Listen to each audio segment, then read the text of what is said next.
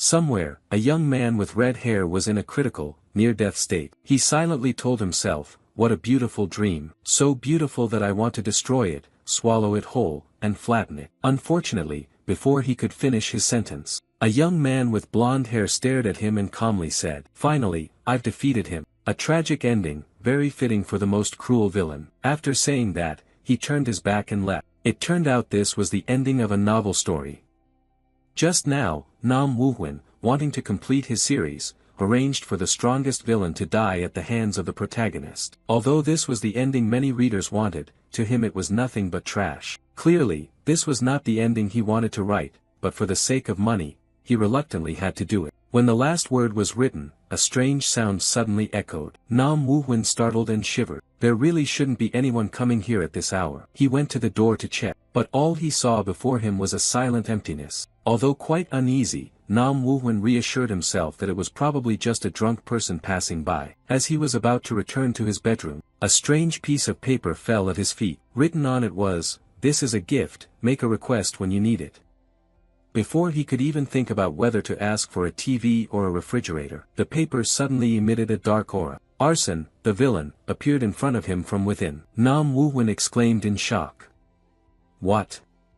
How is he here?" Arson did not answer immediately, only displaying a bitter smile. He spoke, "So this is how I die, after all this time, all the effort spent. 10 years just to avenge those who destroyed my family, loved ones, friends, and beloved. I have lost everything.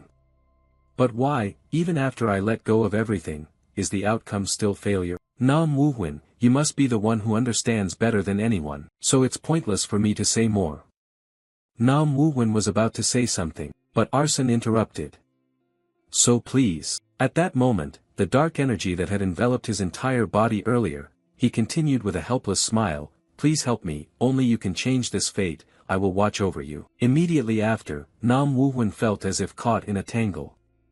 He entered the body of the young man with red hair, gradually opened his eyes. He sat up, scratched his head, and grunted, "Did I just faint?" Suddenly, the structure of the room seemed strange, leaving him confused. Looking at his wrist, he wondered what this outfit was all about. He got off the bed, walked toward the mirror, muttering, "What's going on?" Observing himself, he saw a strange red head, and a haunting smile. The moment he looked into the impassive fox-like eyes, he realized he was apparently inside the body of Arson Adel, the most powerful villain in his novel. Moreover, in just a few days, the assassination would take place. The half-demon bloodline of the Arson family, descendants of the devil, had helped the family become one of the largest clans in the kingdom. But the family declined because of the 6 major clans, leaving only Adel. That is his story, and also the reason he became a villain. He tried to take revenge but ultimately failed. So he brought Nam Woo-hwan, the one who created him, here. In a few days, he will be killed by the cavalry of the 6 great families. Powerless, he activated the status window. Adele is one of the strongest characters in the novel, but still cannot compare to the superpowers that Nam Woo-hwan gave the main characters. The status window displayed information. Half-demon race, chaos setting, swap talent, a dark attribute, killing intent, mana control, mana 341. No matter how much charm the villain has, Nam Woo-hwan never intended to let them defeat the protagonist. But now he cannot control mana. The setting he created to make Adele terrifying has become a double-edged sword. Racking his brains, he noticed the piece of paper on the bed. What is this? Wait, that's the paper that appeared before I entered the novel. I forgot about it, even though I don't know if it will help. I can't be picky. I remember the paper said to look at it when needed, but when he looked at the paper, it was completely blank. He cursed silently, "Damn it, am I really going to end like this?" Suddenly, a few lines appeared on the paper. "Author, if you don't know how to use the gift, please answer yes or no." Nam Woo-hwan trembled, muttering, "Bastard, who are you?" The paper showed a line of text, "Please write yes or no on the paper." He was annoyed. "What now, are you still teasing me?" "Alright, I'll follow your lead." He wrote, "Yes." The paper instructed on how to use buying and selling information. "I will answer anything written on this paper. Some questions require a fee." Nam Woo-hwan was surprised, trading information. So it knows the answer to any question. The paper explained, the more important the question, the higher the price. He requested, "Tell me how to return to the real world." The paper quickly refused, impossible. He cursed in frustration, damn it, really couldn't expect anything from this. He decided, then just show me how to use mana and Adele's attributes. As soon as he finished writing, mana radiated from his whole body. The paper notified, this question does not require a fee. Control over mana and how to use the attributes have been comprehended by the body. Do you accept?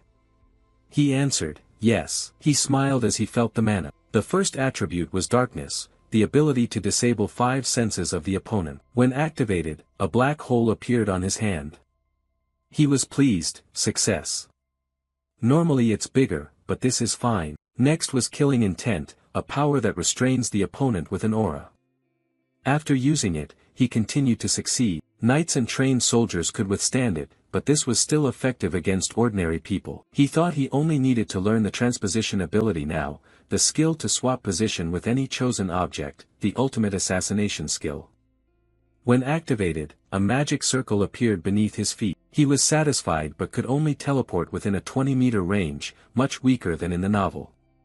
If he trained, he looked ahead and decided to try using the armor. He used teleportation, expecting his body to merge into the armor, but was instead thrown backward. A loud noise rang out, and he fell flat on his backside. Damn, it seems he couldn't get it right on the first try. Outside, the sound of hooves and people grew closer. The soldiers shouted loudly, hurry up.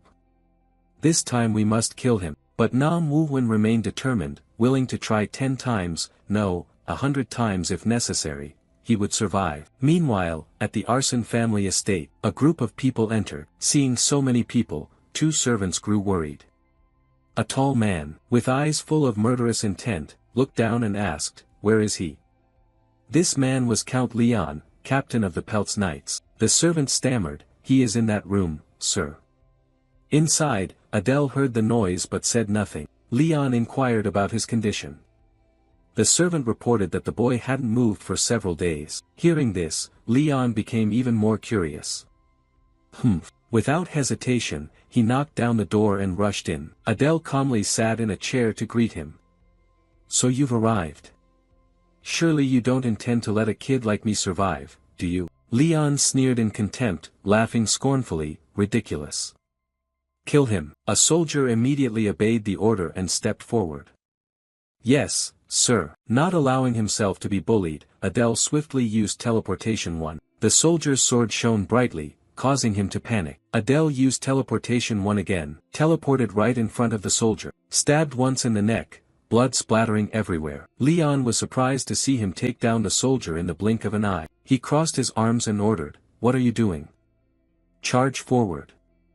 The soldiers obeyed and immediately rushed in. Adele quickly dashed out of the room, threw the dagger to the ground, then used teleportation to relocate. His body landed safely. He decided that he must head to Arson Forest. Leon saw him escape and ordered, he's running away, chase him quickly. In Arson Forest, Adele ran desperately, struggling to catch his breath. As he ran, he calculated, even if he was lucky enough to escape the knights and leave the territory, he wouldn't survive. So, he would go through the gateway in this forest to enter the demon realm. The demon realm is currently suffering heavy losses due to war with humans. If he demonstrated enough talent, they might accept him. But the problem is, Adele stopped to rest and suddenly heard a noise. He suspected they had caught up with him. Leon's soldiers had entered the forest. He ordered them to spread out and search for him. Adele hid behind a tree observing, but he didn't know exactly where the gateway was, although he was sure it was nearby. While walking, he unfortunately stepped on a branch, making a noise, and instantly grew anxious. Leon's hearing was sharp as a dog's. Upon hearing the noise, he unleashed his power, devastating the forest. He bellowed fiercely with murderous intent, you slippery bastard, so you're hiding here. But Adele had already used his ability to escape. He still had 1 or 2 teleportation uses left. He had to find the gateway quickly. Damn it, there has to be a way. He wrote on the paper, telling me the exact location of the gate to the demon world in Arson Forest.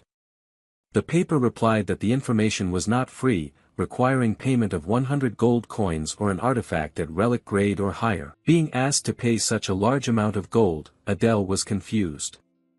Damn it, where am I supposed to get that now? No sooner had he finished speaking than a shockwave hurtled towards him, causing him to fall hard to the ground, in pain. Leon, wielding a sharp sword, stood before him.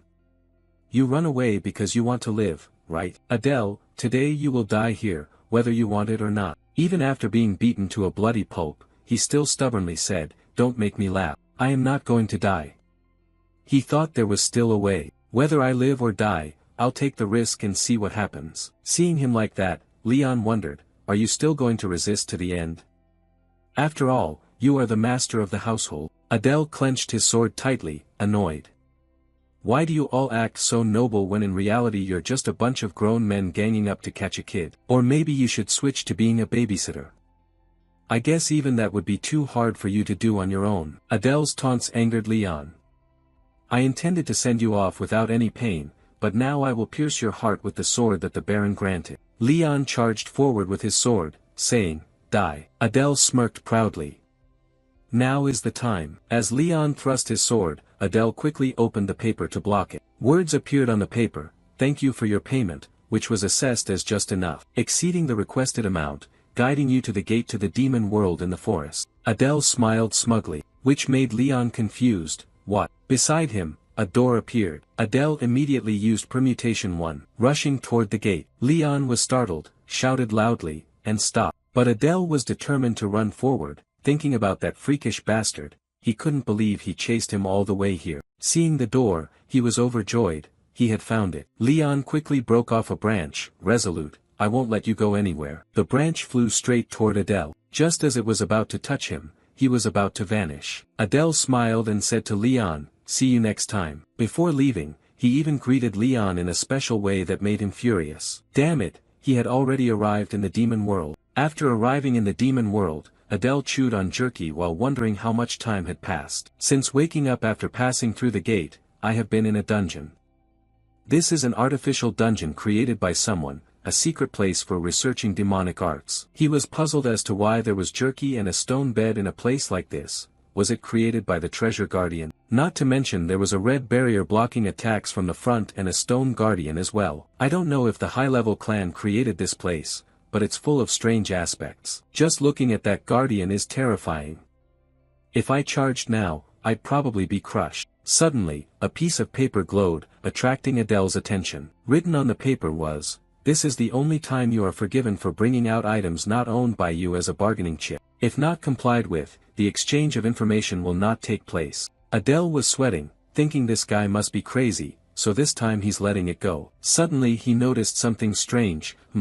That stone wall seemed unusual. I can sense these things. Suddenly, a resonating sound.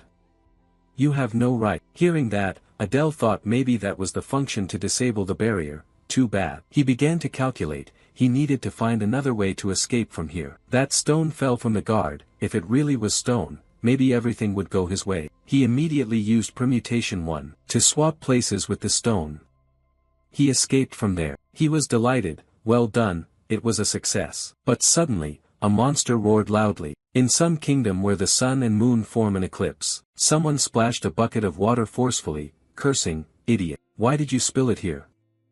That person kept scolding the child. The one standing above was the patriarch of the bear's family in the demon realm of Crete. He stepped in and said, it's really lively, probably because my daughter is about to raid the mid-level secret zone. What a trouble, if she succeeds, she will gain access to Saitan. But even if I order her to fail, she would oppose it. Only by entering Saitan can she avenge the humans who killed her mother. Would such a weakling survive in a place full of fierce demons?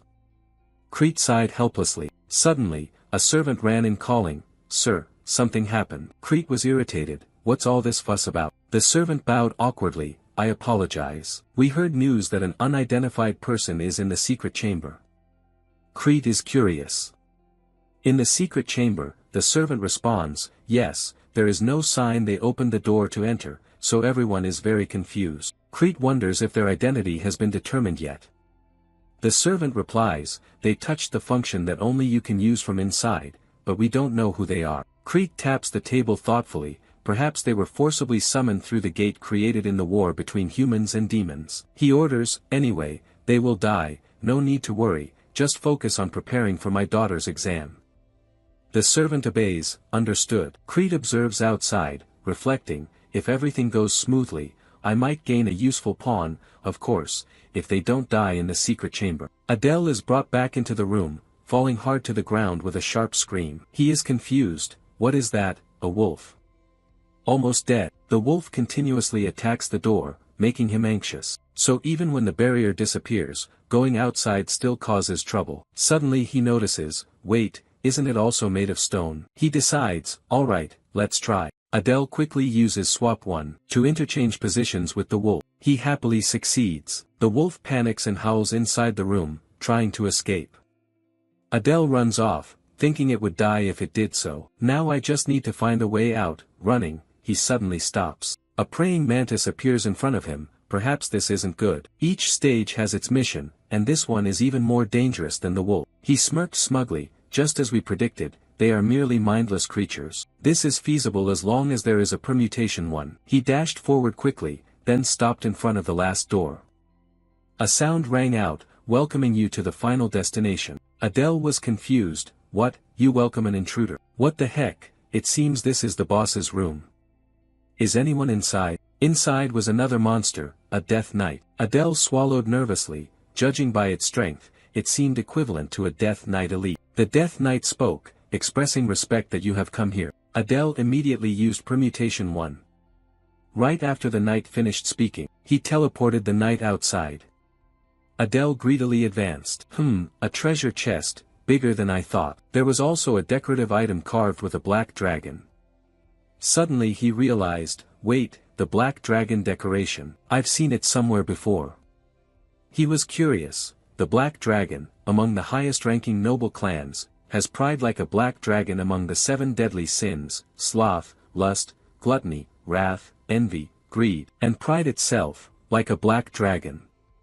Bears, the 7th deadly sin, pride. Thinking of that, he grit his teeth and cursed, damn it, if he catches me, I'm dead for sure. Without hesitation, Adele opened the chest. At this point, he would empty it and run. There had to be something useful to escape this place. As soon as he opened it, a demonic aura flooded out, clinging tightly to his face. It forced its way into his stomach. Adele writhed in pain, clutching his stomach as he vomited everything out, then screamed in pain. His head seemed about to explode, blood splattering everywhere. At this moment, something disgusting lay on the ground. Adele trembled, breathing heavily, confused. How long had he been unconscious, and was his left eye bulging out? He examined his eye through the sword blade and recognized the black eye. Could it be that the liquid splashed on him earlier was a status board appearing, half-demon race, chaotic attribute, genius with 1 permutation, interesting traits, absorbing several characteristics, focused absorption of killing intent, darkness,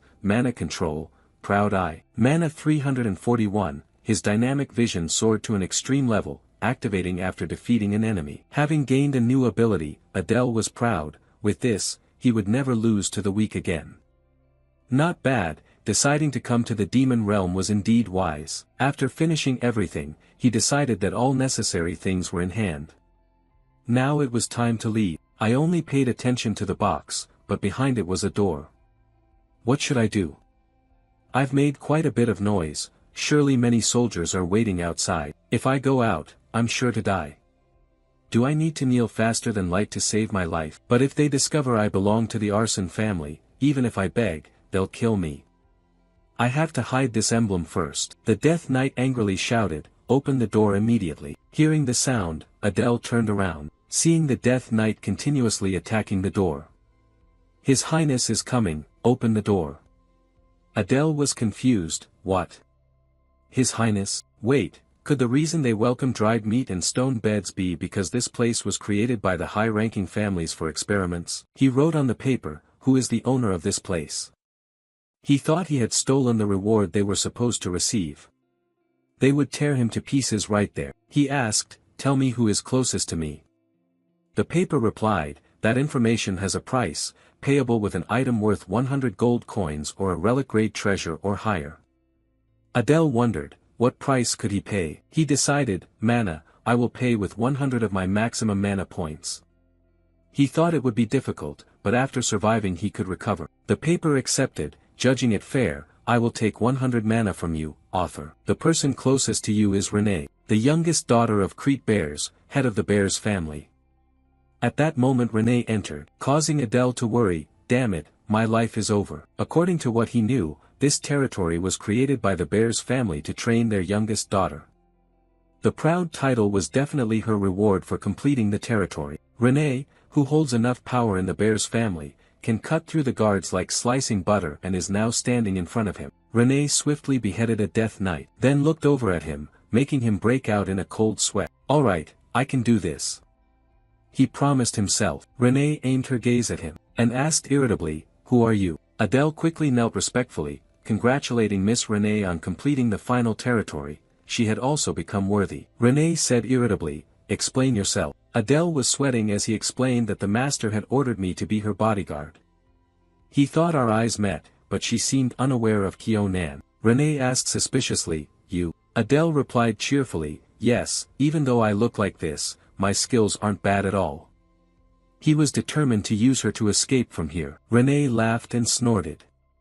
Adele grew worried. Did she not believe him? He immediately used his ability to make Renee believe him, startling her. He grabbed her hand confidently and said, "See? I believe I will be useful in protecting Miss Renee." Renee angrily pulled her hand back, leaving Adele puzzled. "What's wrong? Is she mad?" She turned away to think. Adele silently rejoiced, relieved she overlooked what he had done. He said, "Let's go. Please meet the master immediately, he's waiting for you." Renee agreed, "Okay." Adele wanted to leave first. "Then I will go do the other tasks the master assigned.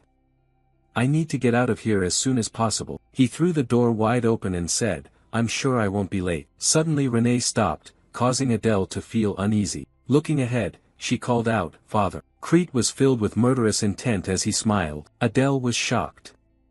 "Damn, why is Crete here? If he saw Kyo-nan, he would kill me. Why isn't he reacting at all?" Crete asked Renee curiously, "Have you successfully completed the territory?" Renee replied, "Yes, father." Crete turned away and said, "I understand. Follow me." Adele wondered, "Follow me? What is he thinking?" He quickly followed Crete, thinking he couldn't just dismiss all of them. "I had nothing left to offer on the paper either, meaning I couldn't use its power." He followed Crete to the palace. "So this is Bear's mansion." Crete paused and ordered, "Go back to your room." The group heard this, obeyed. "Yes, sir." Crete said to Adele, "As for you, wait here, I will call you later." Adele secretly rejoiced. He was left alone. This was an opportunity, wasn't it? No, of course not. Inside the office, Renee stood before Crete. He wondered, "You have completed my final mission. You absolutely must enter the Seitan training area." Renee confirmed, "Yes." Crete pondered then asked, "Setting that aside, how is he?" Renee recalled and affirmed, "He is strong." Crete, upon hearing this, was pleased. "I understand now, quite interesting." He stood and looked outside. "Because you have proven your worth, you may go to Seitan as you wish." Renee happily said, "Thank you, father." Crete was satisfied, thinking, "I thought he would die immediately after infiltrating the territory, but he survived, even obtaining the Eye of Pride, and with Renee's opinion on him. He is definitely worth exploiting." Adele outside was worried. "How much longer must I wait?" In the dim light of the castle, two men appeared. A subordinate bowed respectfully and gestured to Adele, "This way." He pushed the door open, announcing, "I have brought him, master." Upon entering the room, Crete's face appeared like a demon from hell. Adele immediately felt fear, his mind confused. The master of the house, what was he thinking? He bowed his head, careful and fearful, knowing that a single mistake could cost him his life. "Why would you let me live?" Crete gave a twisted smile, a fierce sound resonated, "You bastard." He unleashed his power, the sound echoing throughout the dark castle. "Indeed, you fooled my daughter very well." The sudden attack caught Adele off guard, pain spreading through his body. He could only grit his teeth and endure. Under Crete's immense power, he could not resist and collapsed to the ground. He shouted loudly, "You have no intention of killing me." Crete hearing this withdrew his power, smirking, Released. Adele exhaled, gasping for air, his body still trembling. He thought, demonic energy is truly astonishing. Crete, with the demeanor of a supreme being, smiled triumphantly and said, "You're also quite quick-witted." Looking at Adele, he continued to ask, "What is your name?" Still afraid, Adele dared not delay and answered immediately, "I am Adele." Hearing that name, Crete seemed to grow even angrier. Adele. He was once again controlled by power, not understanding why he was enraged. His body aching and weak. He asked. What do you want from me? Crete commanded, his voice demanding obedience from others. Open your mouth. His wicked face showed a satisfied smile. You just need to continue what you said to my daughter.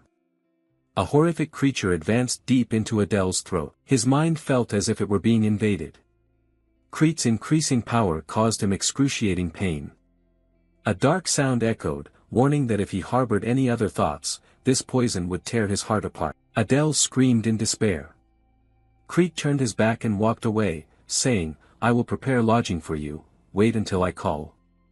Crete seemed indifferent to Adele's weak writhing on the ground, but perhaps had been successfully threatened.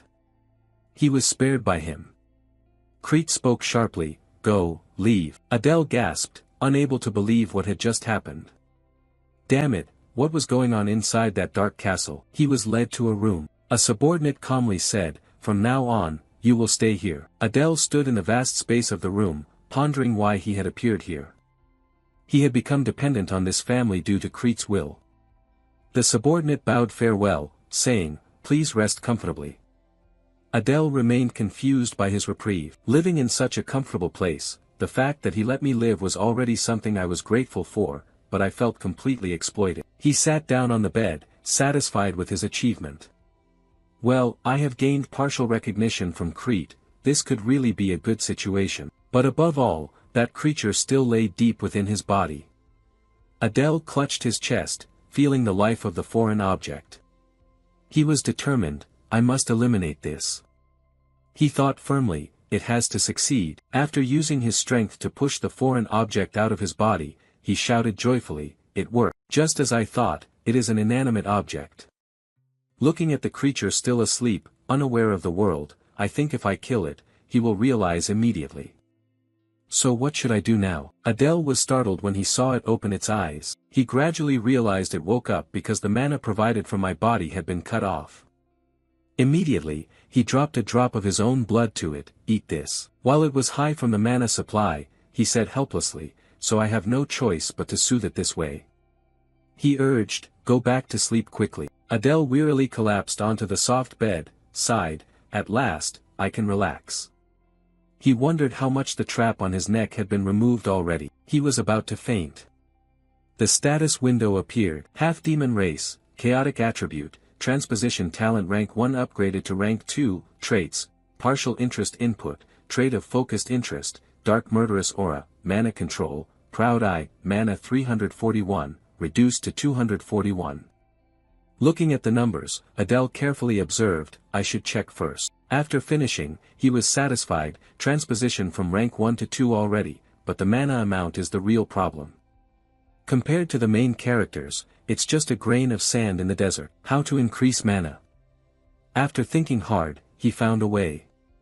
Ah, right, there's that method. Renee appeared with a cold, gloomy, soulless expression, I don't like this. Adele confusedly asked again, yes.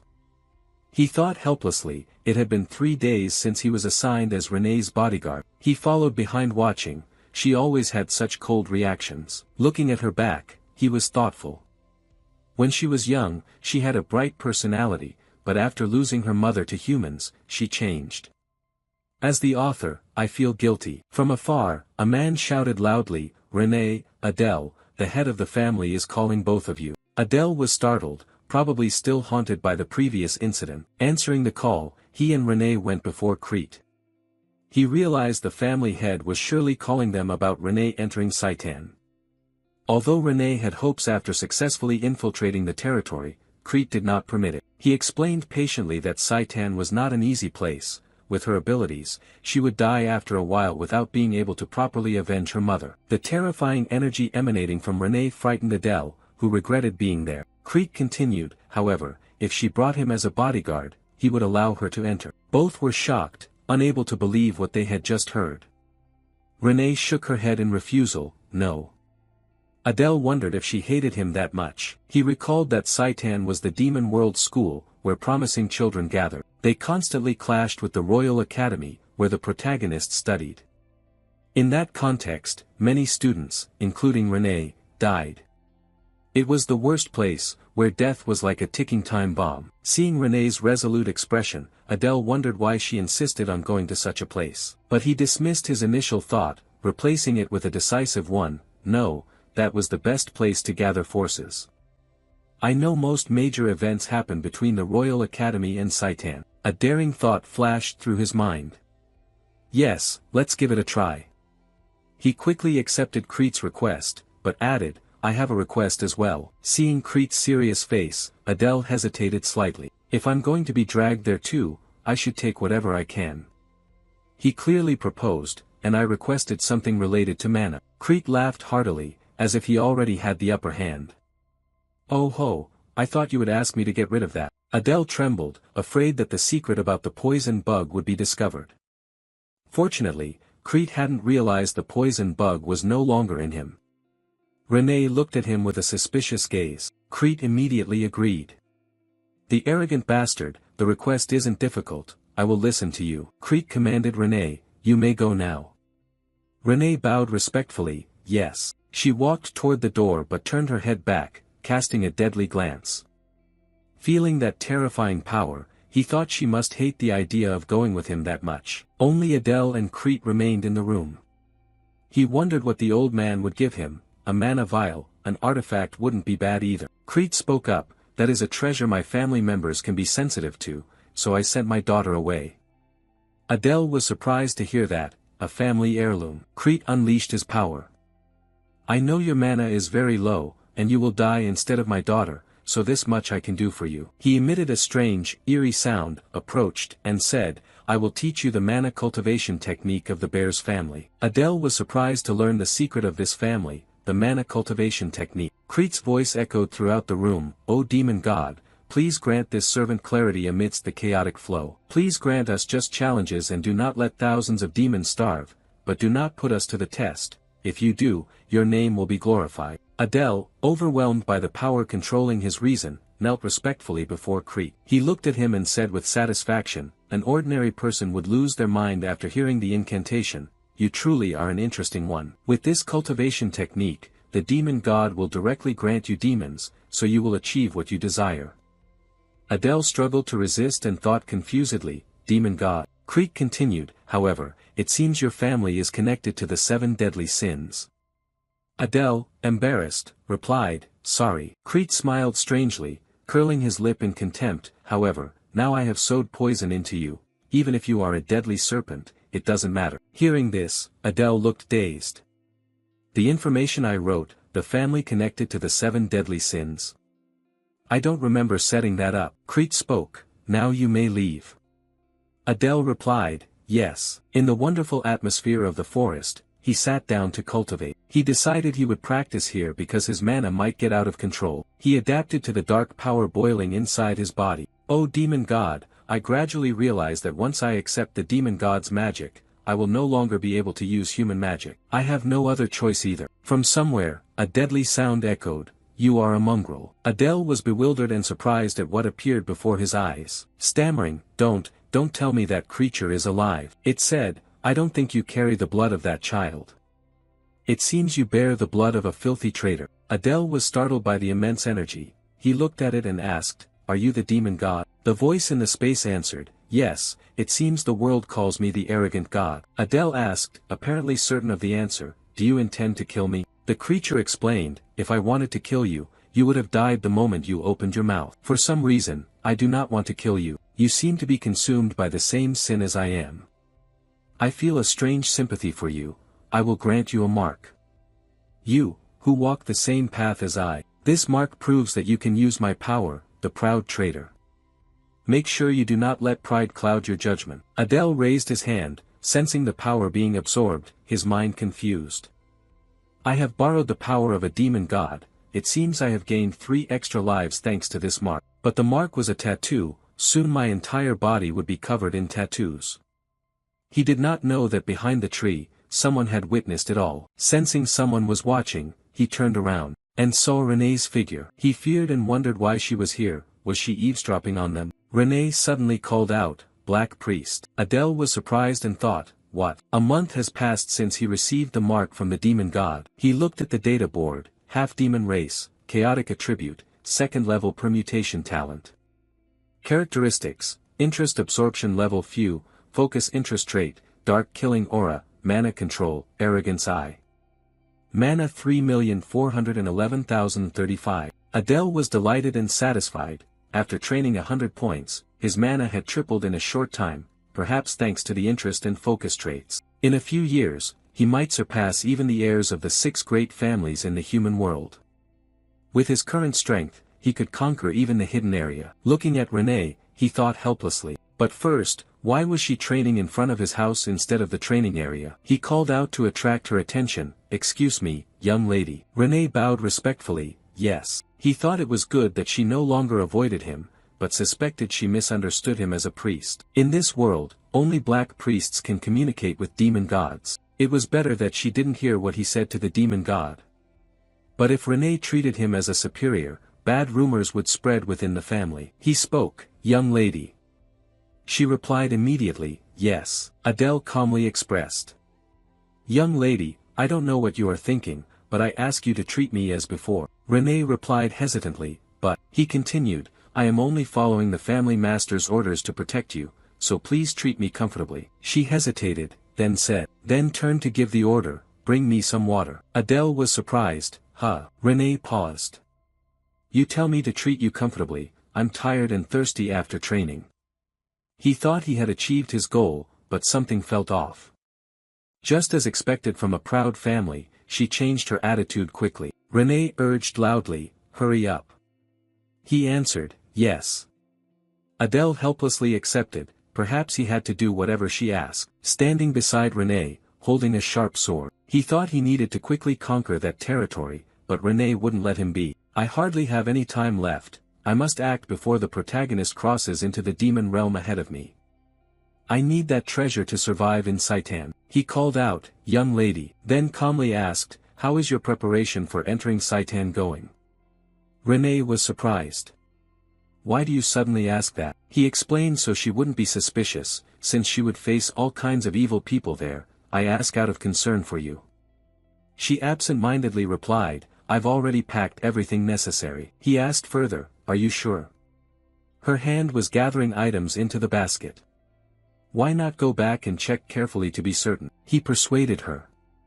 "Later, if you realize you forgot something important, I don't want you to get into trouble." Renee looked at him skeptically and said bluntly, "What exactly are you trying to say? Get straight to the point." Adele immediately denied it, looking for an excuse, saying, "I only said that because I care for you. After all, I am your escort." She seemed to see through his true nature and exclaimed, "You liar. Where do you plan to go behind my back?"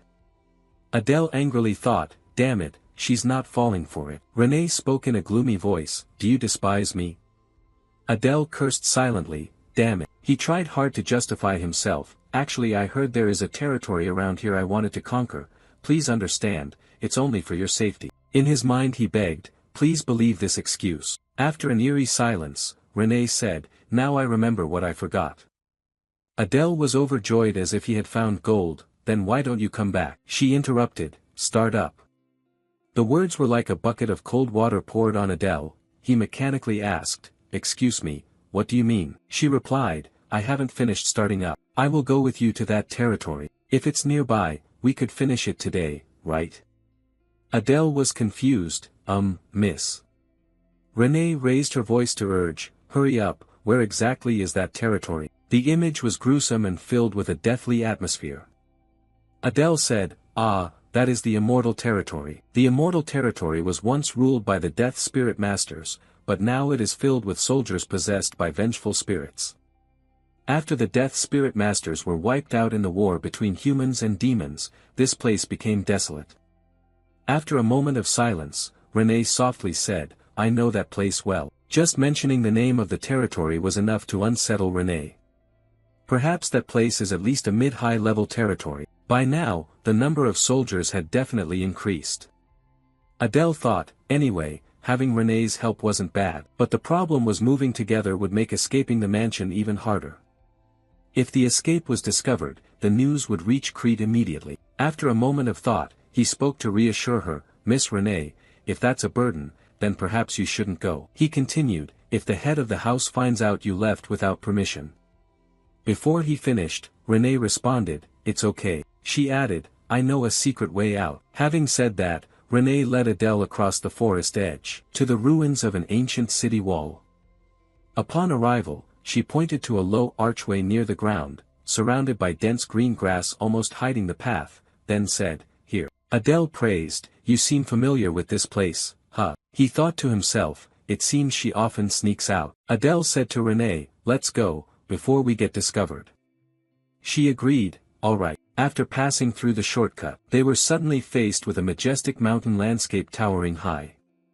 Below was barren ground with stones, an eerie cold gloom enveloped the entire scene. After looking around for a moment, he asked, "Miss, how much farther do we have to go?" Renee did not answer immediately, turning back to look at him with a cold, inscrutable expression. Seeing this, he quickly explained, "I have no reason to leave the grounds, so I'm not very familiar with the surrounding terrain." At this moment, Renee finally replied, "We're almost there, just need to get past that part." After a long while of silently crossing mountains and hills, Adele hesitantly broke the silence. I guess we're nearly there." Renee kept a cold attitude, answered tersely, "Yeah." Finally, the two arrived at the territory. Adele said, "It seems we have reached the place." The scene outside the territory was indescribably desolate, shattered ruins scattered everywhere, and the ground barren without a single plant growing. Witnessing the desolation, Renee couldn't help but be furious. Damn it, that son of Cerberus. Adele thought to himself, she probably means bastard. I must hide from Renee that I belong to the arson bloodline at all costs. He continued pondering, only he knew the way into the territory. After some inspection, he said to Renee, "I think we can enter by digging here." She immediately replied, "Okay." Beneath the largest stone statue were decayed soldiers guarding the land. After digging, the hatch leading to the immortal territory was revealed, inscribed above with intricate ancient symbols and patterns. Adele confidently determined it was the entrance. Adele took the initiative, "I'll lead the way." But Renee refused, "No, I'll go first." Deeper inside was a corridor brightly lit by torches. Adele exclaimed, "It's brighter inside than I expected." Standing before the ancient but gloomy castle, Renee announced, "Over there. We have arrived at the right place." Adele thought, this place is on a different level compared to the bear's territory. I bet there are at least 100 new graves here. Renee signaled, "Let's go." Adele responded, "All right." As soon as the two moved, the ground swarmed with human skeletons controlled by magic, emerging from the dirt, suddenly surrounded by enemies. Adele said to Renee, "Young lady, I entrust this task to you. Do you agree?" "Very well." Without hesitation, Renee grabbed her sword and charged in, to fight the surrounding soldiers. Seeing her rush into a deadly battle with his own eyes, Adele silently marveled that his decision to come with her was absolutely right. He shouted loudly, "There must be a death necromancer controlling at the end of the monster horde. I will catch up soon." As soon as they were struck down under Renee's blade, the skeleton soldiers immediately revived just as before. Renee was uneasy, they're coming back to life. Not far from the skirmish, the mastermind continuously controlled the soldiers through a magic orb. "You're bold to come here," he ordered, "eliminate the intruders, finish off the enemies." Renee shouted anxiously, "They just keep reviving, what do we do?" Adele ran over to her, speaking while running, "It's because of that sorcerer." He continued, "Don't stop, keep moving forward. Young lady." At the same time, a skeleton soldier charged toward them. Adele quickly killed one and suggested, "I have a way to easily clear these." Without needing an explanation, Renee immediately responded, "Got it." Without delay, the two simultaneously ran toward the leading sorcerer, ordering the undead soldiers to block them. Adele shouted, "We just need to get close to him." Adele thought, everything will end when we break the sorcerer's orb. Finally, I can use the new ability of the two-way swap. A giant skeleton soldier suddenly appeared and advanced to attack. Adele thought it wouldn't be that easy. He shouted, "Miss Renee, charge forward." The giant skeleton soldier was struck head-on by Renee's slash. His body shattered into pieces. Seizing the opportunity, Adele and Renee coordinated to execute the plan to eliminate the sorcerer. Swapping the two designated teleportation points, Adele considered that the new ability of swapping two might be exchanging objects with each other. He activated the double swap. Kola saw the orb vanish, then became confused. Recalling the new function, Adele successfully caught the magic orb in his hand. He thought silently, "Got it now." The leading sorcerer shouted, "No." Adele smashed the orb into fragments. Without the orb, the sorcerer lost all magical power. He vanished, roaring angrily, "It can't be like this." After the sorcerer completely disappeared, Adele was delighted, "We did it." Miss Renee, still not recovered from the battle, replied softly, "Yet." The sudden disappearance of the ghosts echoed, "Thank you." Looking around, Adele silently said, "The tragedy here, it all happened because of what I wrote, please rest in peace." Unexpectedly, Renee asked Adele, "Is there anything else we need to do?" He answered with a happy expression, "Yes, it's time to claim our reward." In front of them was an ancient box not far away. Adele was overjoyed, "Finally I have the item I needed." Dark Fawn, a dagger forged from the black iron of the demon realm, it transforms darkness into mana, increasing sharpness and speed within the shadows. Eternal Full Moon, a crafted ring that absorbs and senses mana along with moonlight. Adele marveled, "Wow, with this dagger, I can maximize the properties of darkness. As for the ring, it's nice but I don't really need it." He turned back and asked, "Miss Renee, why don't you take the ring? I will take the dagger." Renee agreed, Alright then." Adele continued, "Okay, then let me." After saying that, he gently slipped the ring onto Renee's hand. Immediately she pulled her hand back, her face suddenly flushed. Adele thought to himself, "Why is she reacting like this? Does wearing a ring mean something to the demon clan?" He asked, "How do you feel about it?" Renee answered shyly, "This is awesome." Adele smiled, "Good that you like it." Then he sat down beside the box full of gold coins and said, "Since I dealt with the boss, I'll take all the gold." The sword in Renee's hand immediately pressed close to his neck. Adele hurriedly backtracked, "I mean we will split every last coin evenly." After clearing the territory, the two returned to the mansion. Adele spent time doing chores for Renee or practicing mana. A month passed, his status board appeared. Half-demon race, chaos attribute, talent swapping level 2, interest rates intermittent, interest rates focused, dark killing intent, mana control, keen eye, mana 10,351,297. Adele was pleased, nearly 1,300 mana, this is a mid-level rank in the demon realm, I have made significant progress. A few days later, Crete called Adele and Renee over. At the mansion, her father stood before the two, with a stern voice, saying it was time for you to enter Saitan. The moment has come. He continued, "Today you two will go to the capital to enroll in the academy." Crete asked, "Have you finished preparing?" Adele and Renee answered in unison, "Yes, sir." After hearing this, he said, "Go ahead, I don't think we need to say goodbye." Renee was silent and sad, then bowed and left. Adele replied, "Yes, sir, I will depart now with the young lady." Crete gave a private reminder to Adele, "I hope you will do well." He responded respectfully, "Yes, sir." Outside, the carriage was ready, and the two set off immediately. Adele looked up at Crete, thinking, he said he wouldn't see us off. But perhaps the demon clan also has feelings for their children. He told himself, "I'm worried about the future, but now that things have come this far, I will achieve my goals in Saitan." In the carriage, Adele noticed, since leaving, she hasn't said a word. Did I do something wrong? Renee silently evaluated. At first I didn't like him because he looked suspicious, but he's more handsome than I thought. Noticing the atmosphere was too cold, Adele spoke up, "Haha, the weather's nice today." Renee continued to think that his actions and words lacked weight, and in terms of strength, he was still far from the required level. He really is a rare talent. She reassured herself, "How foolish. I saw him talking to the demon god, so why doubt him?" Adele wondered silently, why is she staring at me so intently, did I mess things up? Renee's eyes never left the ring, awkwardly looking away as she thought. The eternal vow, that is the meaning when someone of the opposite sex puts a ring on someone's finger in the demon world. He did that without saying much. What oath did he make? I'm really curious. Adele spoke up, "Miss, we will arrive in an hour, earlier than expected." Renee looked at him then turned away immediately. Alright. Adele pressed, "Miss, did I do something wrong?" Renee replied, "I want to sleep a bit."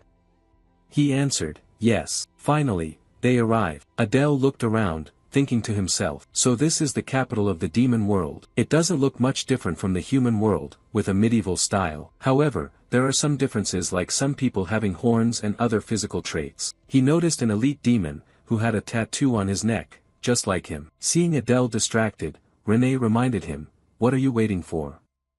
Hurry up." Adele was embarrassed, "Yes, miss." He asked, "So where are we going now?" Renee replied, the entrance exam is in less than 2 days, we need to register first. Adele quickly said, if it's in 2 days, how about we tour the capital until then? Renee coldly said, I'm not interested. Receiving the cold reply, Adele's usual smile faded completely. He tried to persuade, Miss, maybe you. Renee cut him off, we don't have time, let's go register. Adele thought, hasn't her past been that she never left home since her mother passed? God, I just don't understand her. Looking at the Saitan campus, he exclaimed, so this is Saitan. Amazing, it's 3 times the size of a normal university. From the front, the supervisor announced, you have completed the registration, come back in 2 days. When it was Adele's turn, he spoke up, we have come to register for enrollment. The supervisor glanced over and asked, what's your story? Adele was surprised, huh?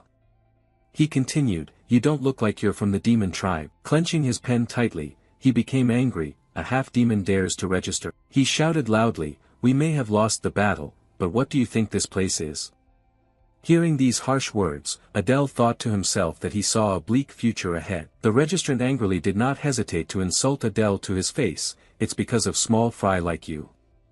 Renee's voice rang out, what's going on here? She stepped over to the registration desk. Adele turned to her, feeling embarrassed. Meanwhile, the registrant looked up at her in surprise and exclaimed, oh, those horns, this enrollment is truly extraordinary. I never thought I would witness a child of one of the 7 great Sin tribes. He spoke softly, if you are a candidate, please declare your clan and identity. Renee calmly introduced herself, Bear's clan, Renee. She emphasized to the registrar, and this is my bodyguard, he will enroll with me. Reluctantly, he filled in the information but still grumbled, a half-demon as a bodyguard, the 7 great Sin tribes have truly lowered their standards. Renee didn't let him finish, cutting him off, her killing intent flared up, enough already. She drew her sword, glaring fiercely, I will no longer stand by and watch you insult the Bear's clan. Panicked, he changed his tone to avoiding, whispered, we don't distinguish candidates by status, so please forget what I just said. Then he spoke loudly, please tell me your clan and your status. Adele replied, the Pixie Adele clan. He completed the procedure and reminded them, registration is complete, please attend the entrance exam on the scheduled date. Adele thought to himself, during the human-demon war, half-demons were stronger and fought for humans, so it was natural for humans to have prejudice against half-demons. He was angry but couldn't do anything else. The 2 left, but Renee still held a grudge about what just happened, still sulking. Adele comforted her, all right then, Miss Renee, now we need to find a place to stay. They both arrived at an inn not far away. Adele observed, this place actually looks quite clean, but Renee disagreed, feeling disappointed, the inns here are too old. Adele tried to reassure her in every way, because we don't have money. He thought silently, the 10 Crete gold coins given were just enough for the 2 of them to live on for a month.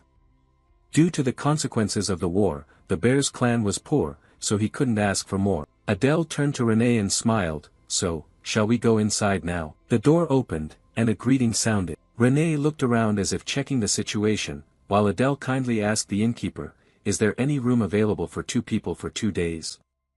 The innkeeper replied, yes, there is. The innkeeper continued to ask, will you share a room? Renee was startled, blushing shyly, she was truly an innocent girl who hadn't experienced the world yet. Adele was still smiling, asking for 2 private rooms for us. Renee shyly did not dare to look back. The innkeeper was surprised, oh, yes. He handed over the keys and said, 2 rooms for 2 days including meals, totaling 2 gold coins, the rooms are on the 2nd floor. Adele gave the money, thinking this amount is equivalent to 200,000 won in human currency, not bad at all. Renee quickly went upstairs. I'll go up first. Adele watched her and nodded. I'll bring up the luggage later, Miss Renee, please rest well. She turned around and said, all right, you too. Adele looked at her back, thinking that she had always lived in a grand mansion, this was probably her first time sleeping in a place like this. Well, she would get used to it soon enough. Dusk fell, and the sky gradually darkened. Adele thought about resting for the next 2 days. The next morning, sunlight streamed through the academy windows, the sky clear and blue. A guard shouted, candidates please come inside and follow the instructions. Adele and Renee moved forward with the large crowd. He looked around, so many people, could there be at least 100? When everyone gathered in the area, Adele was worried. He hadn't expected so many candidates to register to defeat humans. He had to be careful not to reveal his identity. An announcement was made, from this moment, please present your identification and board the train in order. Adele was surprised. A train advanced directly in. Everyone was amazed. Adele exclaimed to himself, a train, I hadn't expected this. The ship appeared in the mystical space. They said many maze-like space gates were established to block intruders, only ships could reach Saitan. Both boarded the ship. Adele exclaimed, not expecting that the huge fortress we saw from outside was only a part of it, this place was so vast. The ship's speed was terrifyingly fast, both held tightly to their seats. An announcement sounded, we were about to reach Saitan, so prepare yourselves. Adele looked at the scene in disbelief. The grandeur and magnificence of the academy was truly astonishing. He said to Renee, we've finally arrived. She only replied, yeah. The ship stopped inside the academy. Adele carefully helped Renee down from the ship. An announcement immediately rang out, instructing the candidates to follow the guidance and enter the hall where the exam would be held. Everyone quickly passed through a large door. Standing under the great hall, Adele looked up. Wow, it was so big, the feeling was overwhelming. He observed the crowd, most were young demons. He wondered if there were any other heirs of the 7 great Sin clans here. Suddenly, 3 people in strange attire appeared. A man with purple hair carrying a large sword at his waist looked fierce. Everyone only dared to glance at them. Adele thought they were not students but probably instructors judging from their outfits. He smiled silently, thinking that if he made a good impression on them, life here would be easier. Suddenly, Renee said, time's up, leaving Adele bewildered. The large door that had just opened slammed shut. Everyone was horrified, the light gradually dimmed, and all looked upward. Adele was sweating, clearly thinking that it was daytime, wondering what kind of magical effect this was, and how the exam would proceed. A sinister voice echoed in the silence. No one moved. Above the tall hall, a figure was illuminated by light. Eyes blazing red, a long symbol wrapped around the neck and trailing to the face. That person looked down with contempt, greeting the fools of Saitan. He threatened, let's see, are there many eager to die this year? Everyone trembled. Adele trembled too, thinking it was unbelievable that just that voice carried such immense pressure. He laughed wickedly as a strong light surrounded him. Enough small talk. He shouted, begin the entrance exam immediately. Brilliant blue light dazzled as a surge of power poured into the hall. Everyone rocked anxiously. Adele called out, Miss Renee. She focused on maintaining her balance and said, focus on the exam. This was no ordinary light. Some people clutching their throats writhed, unable to breathe, collapsing. Adele gritted his teeth and endured. 2 people in strange clothes who had been observing earlier were unsurprised to see the students screaming. The short-haired person laughed, the headmaster has such a bizarre sense of taste, don't you think? The purple-haired man replied, well, no matter the talent, if the spirit is weak, it's useless. The one generating the light was Headmaster Lucian, personally overseeing the first stage of the exam, a mental endurance test designed to check if candidates could withstand torture and keep secrets if captured by humans. The man with purple hair observed, 5 minutes passed, and almost no one could stand firm. The short-haired man said, aside from those 8 people, everyone else had collapsed. I had high expectations because there were many candidates. But the purple-haired man focused on saying it was 40%, they lasted over 5 minutes, longer than last time, which was a relief. They paid attention to those who were unaffected. The man sighed, saying he heard that this time there was an heir to the 7 great clan crimes. It seems the rumors were true. The purple-haired man suddenly realized, looking at Adele trembling, barely able to stand. Who was that kid? He didn't look like the heir to the 7 great clan crimes. The short-haired man laughed, that's right, yet he stayed conscious for nearly 10 minutes. The short-haired man remarked, but surely he wouldn't last much longer. Adele was about to collapse on his knees. Suddenly, the purple-haired man felt something strange. Wait, something was wrong. Terrifying black streams of power erupted from Adele. The 2 teachers were also astonished by this situation. Principal Lucian also looked toward Adele in surprise. Too dangerous, another figure emerged within him. The purple-haired man hurriedly drew his sword without hesitation. We must kill him right here. He didn't look special at all. The purple-haired man looked at Adele, who was still gasping. But suddenly the aura around him changed, catching him off guard. What was that?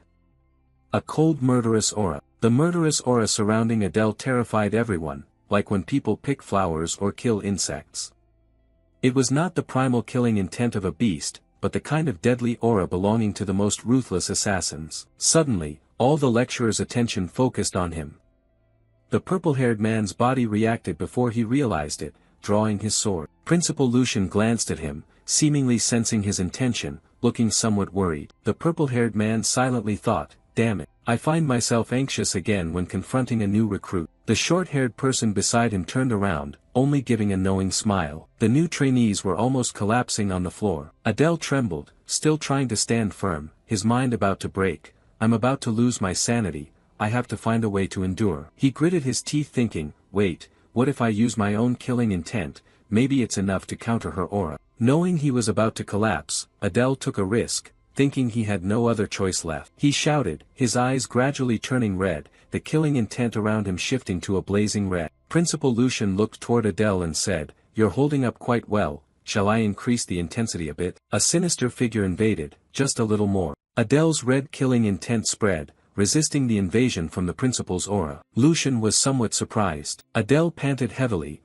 seeming to regain strength. Able to stand straight now, feeling comfortable and much better. He hurriedly turned to Renee, right, how was Renee doing? She seemed hardly affected, still standing still. He thought, she's holding up well, truly deserving the reputation. Observing the others who remained standing, he realized the heirs of the 7 deadly sins were also holding up well. The man with golden eyes, the heir of envy, Baltan. The girl with 2 horns on her forehead, the heir of lust, Prone. The green-eyed guy, the heir of gluttony, Samuel. The mysterious man, the heir of laziness, Aaron. The muscular man, the heir of faith, Guwar. Looking at Renee's back, Adele thought, the 6 of them, including Renee, were characters constructed with genuine emotions. But fate had them all killed by the main character group. He frowned, suddenly recognizing a familiar figure, long white hair. The girl with red eyes and a brown thorny crown. Adele was stunned, unable to mistake her for anyone else. The girl with blazing red eyes, unaffected by the principal's power, is the future demon realm's worst villain, the Demon King, heir of wrath, Diana. An announcement sounded. All right, the first round of the competition is over. Adele focused his thoughts. The Demon King always comes from the Wrath clan, so there's no reason for her to appear here. The successor to the Demon King arriving at Saitan as a candidate means something I don't know must have happened. Someone shouted, drawing Adele's attention, I failed. No way. The purple-haired man stood with his arms crossed. While the trainees protested, what kind of exam is this? Don't even think about touching me, do you know who my father is? A large hand grabbed that person's face tightly. The purple-haired man glared, I don't care what your father does, understand? The other guy trembled. The man released his grip and bluntly said, don't make me say it again. That person fell and sat on the ground. The man declared clearly that those who cannot last 5 minutes in the first test are not needed here. Failures are eliminated. An announcement sounded, and the gates closed. Adele smiled with relief. Saitan was indeed ruthless, but luckily he had passed. He turned to look at the principal, thinking that the girl must be Principal Saitan. I knew it, I've seen her somewhere before. He judged that, despite her cute appearance, she was one of the strongest in the demon world. Lucian, Principal Saitan. Clenching his sword tightly, he thought that he was fortunate to have passed the first round, but needed to be more cautious as failure could come at any moment. Fewer people would pass the second test. Whispers rose around him. Adele turned to listen and realized she was Renee, the combat genius of the Bears clan, right? Renee stood there as people whispered and glanced back, thinking Renee was indeed famous. An orange-haired guy wearing a proud expression was surrounded by everyone. Adele thought it was understandable since they were heirs of the 7 great sin clans and had resisted the overwhelming murderous aura of the principal. He teared up, wondering why no one paid attention to him. 2 figures behind looked on judgmentally. Renee approached to ask if he had passed as well. Adele replied, yes, I passed. He thought maybe he should be satisfied for making an impression that he was not an ordinary candidate. Surely the lecturers and the principal would remember him. A purple-haired man shouted, "Attention!"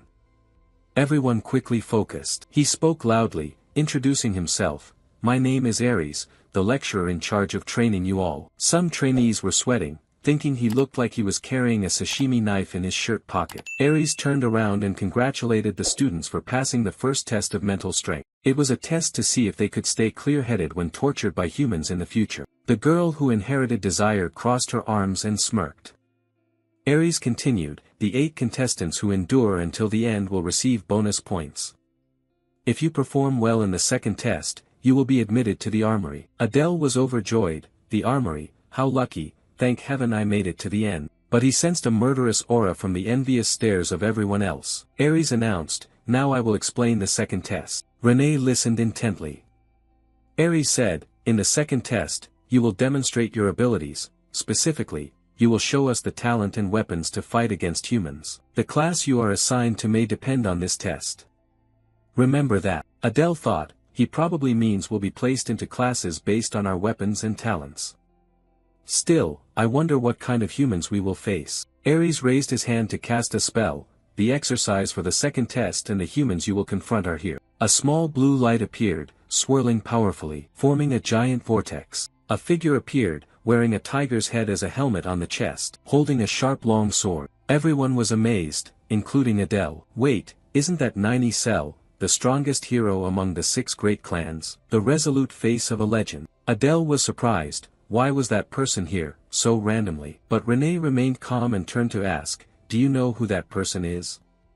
He thought to himself, "Of course I do. That is Nine Cell, the head of the Cell family, closely connected to the main character in the original story. Not only close, his bloodline was predetermined from birth as the father of the main character, the Sword Saint, who created the most powerful clan solely through talent." The 2 guys beside him discussed, "That's the Sword Saint, weren't they trying to eliminate us from the start?" Adele looked around, thinking that others also knew him.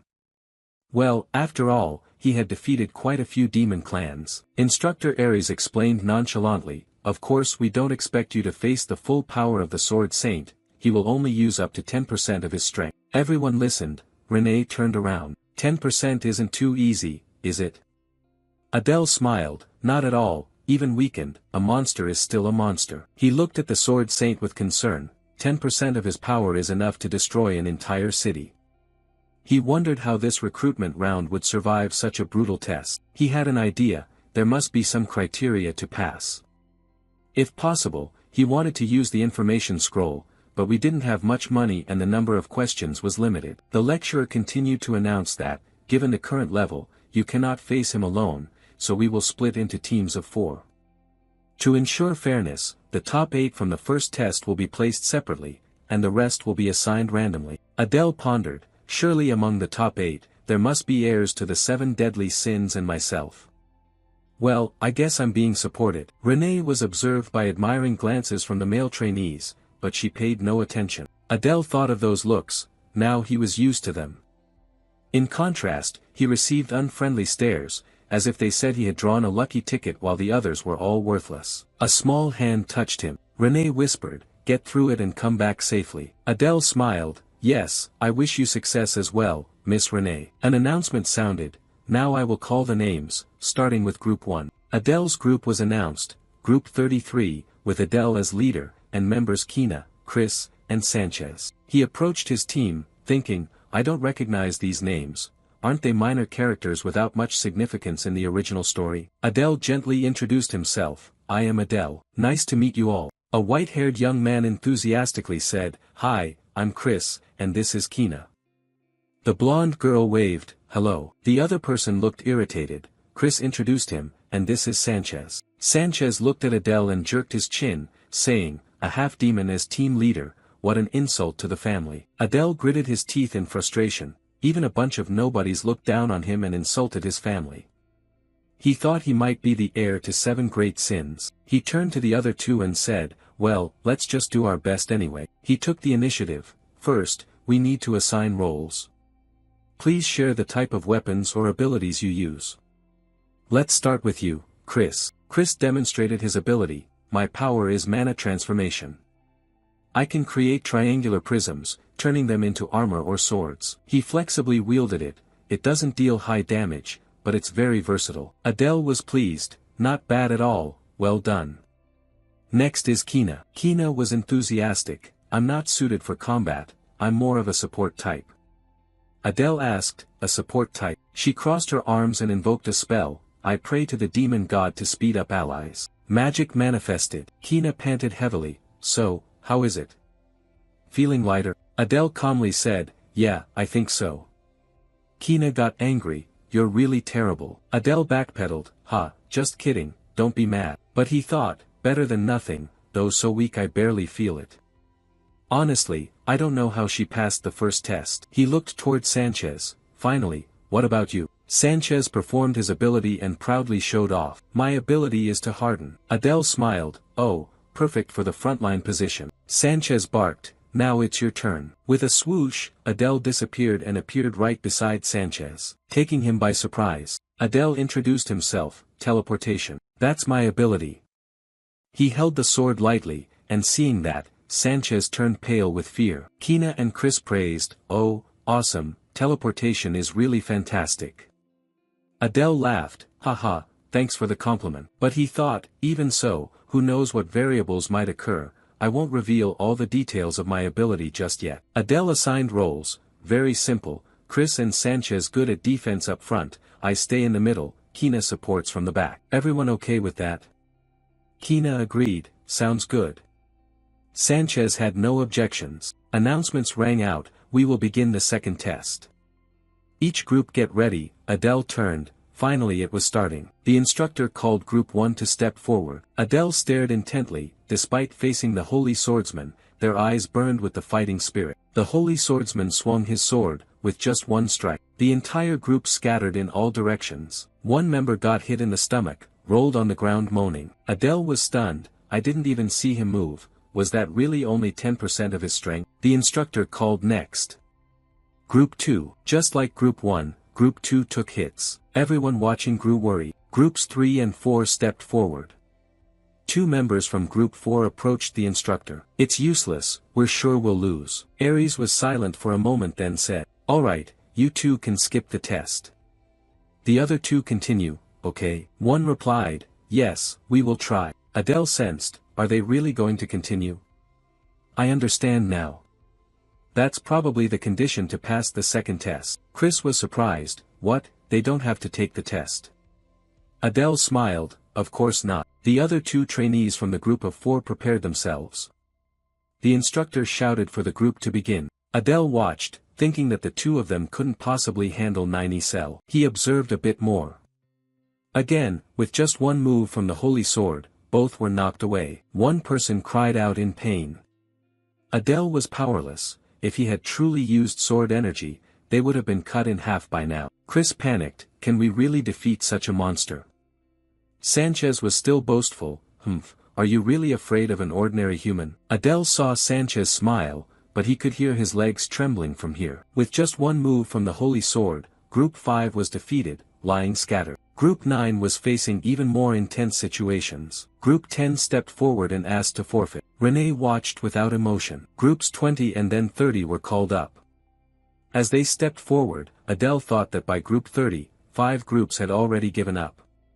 Not one group had been able to land an effective hit on the Holy Sword. The next group formed their formation and focused on fighting, a battle against an invincible opponent, with no allowance to quit midway. One trainee managed to block a strike from the Holy Sword with his sword. Chris was amazed, wow, he blocked it. Adele remained silent. As the battles went on, they lasted longer, and their skills were better than those before them. He directed his gaze at the Holy Sword and said, I see now, that is truly the condition to pass the second test. Sanchez arrogantly shouted, it's almost our turn. Chris replied, yeah, I'm nervous. Adele said, I've figured out how to pass the second test. Sanchez was surprised, what do you mean? Adele smiled, the criterion is that even if you lose against overwhelming power, you still have to get up and fight to the end. Judging by how the instructors deal with those who give up and the power of the Holy Sword, I'm sure about this. Sanchez wondered, but, Instructor Ares shouted, next up, Group 33. Adele drew his sword, smiling, let's try to defeat the Holy Sword. With our power, we can do it. Sanchez hesitated. What? Kina and Chris excitedly said, definitely, let's give it a try. Yeah, losing is fine. Adele smiled silently. So what if I'm just a half-demon, with the talent of the strongest villain, I can win. The group took their positions, shouting loudly, come on, let's start. He thought, unlike the protagonist, I don't have much information about 90 Cell because there was no clear record before. Now what should I do? Then he reassured his teammates, don't worry, hold your positions and fight. Chris and Sanchez trusted him, alright. Humph, I know. The Holy Sword attacked. Adele shouted, he's here. The Holy Sword lightly swung the blade. Chris's shield immediately shattered. Chris was thrown high into the air by the shockwave of the power. Kina stepped forward, let me handle this, while Adele thought inwardly, I need to reduce the impact when he falls. Adele worriedly called out to Sanchez ahead. Sanchez stayed firm in his position. He replied, I know. The Holy Sword swung the next strike. Sanchez stood firm to block the blow and said I held steady. He noticed that, just before the second slash, the man had an opening, but thought the opening was too obvious. Instinct told him not to take the risk. He felt, could it be that the man was setting a trap? Did he have AI inside him? The second attack was coming, aimed at the position. Chris tried to deploy a shield, muttering, damn it. Adele felt uneasy.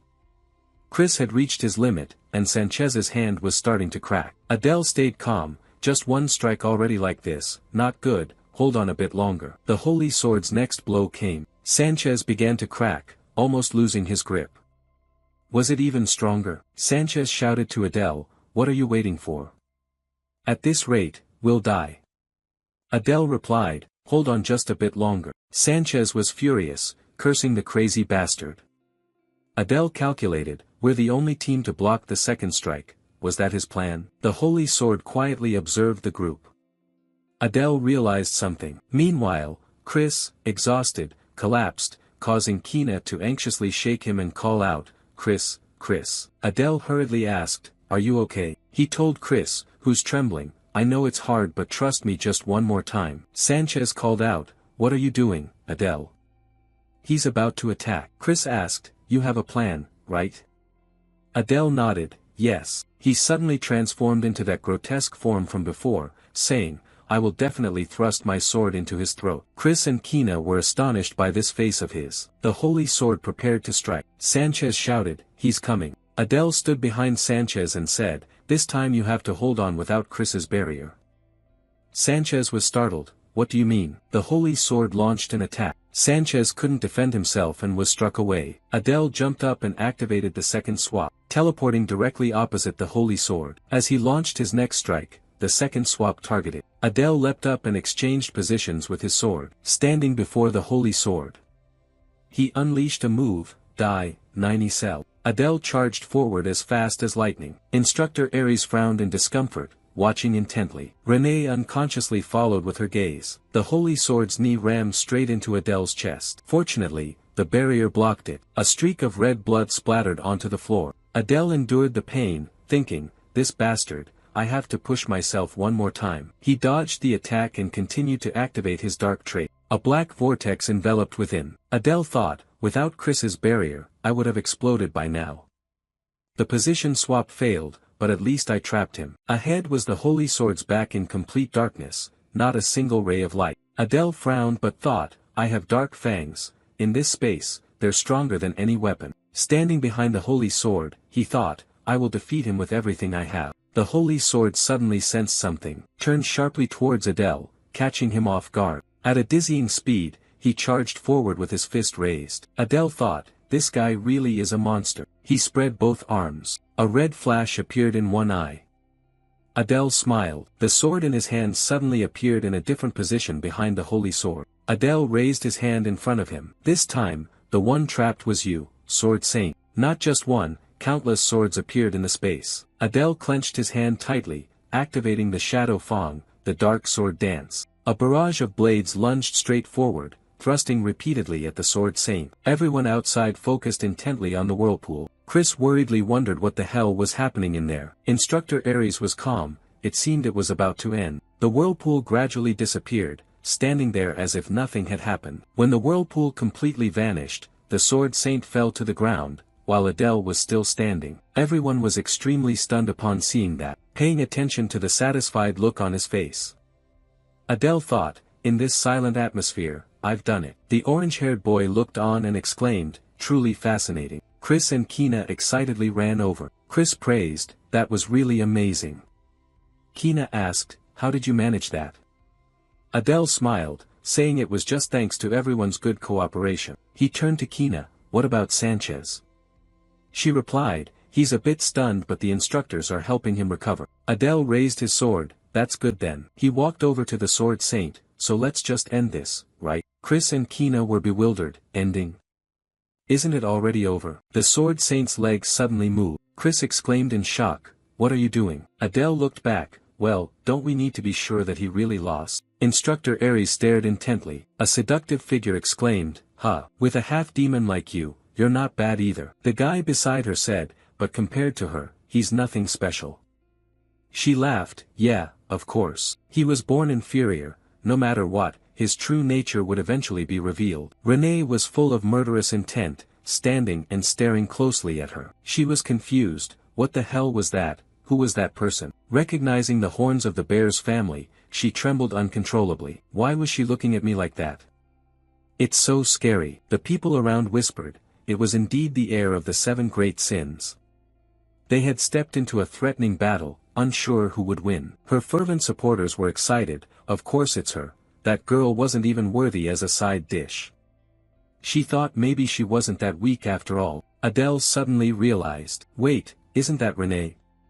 Why was she radiating such murderous energy? Lecturer Aries approached and called Adele. He stepped forward and stared intently. Adele smiled, yes, is there something? Aries said seriously, don't you really know? Adele responded calmly, no, I don't. Aries turned to leave, from now on, I'll be keeping an eye on you. Adele sighed with relief, well, I thought I was going to be praised or something.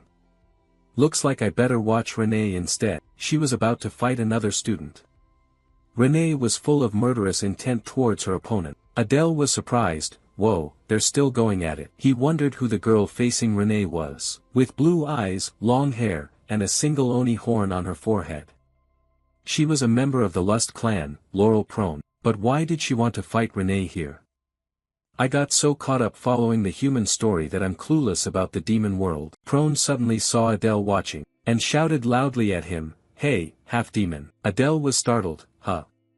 Why did she suddenly call me? Prone shouted loudly, become my slave. Renee, full of murderous intent, charged forward. She flew up, drew the sword from her back, aiming at Prone. Prone frowned at Renee, alarmed.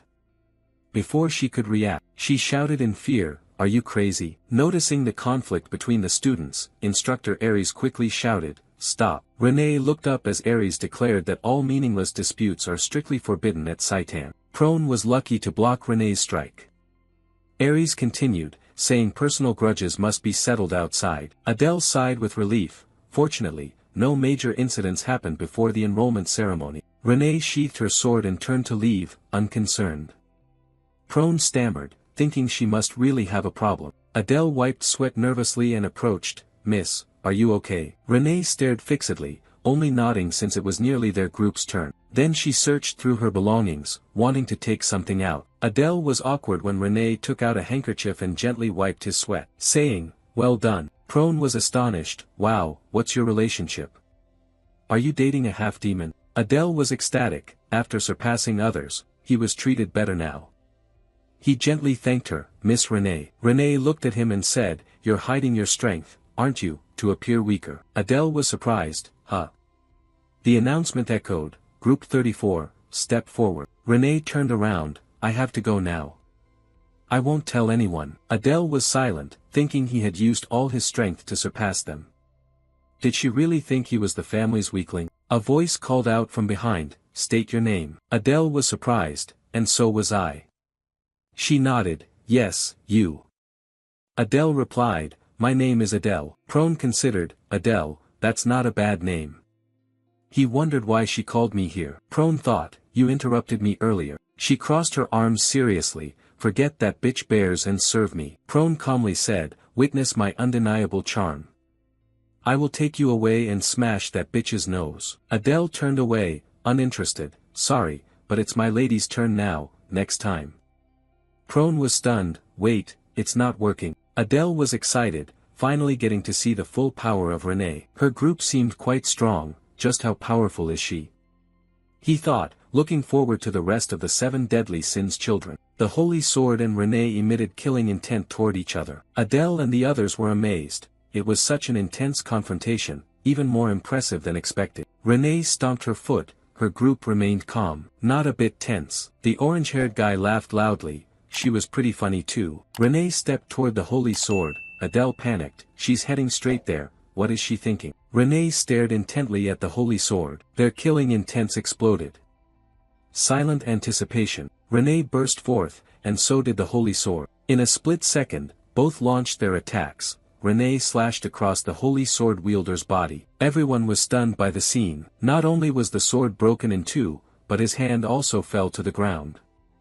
Renee turned and walked away. The students erupted into loud cheers. Instructor Aries was satisfied, not bad. Everyone shouted, Renee, Renee. Adele was stunned, unable to believe it. Had she seen incorrectly? Did she really win that easily? He realized that was why Nini Cell didn't attack Renee when she approached. He had recognized the level of her strength. Prone stood beside them and commented. Renee hummed, it was a pity she didn't see that she was being mocked by the Sword Saint, but at least, if she wanted to confront me, she would have to possess that capability. Adele was amazed. She meant that if all the children of the 7 great sins gathered, they could defeat the Sword Saint, truly. Prone replied, no one can defeat the Sword Saint right now. Maybe if the previous Demon King were still alive, possibly.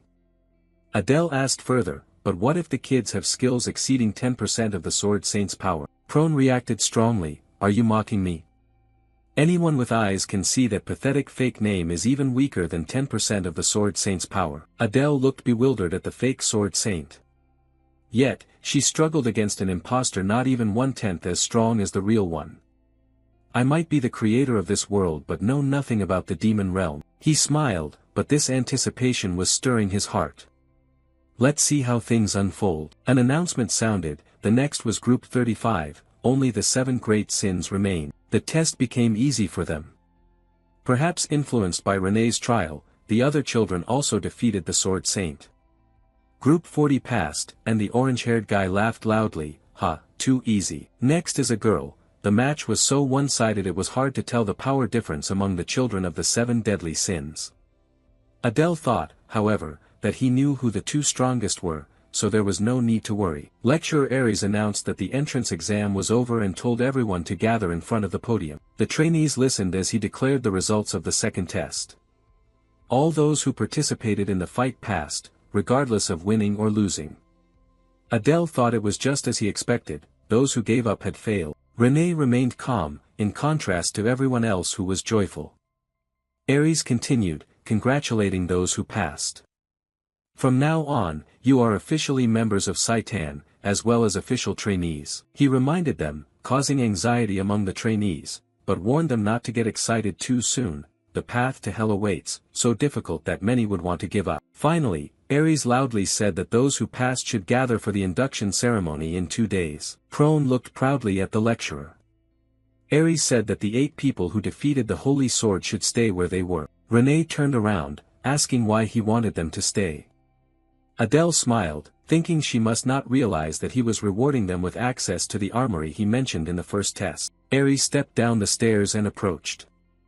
All of you passed excellently. As promised, I will give you the chance to enter the armory. The orange-haired guy eagerly raised his hand. I have a question.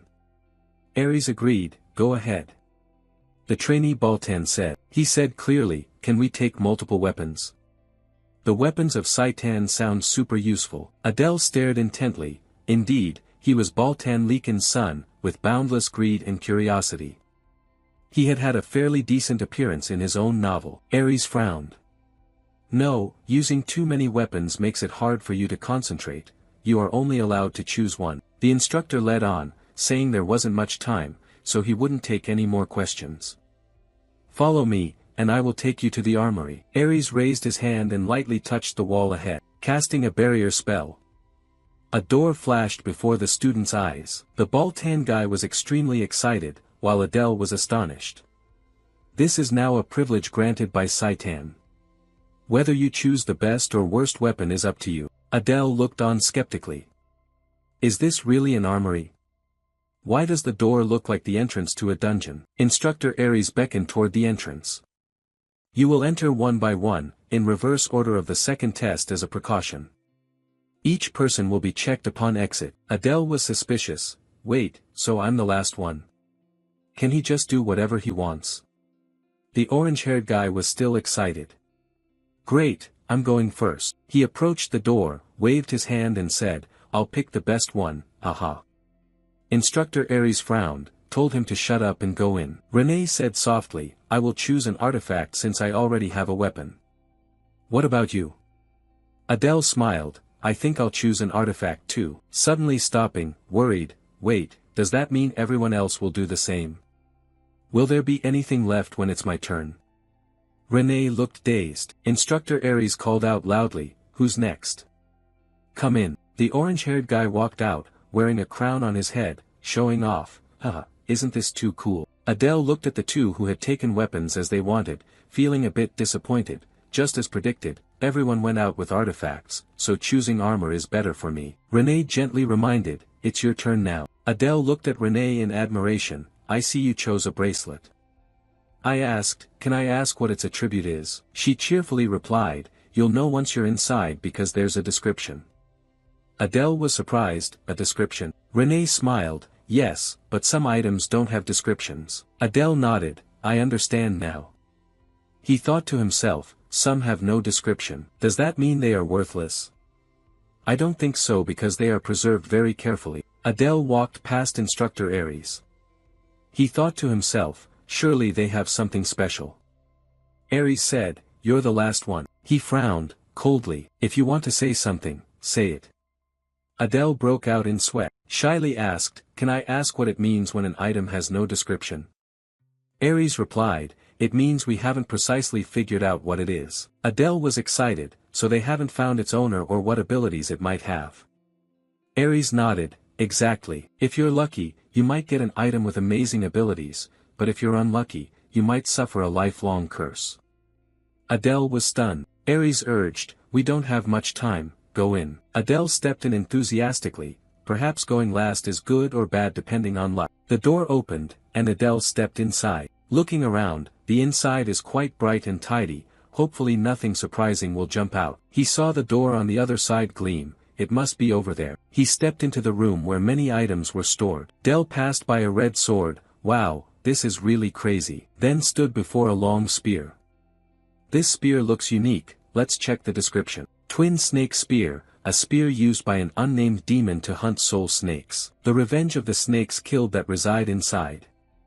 When a certain amount of mana is transferred, the form of two snakes will appear. Adele pondered, the description sounded important but the ability wasn't great. I already have daggers so I don't really need them. He continued to the next weapon, a star essence crystal orb, soaked with starlight once used by a skilled astrologer. Transferring a little mana, you borrow the light of stars to illuminate the surroundings. Adele turned around, not quite compatible, I can use dark element as a torch, but let's skip it. Suddenly noticing something strange, Adele was intrigued, why is this empty?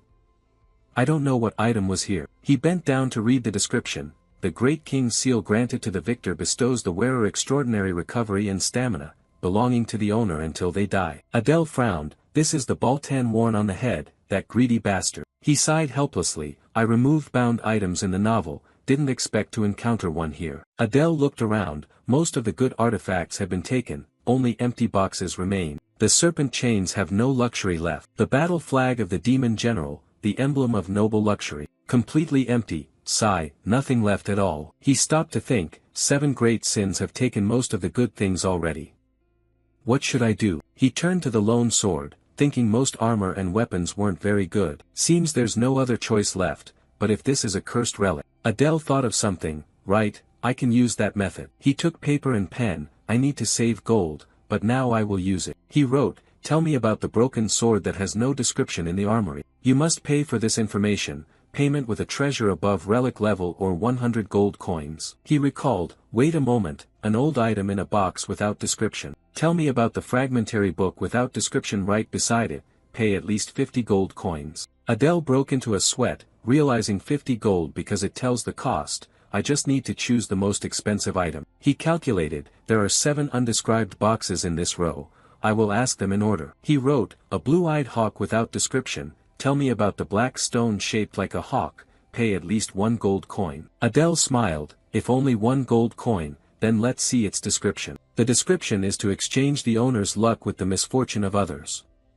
He was surprised, wow, definitely not choosing this one. Next, he wrote the next item, pay at least 100 gold, pay at least 50 gold. Adele gasped, holding the paper. Moving on to the next box, hesitating, none particularly good, only 2 left. He wrote, requesting a description of a strange weapon, this is an artifact at least at the mythic level, paying at least 300 gold coins.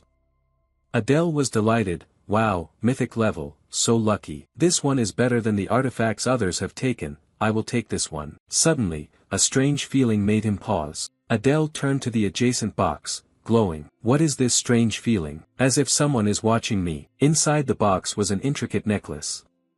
Adele thought, right, there's one last item. He wrote, tell me about this nameless necklace. Suddenly, the paper floated, glowing. Adele was surprised, what? The paper read, you must sacrifice a god. The light flashed brighter.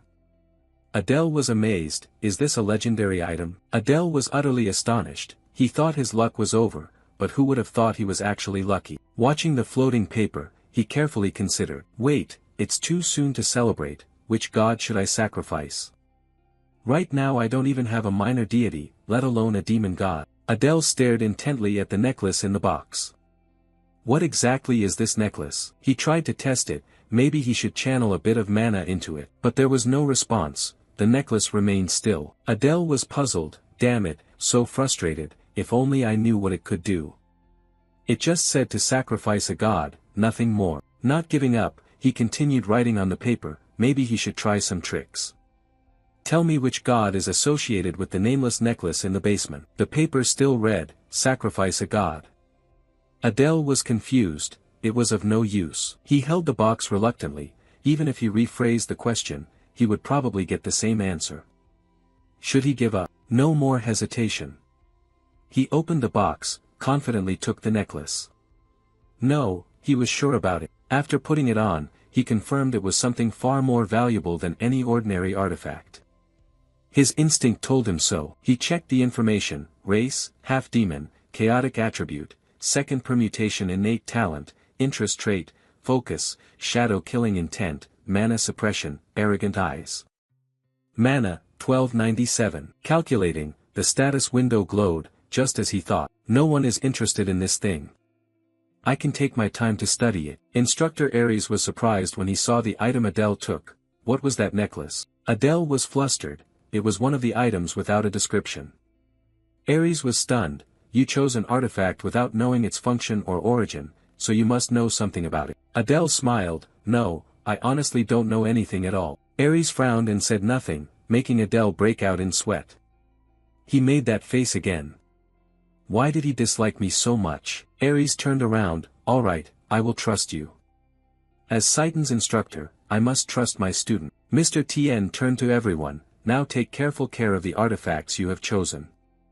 In times of danger, they might even be a secondary lifeline. The students answered in unison, yes, master. Adele looked at the students, amazed, everyone here except himself had the potential to be future leaders of the demon realm, and they would receive immense investment and support. He felt insecure, wishing he had even a little of that. Could he truly hold his ground in Saitan? The gate to the weapons warehouse vanished. Aries said, alright, dismissed. We'll meet again at the enrollment ceremony. Adele approached Renee, shall we head back to the dormitory, miss? Renee nodded in response, yes. Suddenly, a hand rested on his shoulder. It was the orange-haired guy. Haha, sorry about that. I was a bit rude when we first met. Leader of Group 33. Adele turned to look at Baltan. He raised his hand enthusiastically, nice to meet you. I'm Baltan. The way you fight is really impressive. Adele happily returned the greeting, nice to meet you too, Baltan. I'm Adele. He thought the encounter was sudden, but it was good that Baltan had approached first. However, the smile did not last. Adele felt uneasy as Baltan tightened his grip on his hand. Adele gritted his teeth, enduring the pain. Damn it, what the hell is this guy suddenly doing? It seemed Baltan was finally revealing his true nature. Adele knew Baltan was the kind who didn't care about the weak, only interested in the strong, driven by envy and greed, a belligerent person. He had once pushed the main character in the human world to the brink of death, but spared him upon recognizing his potential and promised a rematch. Baltan pretended, what's wrong? You look like you're struggling. Adele forced a smile, it's nothing. There are stronger people around, so why did you come find me? He cast a spell, Baltan's sword lit up, they swapped places. Target locked. Suddenly, Adele stood right behind Baltan and said, stop it, alright? The test just ended, everyone's tired. His hand trembled, damn it, my hand. Baltan laughed loudly, haha, I didn't expect this. He turned his head, full of lethal provocation, if you're strong, fight me right here until one of us dies. Adele panicked, he's crazy, truly a madman. I told you, I don't intend to fight. Renee shouted loudly, stop. She widened her eyes, challenging Baltan, if you want to fight my guardian, you have to fight me first. The scene of the three fighting broke out. Baltan stopped. He laughed and said, I really enjoy fighting, but facing both of you is a bit too much. I don't want to get injured before enrollment. He turned back and smiled threateningly at Adele. Well, there will definitely be many chances, see you around. Adele was concerned. He said he didn't want to get injured before enrollment but wanted to fight to the death, truly a madman. He looked at Baltan, witnessing firsthand that he couldn't predict his character. Baltan raised his sword, he wondered when he had drawn it. Renee called out, let's go.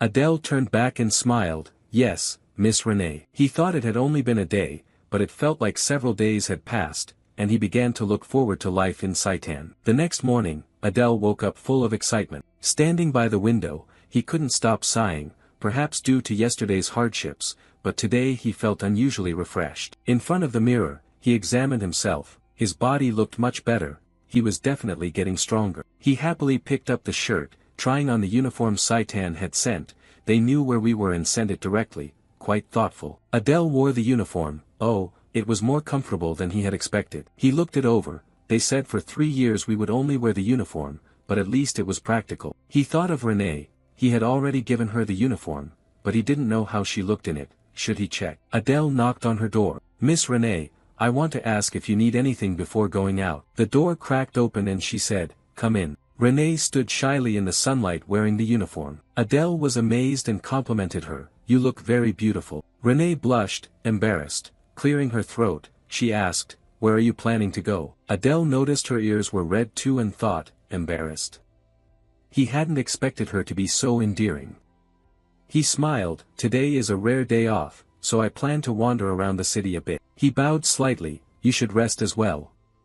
Miss Renee, may I take my leave first? As he turned to leave, Renee spoke up, wait. She was too shy to look directly, do you have something you need to do? Adele was puzzled, excuse me, something I need to do. Renee blushed as she looked at him. Adele turned back to look at Renee, thinking to himself, wait, did I forget something? Suddenly he remembered, security. Adele was flustered, oh, that's right, I have to protect her, forgot about that after getting too excited at the thought of resting alone. Renee turned around, I'll go with you, let me change clothes, wait a moment. She was still blushing, how long are you going to stare? Adele realized, oh, of course, I will wait outside. He stood outside the door crying silently, his day off. In the busy and bustling city, people were exchanging and trading briskly. The city was clean, it was hard to believe that a war had taken place 10 years ago. Adele looked at everything, thinking while reconstruction was still ongoing in the city's outskirts, it seemed humanity won the war but couldn't fully occupy the capital. Renee lightly pulled his hand calling Adele. She headed toward a street food stall, let's eat this. Adele looked, she meant street food. Those golden skewers, the fat sizzling on the charcoal grill. He approached to ask the stall owner, what kind of skewers are these? The person replied, marinated venison meat and vegetables skewers. Adele wondered if it was similar to chicken skewers. He said, "Give me 2 skewers, thank you." Renee brought the skewer to her mouth, both of them carefully enjoying it. Adele asked, "It's delicious, don't you think?" Renee nodded, it really is." He looked at her attentively, thinking, who would have thought that someone as reserved as Renee would show such expression. Maybe she was gradually opening up. They walked past a fountain in the city, deeply engaged in conversation. Adele enjoyed himself. It had been a long time since he had a real vacation. Maybe this was the last time he would be so carefree. The two stopped in front of a giant statue in the middle of the city. Adele looked up. "Who is she?" He pointed at the statue and asked Renee. Renee replied, "You really don't know?" "That is the first demon lord." Adele exclaimed, "Oh, the first demon lord. Now that I think about it, she does resemble Diana a bit." He thought there wouldn't be many chances to see the first demon lord up close. He said, "Come closer to get a better look." Suddenly, the statue's 2 eyes flashed brightly, and the necklace on Adele's neck also glowed. He grabbed the necklace in astonishment. "What is this?" "The necklace is glowing." A beam of light transferred from the statue to the necklace. Adele held on tightly, amazed. A gem on the necklace turned gray. He exclaimed, "What the hell is happening?" Renee called out, "What are you doing? Why did you suddenly pull out the artifact and look at it like that?" Still stunned, Adele looked at the statue, wondering if he was mistaken. He was sure he saw the light from the statue and the color of the necklace change. He turned to Renee. She didn't understand what was going on. Adele thought to himself that indeed, only he noticed it. The statue returned to normal. Adele thought, "I only received a vague answer like offering a sacrifice to a god but have now uncovered something important in the most unexpected place." He realized this necklace was definitely connected to the first demon lord. If he investigated everything related, he would uncover clues. Renee called out, "What are you standing there for? Let's go back." Adele replied, "Yes, Miss Renee." But he still thought to himself that now he was truly curious about the nature of this necklace. The next morning at the academy, the two arrived after the holidays. Adele gently called out, "Hurry up, Miss Renee, the enrollment ceremony is about to start." She replied, "Okay." In the grand hall, the principal stood on the podium welcoming the new students. The principal and instructors were seated in the auditorium with about 100 freshmen.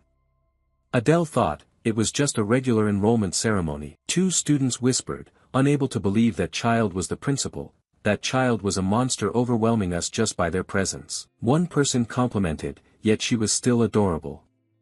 Adele smiled inwardly, "Adorable my foot." He looked at the principal, exclaiming, "She's covered in tattoos, with a child's physique, and you call that adorable?" Suddenly, the principal's gaze fixed downward. The students startled in fear. The principal's aura turned fierce. Adele thought, "I mean she really is cute, can she read minds?" Instructor Aries spoke sternly, and everyone fell silent. The enrollment ceremony was about to begin. Renee and Adele stood together in uniform. The principal's usual speech was nearing its end, and the atmosphere quieted. The instructor said, "You must abide by the rules of Saitan." He continued, "The principal's speech has concluded. Now we begin the oath ceremony for the top and runner-up students." 2 outstanding students were invited onto the stage. "Top student, runner-up, please come forward." Adele quietly observed, just as expected, those 2 claimed these positions. Renee remained unflinching. He thought, the only reason she enrolled was to avenge her mother. Perhaps she didn't care about competition, but for me, no matter what anyone says, I have to focus on what needs to be done. Suddenly, Adele felt a finger pointing straight at him. Baltan, he still had his sights set on Adele. He sighed. That scary name again, this clingy guy, what's wrong with him? Adele tried to stay calm, not to react. Ignore him, stay composed, don't get drawn in. A girl stepped forward. "Top student, please." A beautiful figure walked by coldly. The male students murmured in admiration, including Adele, truly a person blessed by the gods, the daughter of the demon king Diana. Now she claimed the top student position. Who could stand in her way? 2 students before the principal solemnly pledged, "I solemnly swear, we, those admitted to Saitan, will erase the humiliation and vow to rebuild the demon world." Her oath echoed, and the atmosphere in the hall shifted. Adele touched the black mark on his neck, sensing the anger of those who lost their homes and families to humans. He thought just imagining someone discovering his arson bloodline was terrifying. A horrific scene appeared, Adele being brutally tortured. The worst case would be eternal torture. The ceremony ended. Lecturer Aries shouted loudly, "The Saitan enrollment ceremony ends here. Students check the notice board behind to find their assigned class. After confirming, proceed to the classroom." Adele smiled brightly, "Let's go, Miss Renee." She nodded, yes. The students glanced attentively at the notice board. Adele looked at the information board and said, "Let's see, I'm in Class A, and Renee." He sighed, truly a pity. He announced, "You're in Class C, Miss Renee. Honestly, I don't want us to be separated." Renee frowned, dropped that smile. She angrily turned around, "You are still my bodyguard, so it's best you stay until I call you." Adele responded, "Of course, Miss Renee." He enjoyed it thoroughly. "It seems now I can relax a little." Suddenly, he brushed past another trainee, whose eyes glared fiercely, gritting his teeth. "Do you want to die, you bastard like that Cerberus?" Adele was surprised. "Wait, this guy is..." Adele recognized the person before him, from the greedy family, Varus's son, Samuel. If he remembered correctly, he was quite strong among the 7 deadly sins. "He bumped into me but still tried to cause trouble, how ridiculous. But today I should avoid conflict." Adele shrugged, smiled lightly, "Ah, I wasn't paying attention, sorry." Samuel angrily shouted, "Get lost. You're lucky today is enrollment day." Adele thought, how come the children of the 7 deadly sins are like this? I hope Samuel isn't in my class. Surely Baltan isn't in Class A either, right? A loud bang on the table echoed. Idea shouted, "So you don't trust me?" Aries calmly said, "That's not the issue. That kid is too dangerous. Speaking from experience, it's better if I handle it myself." Idea disagreed, "They are my assigned students. As the instructor of Class A, you cannot overshadow me." The principal cut in, "Enough, sit down." The instructor begrudgingly sat down. The principal asked Instructor Aries, "What is your reason for wanting to change the class you're in charge of?" Aries replied, "I intend to handle that trainee myself. I have faced countless kids like him on the battlefield. He was born a killer and could turn his sword against allies at any time. He must be restrained right now." Another lecturer spoke up, "Isn't it that you are being too cautious with a half-demon? He is significantly weaker compared to the children of the 7 great sins." Aries objected, "No, strength is not only determined by power.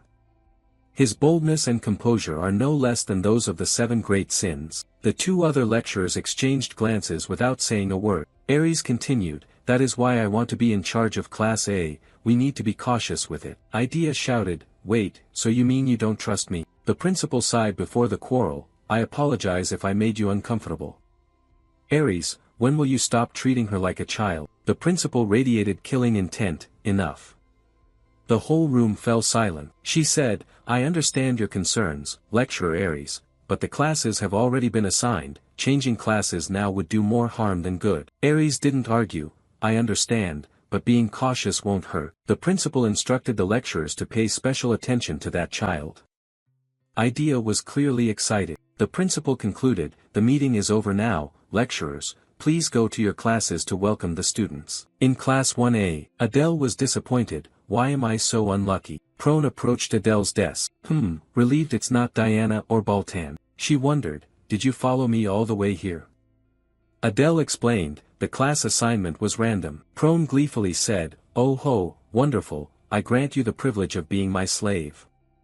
Adele thought, "Here we go again." Samuel spoke up, "Hey you two, shut up or I'll kill you both." Prone flew into a rage, "What did you say, you brat with the infamous name?" Samuel replied, "What? Kid, I'm going to kill you." Adele reassured himself, "We will get along, won't we?" The door swung open, and everyone fell silent. They looked toward the door.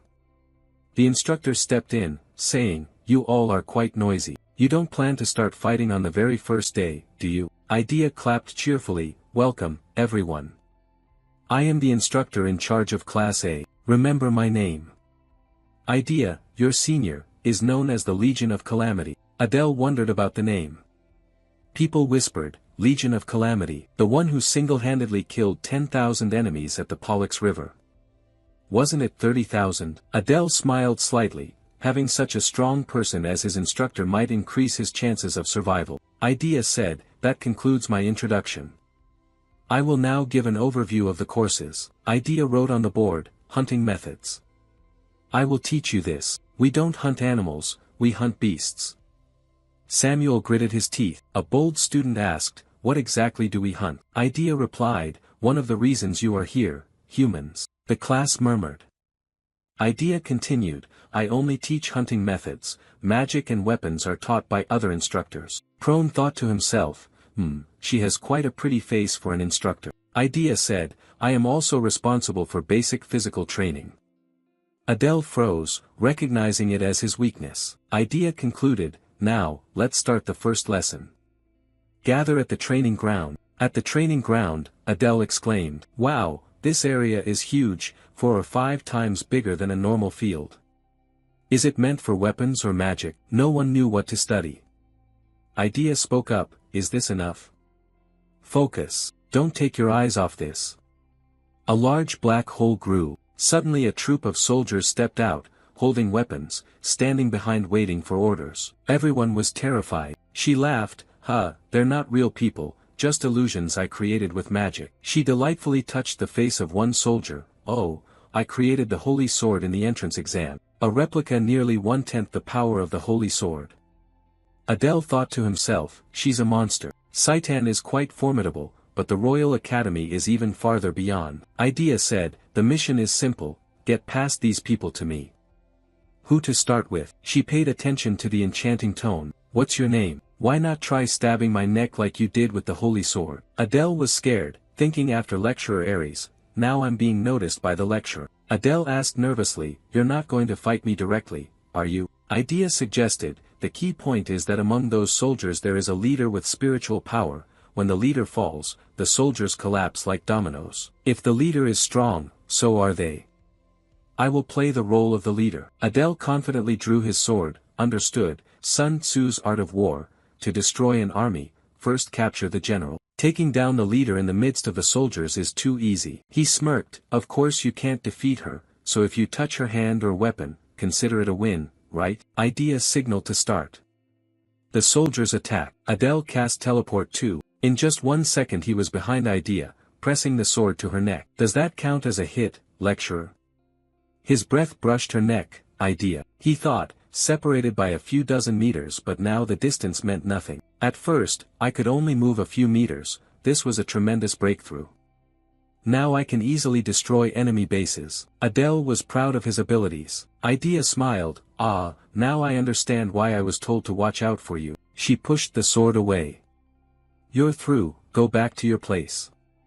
Adele replied, yes, I understand. He thought, whether it was hostility or curiosity, he didn't know which part of himself provoked them, and they hadn't realized who he really was, right? She sheathed her sword. He kept thinking. Idea said, now you see what the trainees are doing, right? Those who fail will have to study extra hours. Her words caused more fear in the class. The soldiers continued to attack. Adele observed that they excelled at the basics. Just as expected from the demon race, considering they were mere mortals without much power, it made sense. But they could only take down a few if the instructor controlled them directly. The soldiers switched to other weapons targeting the trainees. One trainee screamed, ouch, that must have hurt a lot. He leapt up, shouting, I'll jump over all of you. But the soldiers switched to shooting arrows directly. He cried out and fell, and everyone was helpless. Adele thought that the 2 swaps were too powerful. With this skill, he could aim for the top of the class. He confidently grasped his target. The next trainee, Samuel, stepped forward. Samuel approached Adele and coldly barked, get out of the way. Adele thought, now it's Samuel's turn, let's see if his arrogant nature measures up. Samuel emitted a blue glow that surrounded him. Adele waited in anticipation. He accumulated magic and then unleashed it, a power that affected the entire training ground, causing Adele to be impacted. Samuel wiped out the soldiers in the blink of an eye. Adele was amazed, was this magic? The unique ability of greed, a bizarre skill, devouring everything. He thought he would temporarily let him take the top position in the class. Idea raised her hand slightly, Samuel's magic vanished. She said, well, it's understandable, no way a lecturer gets defeated by a student. You blew everything away except me, truly impressive, enough to shock me for a second. But unfortunately, you failed. Samuel froze for a moment. Idea snapped her fingers. A group of soldiers immediately appeared. She said, I told you if you don't kill the leader, the soldiers will always find a replacement.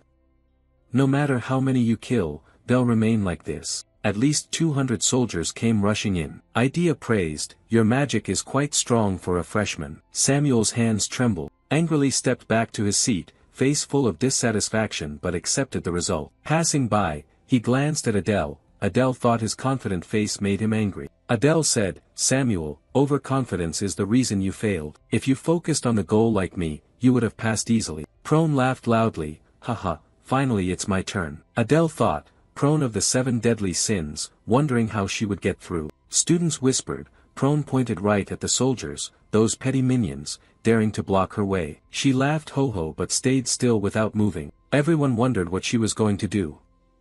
Prone turned purple with fear, thinking what should she do. Adele thought, just as expected, Prone, child of lust, does not fight directly. She controls her minions like a queen bee.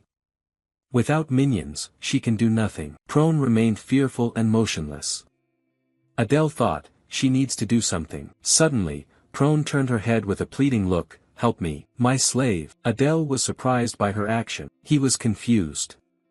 Slave. Everyone around was whispering, did she just call him a slave? Adele looked at Prone, lost in thought, that's crazy, what is she thinking saying that? Prone turned and shouted, hurry, help me. Idea wore a serious expression and ordered 2 subordinates to step forward. Prone fearfully stepped backward, screaming loudly for help. Adele realized she had no defensive abilities, perhaps she couldn't strengthen herself. But a thought flashed through his mind, no, she must have a special reason. On the other side, Prone struggled against the relentless blows, helplessly crying, Adele, save me. Another source of energy caught Adele's attention. He turned around, and saw a girl treating a boy's wounds. The boy said, thank you very much.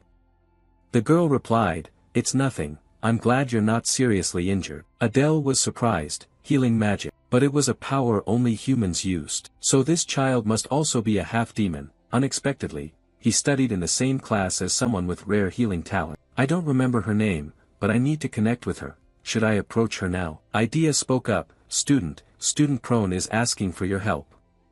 The test is over now, helping her up would be great. Adele responded immediately, oh, I understand, I'm coming right away. In fact, he blamed Prone in his mind, she chose the wrong timing and ruined my good plan. Looking at Prone's shabby appearance, he teased, useless Prone. She screamed, ouch. That hurts. Adele tore off her disguise and said, please stand up, it's over now. Prone sat up, tears streaming down, his body covered in wounds. Sniffling, he said, have you seen everything already? He pretended to be naive, what are you talking about? Prone shouted angrily, don't pretend, you slave. Adele replied, well, I think you're even weaker than a slave. Prone was furious, wishing he could tear him apart. Are you mocking me? Idea commanded, alright, let's clean up. Everyone, focus. The results were exactly as predicted. Idea said, you all did well in the first lesson. Experiences like this are important to understand your own position. Mistakes help you support each other and coordinate perfectly in battle. Samuel gritted his teeth, furrowed his brows tightly, angry. Adele thought, listening to the explanation, at the Human Royal Academy, students are sorted by ability, but at Saitan, classes are assigned randomly, so cooperation is key. Her idea emphasized this. Idea spoke aloud about the only person who surpassed student Adele. Hearing this, he proudly replied, yes. Her deep eyes full of expectation, I look forward to your progress. Adele responded without hesitation, thank you, I will do my best to learn. Around him were envious and jealous glances. At the end of the lesson, Idea turned and returned to her class for the next session. Adele hesitated, thinking, she praised me, right? But why did her tone sound hostile? She always looks for opportunities to cause trouble, trying to become Prone's slave. Can I build a faction here? The clock struck 10 o'clock. After Idea's lesson, the following classes took place. A teacher dressed in a neat uniform stood on the podium, I am pleased to meet you all. I am the instructor in charge of theoretical education. We studied the history of the demon world and the weaknesses of humans. The demon race revolves around the first demon lord. Their body structure is similar to humans. Adele was thoughtful. When hit there, the demon race feels just as much pain. The teacher announced that next we will have a test on today's material. If you don't want to retake the class, memorize it. Adele closed his book, exhausted, leaning down on the desk. Really, oh heavens. It's no different from school days, discouraged right from the very start. Watching everyone laugh and talk happily, he felt depressed, as if he was the only one separated and lonely. There were no friends now either, just like back then. He shed tears, but then he noticed a girl who had healing abilities. Encouraged, he thought, that's right, there is that female friend. He stepped forward, this time determined to start a conversation. He greeted, nice to meet you, I'm Adele. Looking around at him made him feel confused. Wait, why is everyone looking over here? The girl seemed unaware, casually saying, yes, nice to meet you. Adele thought, when two half-demons do something, it definitely attracts attention. She's uncomfortable, I should leave the conversation for another time. Feeling disrespected, he said, I'll talk to you another time then. She was flustered and replied, all right, then goodbye. As he walked away, he comforted himself, maybe I should go to the restroom to replenish mana, loneliness or something. Just before reaching the door, Samuel threw it wide open. Adele blamed his bad luck, at the worst moment. Samuel saw him, angrily said, it's you again. Adele didn't want trouble, I was just about to leave, you go first, I'll follow. But Samuel brushed past him, insulting, low-life creature, disgusting. Adele couldn't let it go and struck back. Your family must be really wonderful, huh? The question made Samuel angry. He turned around, unleashed his power, and growled, what did you say? Adele continued, to give birth to a worthless piece of trash that can walk and talk like you. The curse flew out, filthy and petty. Samuel clenched his teeth and growled, I'll tear you apart into 100 pieces. Adele's eyes showed a deadly look, a cruel scheme was forming. Unlike Baltan, this guy displayed pure hatred. If he interferes with the plan, it's best to eliminate him immediately. The power between them surged, ready to fight to the death. Looking at Samuel's hand full of sharp spikes, Adele thought, insane, if I use magic, no one would care if I blew off his arm. Suddenly, a teacher appeared and immediately stopped them. Class was about to start, both of them back to their seats. Like a bucket of cold water extinguishing the fire, both were surprised. Adele wondered, when did he arrive? The fighting flame died out. Both Adele and Samuel were surprised, when had he arrived? They simultaneously withdrew their intense fighting spirit, but the sign of confrontation was temporarily set aside. Nevertheless, tension still hung in the air.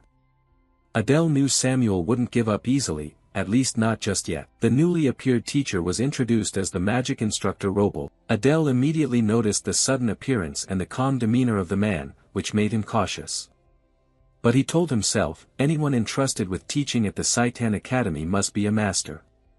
If so, learning magic from him would be an opportunity not to be underestimated. In this world, magic is not an innate gift but a skill that can be trained, even academic in nature. Robolt emphasized that to study magic effectively, one must understand attributes. He explained the 4 basic elements, earth, water, wind, fire, the foundations of all magic. Combining darkness and light makes 6 attributes in total that form the current magic system. Robolt added that most people possess only 1 attribute. Adele wondered if his mixed heritage made him an exception. He pondered the 2 bloodlines within him. On his father's side, the Bear clan was renowned for the darkness attribute. But on his mother's side, the Arson clan was a complete mystery, never clearly mentioned. After the introduction, Robolt announced that the lesson would focus on identifying mana attributes. He instructed the students to take turns placing their hands on a special orb that changed color according to their mana attribute. The students lined up and advanced in order. Adele proactively stood at the back observing, each person placing their hand, the orb changing colors. Robolt announced, red fire, blue water, green wind, brown earth. The process proceeded quickly, without any issues. When it was Adele's turn, Adele hadn't stepped up yet when Robolt directly called his name, causing him to startle. Adele was astonished, how did he know his name? Alert, he slowly stepped forward and placed his hand on the orb.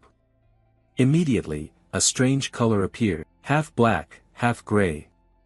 The entire class fell silent. Robolt's expression changed, he stood stunned, staring at the orb, as if he couldn't believe his eyes. He explained that black represented the darkness usually seen in high-level demons, but gray was extremely rare, almost never appearing.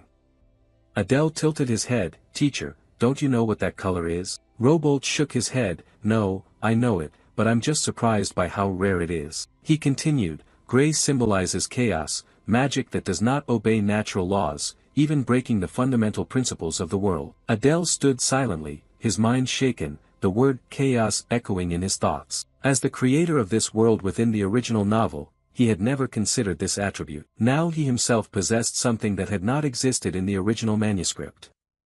Magic that defies natural order might also be the key to his special ability. But for now, Adele focused on the darkness, something he was certain he could control. Lost in thought, he sensed eyes watching him from behind. Playing back the footage, he saw Prone standing behind him. She stood still, clearly using stealth technique but got detected. Her expression showed a moment of surprise. She didn't expect Adele to notice. But in the blink of an eye, her eyes turned cold and angry. Prone gritted her teeth. "Hey, what the hell were you thinking just now?" Her sharp question made Adele hesitate. He feigned ignorance, asking, "What do you mean?" But she was not easily fooled, her gaze piercing and distrustful. She accused Adele of deliberately provoking Samuel. Adele defended himself. "I just couldn't stand being bullied." She laughed scornfully, sarcastic, her eyes narrowing like knives. The person he provoked was no ordinary foe, he belonged to the dreaded 7 deadly sins. Adele retorted, "Outsiders have no influence within Seitan Academy, so he's not worth worrying about." He intended to end it, but she grew more irritated. Sighing, she spoke as if to an ignorant child. "Obviously, you don't understand a thing." She was about to say, "That kid's family actually," but stopped mid-sentence, leaving the remark loaded with implications. Turning to walk away, she left him with one last sentence, "Just be careful from now on." Adele watched her figure fade away, his mind spinning over what she meant. Could it be Samuel's family is infamous for brutal revenge? Her tone was not merely threatening but dangerous and complex beyond personal grudges. Adele shook his head, dismissing the thought. The last class was about to begin, he needed to focus. The swordsmanship instructor entered, his face scowling as if the whole world owed him something. Without greeting, he scolded, "With this level, none of you deserve to be here." He was harsh. During the previous training, even when only 10% and then 5% of the initial exercise were activated, all groups except the first 8 were wiped out.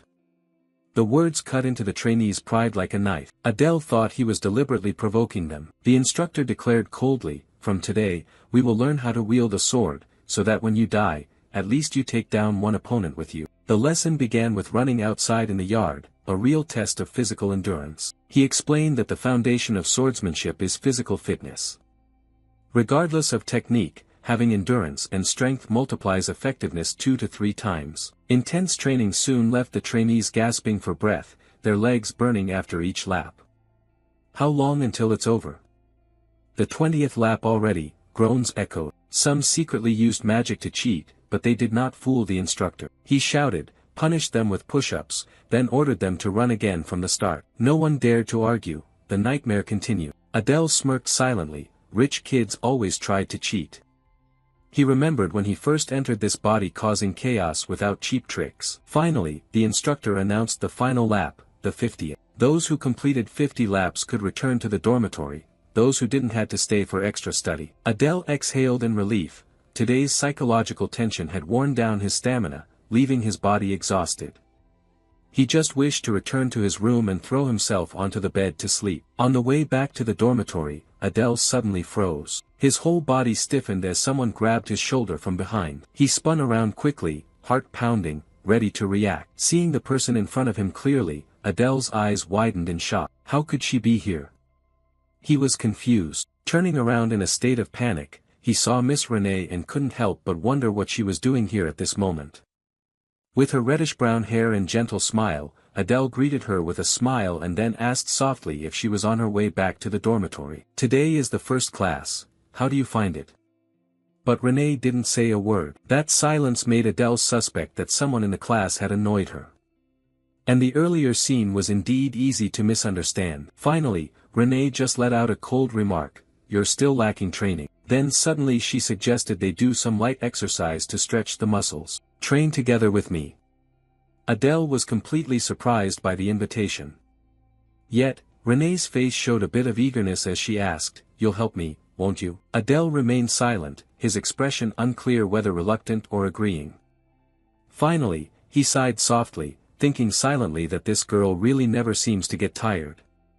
Noticing a training area nearby for students, Renee pointed in that direction and said, "Let's go there quickly, we still have time." Adele nodded lightly, meanwhile thinking to himself that training with the descendant of the 7 great sins would be tiring but definitely beneficial. They entered a spacious building together. Adele glanced around and blurted out, "It's really spacious." Inside, the training equipment was fully equipped, and other students were also diligently exercising.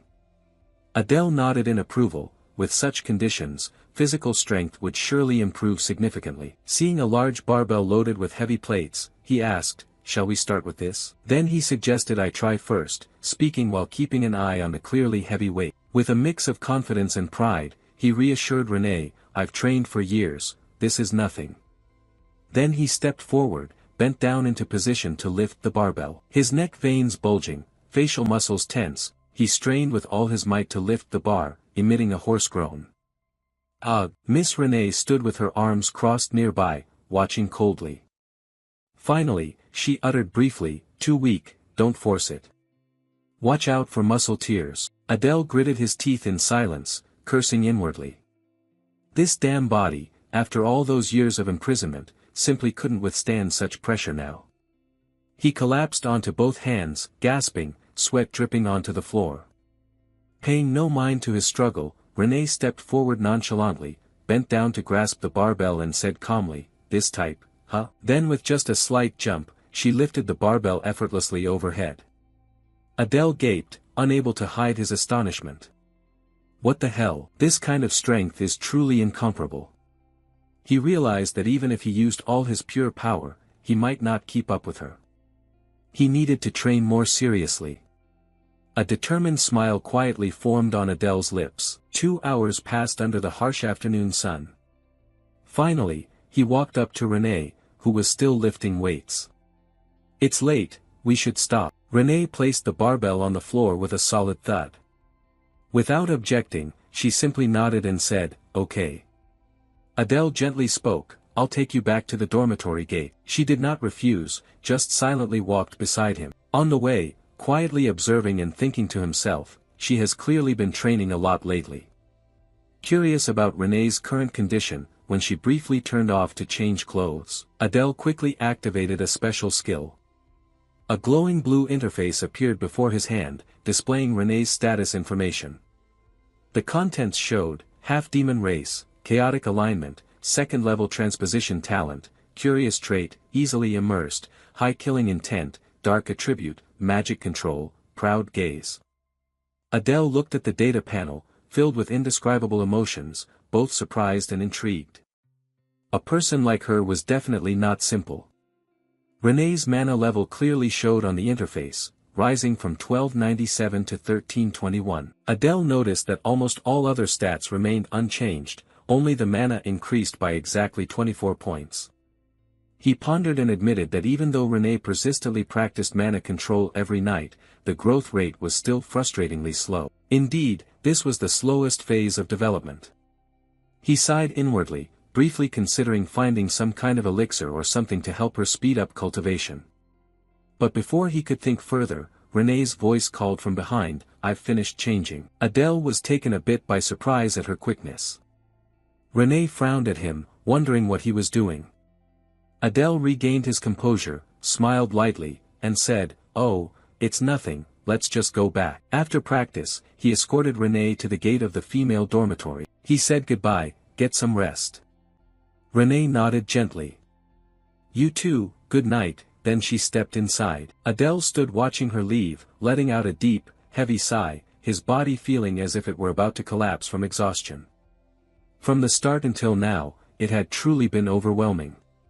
He decided to return to the male dormitory to rest. Climbing the grand staircase of the luxurious building, he recalled the instructions, "Go up the stairs and turn right." He pulled out his acceptance letter to confirm his room, room 407. Adele muttered to himself, his eyes scanning the fourth-floor corridor until he quickly found his room. Standing in front of the door, he wondered who his roommate might be. He silently hoped it would be someone skilled and pleasant, maybe even someone who would join his side. This could be the first male friend he made in the demon world.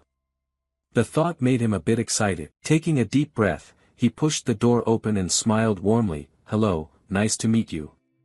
His voice caught abruptly and his smile froze when his eyes met the person lounging leisurely on the bed. Samuel was casually sucking on a lollipop.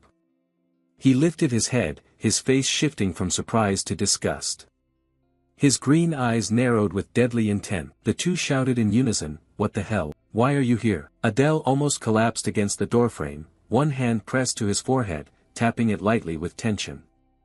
He couldn't believe it, out of hundreds of students, he ended up rooming with this guy. Samuel was equally furious, biting down on the candy until it shattered, clearly not happy at all. The two opponents exchanged glances, the atmosphere thick with hostility, as if a single spark would ignite a chaotic fight.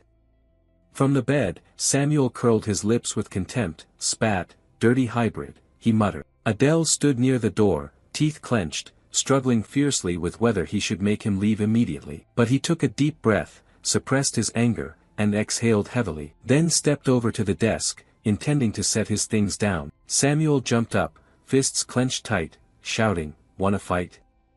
Right now." Adele laughed scornfully, shaking his head, "Are you crazy? Want to fight inside the dorm room?" His tone was full of sarcasm as he calmly turned away, "I just planned to go out for a bit."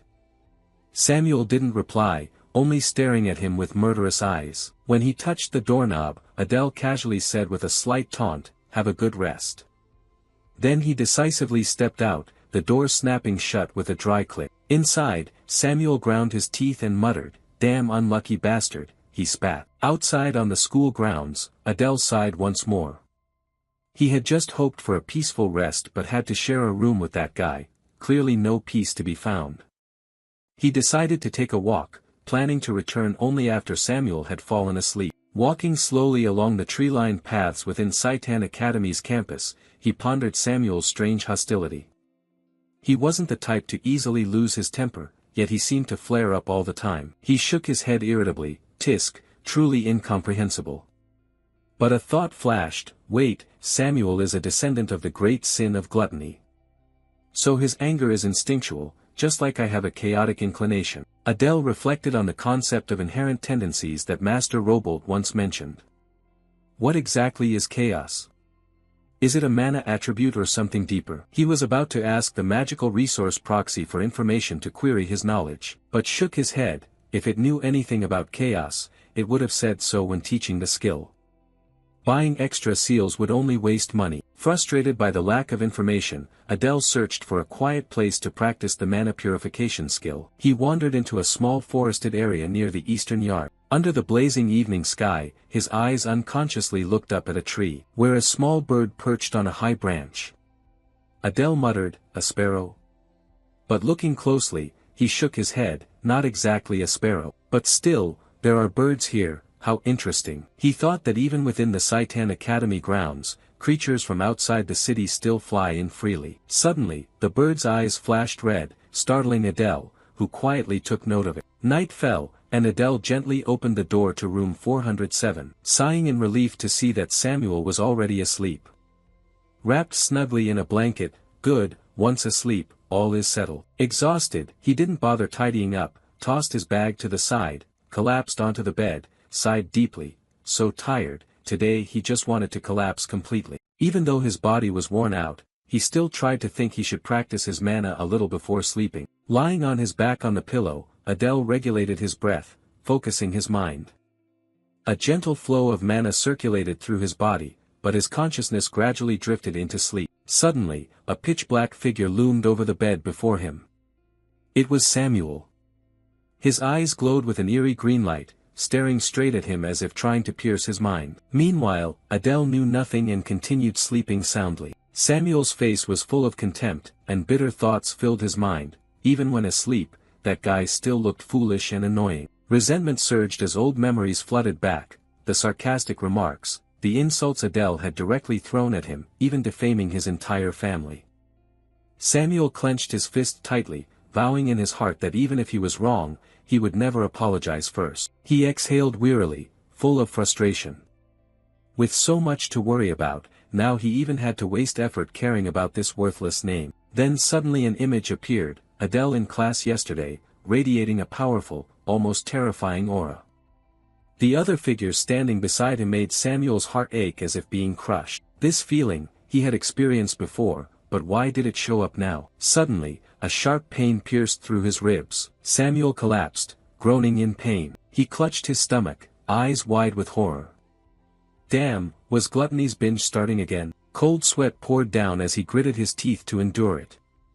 The ravenous hunger spiraled out of control, his abdomen faintly glowing with a dark green energy, chilling and poisonous, gnawing inside. His body felt drained dry, unbearable. Just as Adele shifted slightly in his sleep, murmuring something, Samuel turned around, his eyes full of irritation. He was starving every moment, yet he had to look at that weary face until morning. He really wanted to punch Adele right in the mouth. Samuel slumped down on the edge of the bed, groaning softly as the pain continued to torment him. Dawn broke, the clock tower bell ringing to signal the start of class. Adele sat up, yawned softly, and stretched. What time was it now? Still early morning. Sunlight poured through the large window, the clock ticking steadily in the quiet space. Adele looked out the window, his eyes brightening. It's the bird from yesterday, a little bird perched on the branch just like the one the evening before. A faint, sharp smile spread across his lips. Here in Saitan, so strict about invasive species, yet something like this still lurks around. He frowned, suspecting someone was watching him, quickly concluding this reflexively yet remaining calm. Adele stretched by the window, the wooden frame creaked softly. In his mind, he calculated, it might be Lecturer Ares, the one who suspected him the most. He scanned his mana to check, no illusion, it was a living creature. After thinking a bit, he planned to try taming it with food. He reached out his hand gently, calling softly, "Come here." But glancing at the clock, Adele saw breakfast time was almost over. He muttered, "Samuel must have gone to eat already, I have to go too or I'll starve." He left the window, still thinking about the strange bird and the figure behind it. A moment of confusion when he forgot where the cafeteria was. As a result, he arrived late to class. A female lecturer entered, cheerfully greeting, "Good morning class." Adele sat down and sighed quietly. He got lost looking for the canteen and missed breakfast. His stomach empty, he wondered if he could concentrate on studying while so hungry. The lecturer, a gray-haired woman with wavy hair, stepped up to the podium holding a serious grade book. Today during homeroom, she had an important announcement. "Is everyone here?" Adele frowned, suspicious. What important announcement could it be? The lecturer continued, "Today we will be choosing the class president." The whole class buzzed with excitement. Adele opened his eyes wide, thinking silently, a class president, huh? A student with pale blue hair raised a hand, "Excuse me, ma'am, how is the class president elected?" The lecturer smiled knowingly.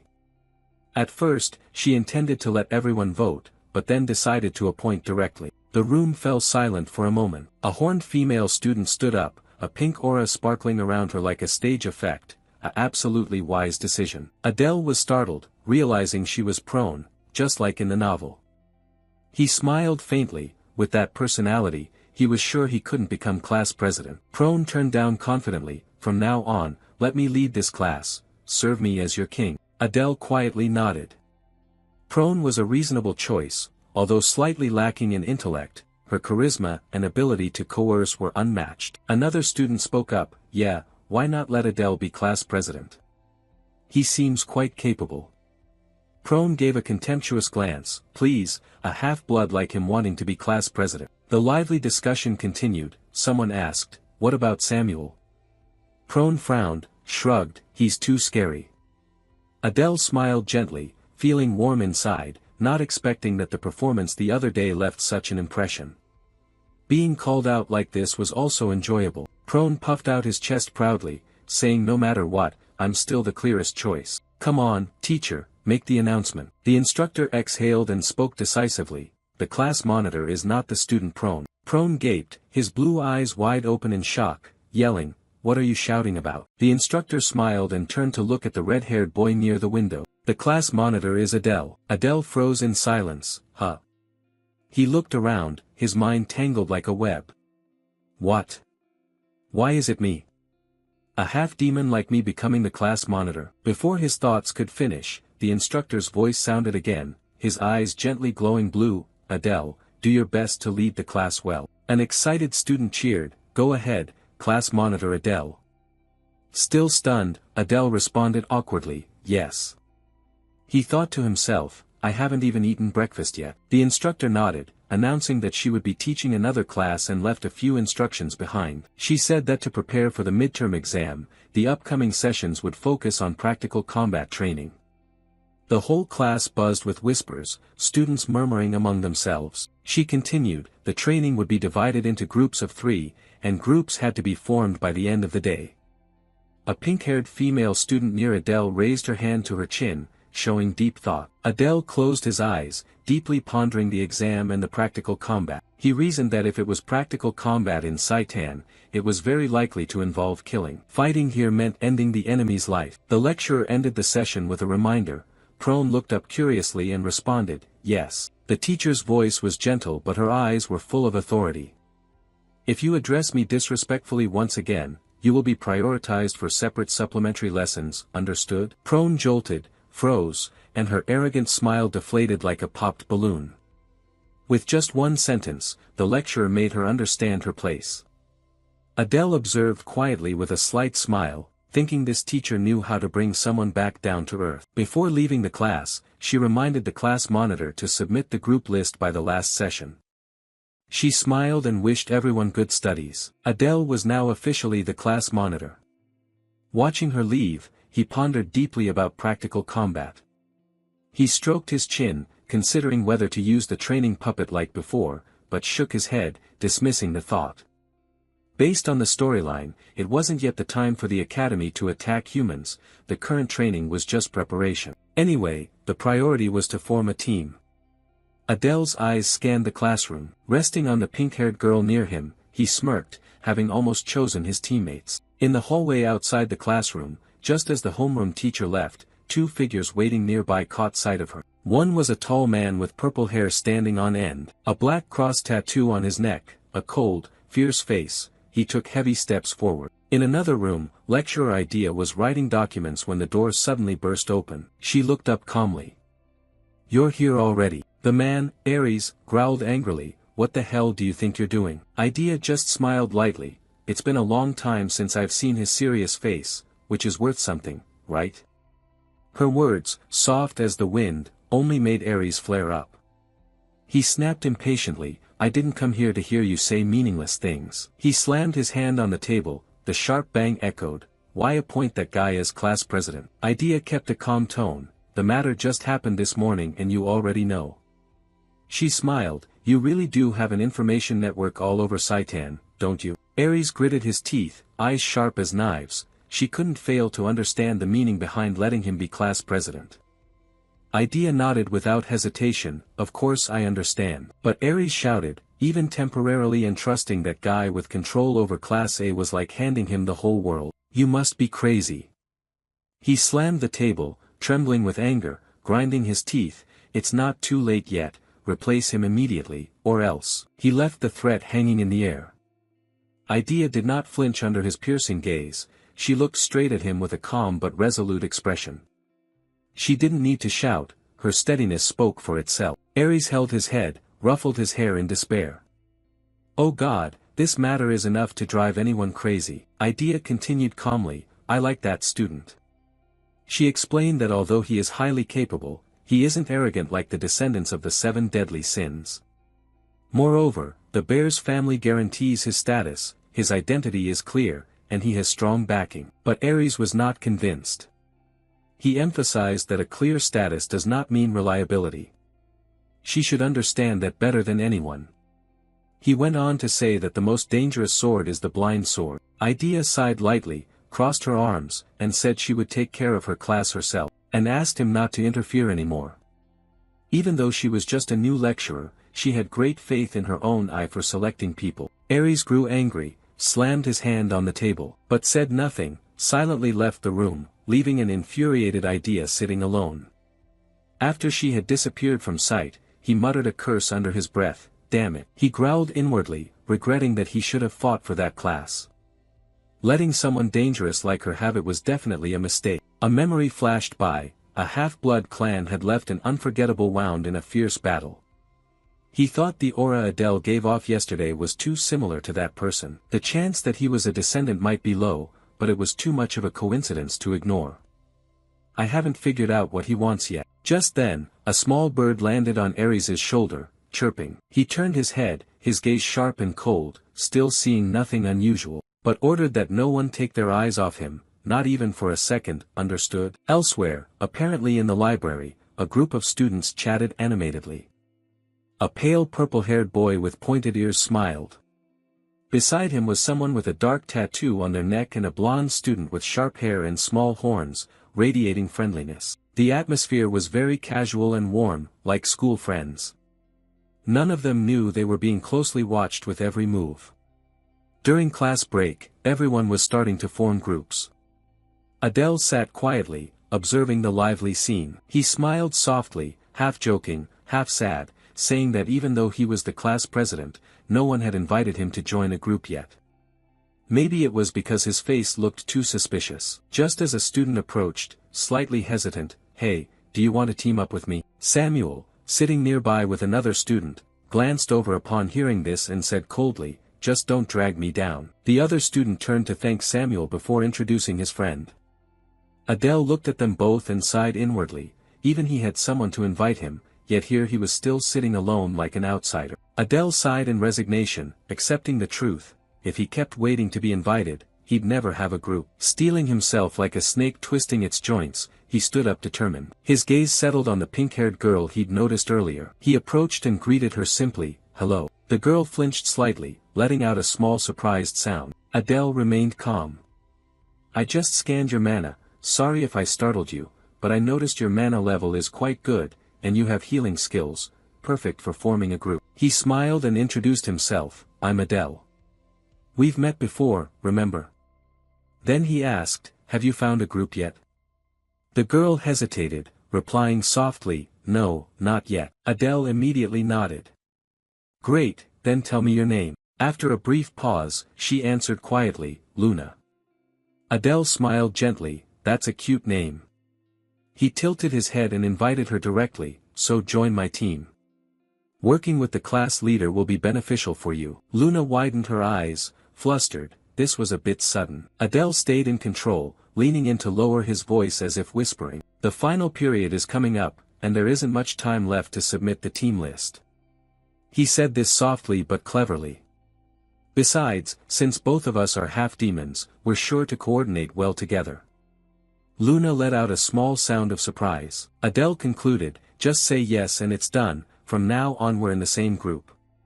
She didn't answer, but regarded silence as consent, nodded, a wise decision indeed. At that moment, Prone, the horned girl from the next table, scoffed. "What's so wise about that decision?" Adele turned her head and sighed inwardly, "Here she goes again." Prone laughed loudly, her eyes mischievous, "So you still don't have a group?" She flipped her hair and declared proudly, "Fine, I will generously allow you all to join. From now on, serve under my command." Adele replied coolly, "Luna and I just formed a group, can you go back to your seat?" Prone answered, "Don't be ridiculous, I heard everything from behind." Meanwhile Luna blushed deeply, caught up in this mess. Unmoved, Prone declared boldly, "No matter what, I won't recognize you as class leader, the real leader should be me." Adele thought better to just refuse outright. But Prone clung on like a leech. Eventually Adele relented, "Fine, you can join. On the condition that Prone becomes group leader." However, in her heart she planned that every decision of Prone's must be approved by her first. After all, as a descendant of the 7 deadly sins, it was better to keep her close to monitor. Prone, unaware of this calculation, smiled brightly, trusting the leader and following confidently and arrogantly. Just as Adele predicted, she slightly nodded, thinking to herself she was still leading her. 1 week later, sitting at the table, Adele stared intently at the glowing green status board. The mana stat increased from 1321 to 1332, it's a slight rise regardless, he noted. But he muttered that it's still not enough and that he must find a way to obtain the medicinal elixir soon. Mana is somewhat manageable, but he still doesn't understand what the chaotic attribute means. Hopefully, this week's magic class will offer a clue. A wave of exhaustion emanates from him. Thinking of something else, Correlative, the small dragon-shaped artifact, rests quietly in its box but has been unstable lately. It seems he must carry it with him at all times. Adele sighed, things are getting messy, mana unsettled, chaos uncontrolled, and now an artifact. But one thing eased him, Samuel was unusually quiet.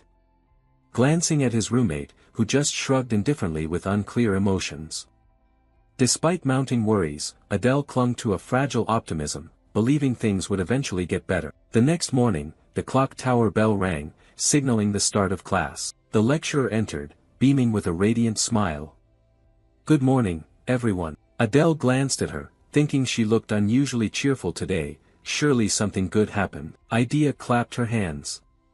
"Today's class is a bit special, we're going outside for practical combat training." Adele raised an eyebrow, finally, actual combat training. Idea explained, "We will leave Saitan for an area called Oregon." Adele's eyes widened, he remembered clearly. In the storyline, Oregon is a prison holding human combatants trapped in the war between humans and demons.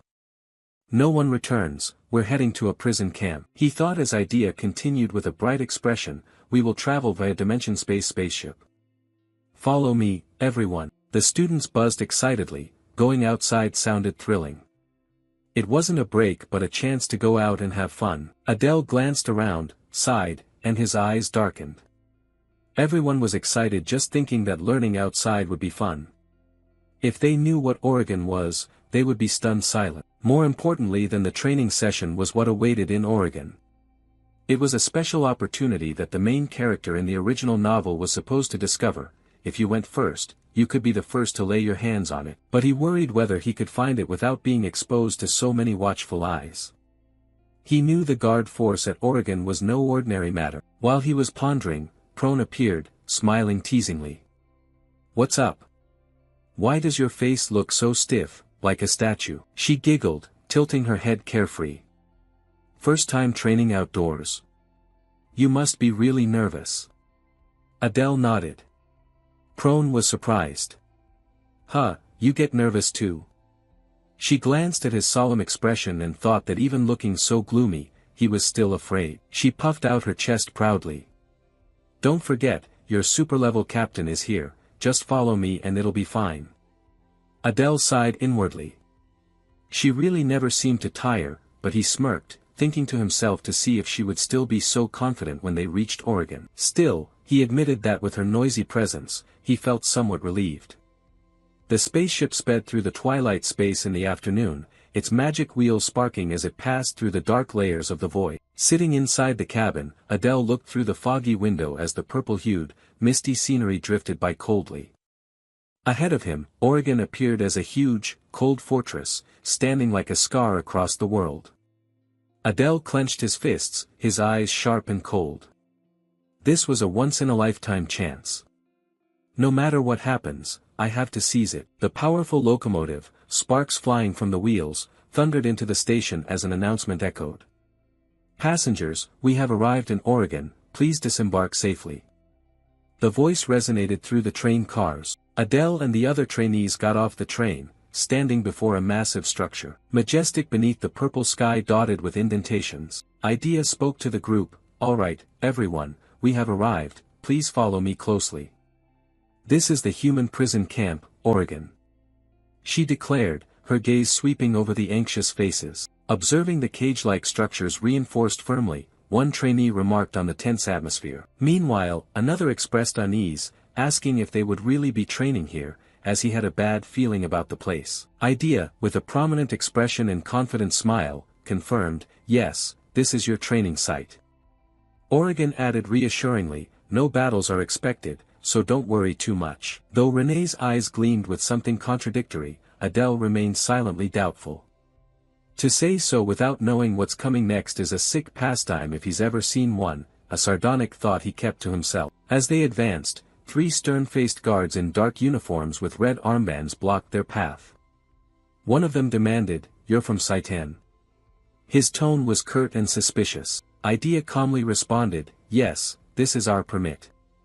She presented the document while Adele silently noted that the guard seemed experienced. The pressure radiating from him was no joke, a distinct power. The soldier checked the permit and ordered verification complete. "Please follow me." His tone left no room for questions. Another person, perhaps a guide or a lower-ranking guard, gestured, "All right, this way." He signaled them into the darkness. The trainees followed, stepping through the dark, suffocating corridors. A giant centipede quickly crawled across the floor, unnoticed by anyone, but desperate cries from invisible cells echoed. "Please save me, I don't want to die." A choking voice, followed by another, "Please let me out." Words filled with despair. Prone looked around uncertainly. Meanwhile, another person anxiously asked, "What is this place?" Her voice trembled. Another trainee covered his nose and complained that the place smelled strange. His companion added that it felt like something was about to jump out. His eyes widened in fear. Adele observed their reactions with a slight smile. He thought it seemed they were finally reacting. A grim satisfaction touched his mind. Samuel then coldly told them, "Don't gather in front of me, keep moving." His voice was sharp. Adele silently noted that Samuel seemed unshaken, concluding that he really was strange. As he continued leading the group deeper into the frightening facility, the trainees advanced further into a web of pitfalls. Adele reacted to an invisible stimulus with a look of surprise. But then Idea announced to all the trainees that we had finally arrived at the training site. Her voice cut through the tense silence.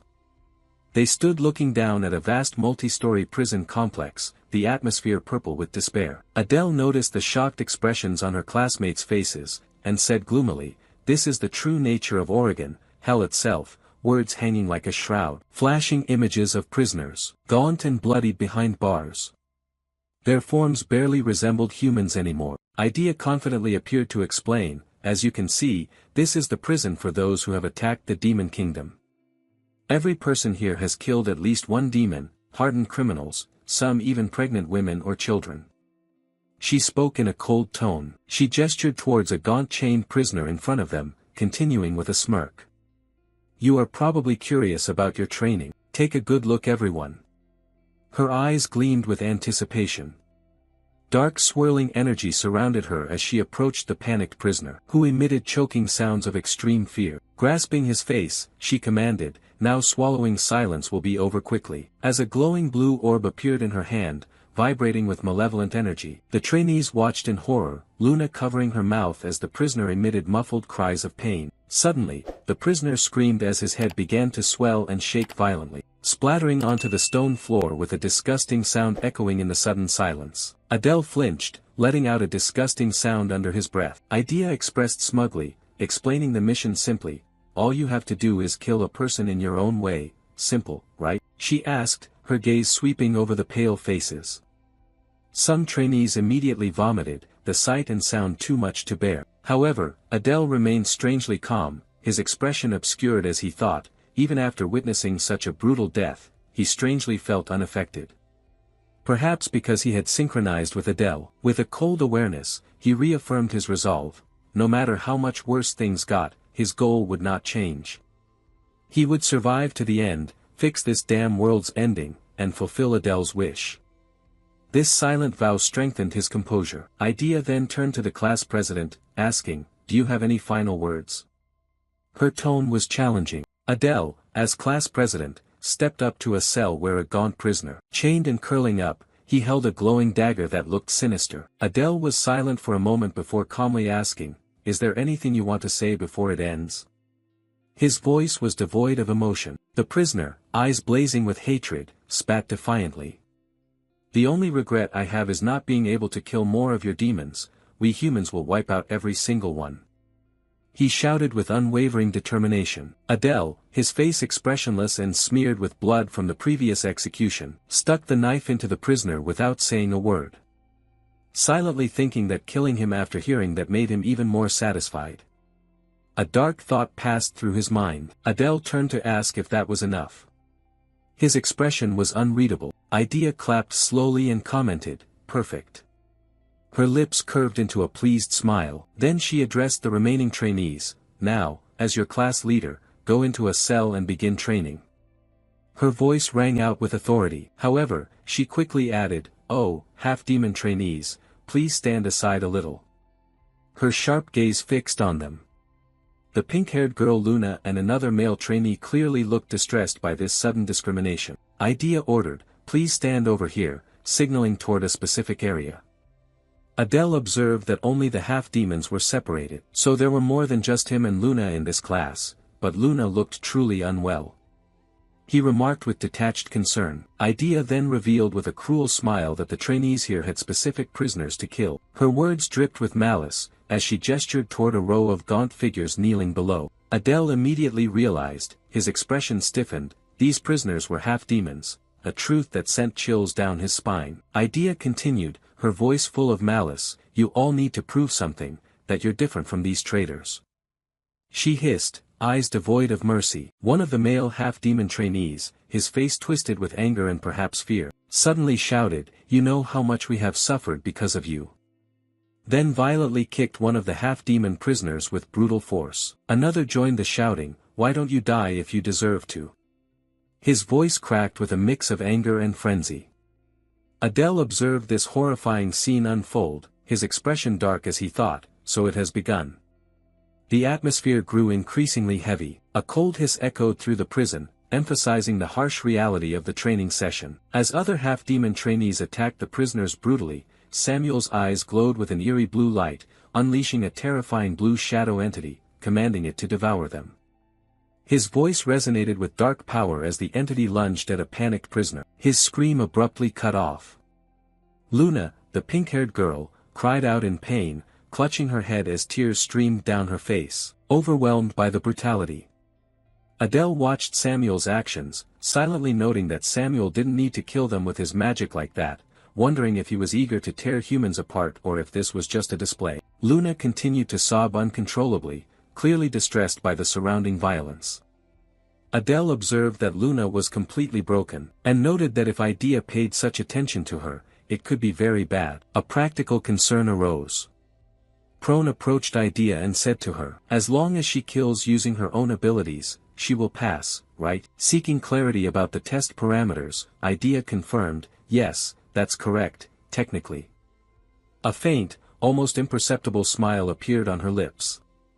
With a determined look, Prone simply said, "Understood." Then Prone commanded a human, "You are now bound to me, kill the person beside you." Her voice was absolute and cold without any warmth.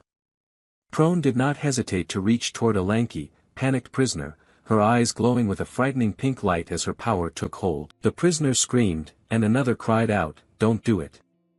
Their pleas were lost in the suffocating atmosphere. Prone remained indifferent as the prisoner choked, life gradually slipping away. After a while, Prone asked evenly, "Done yet?"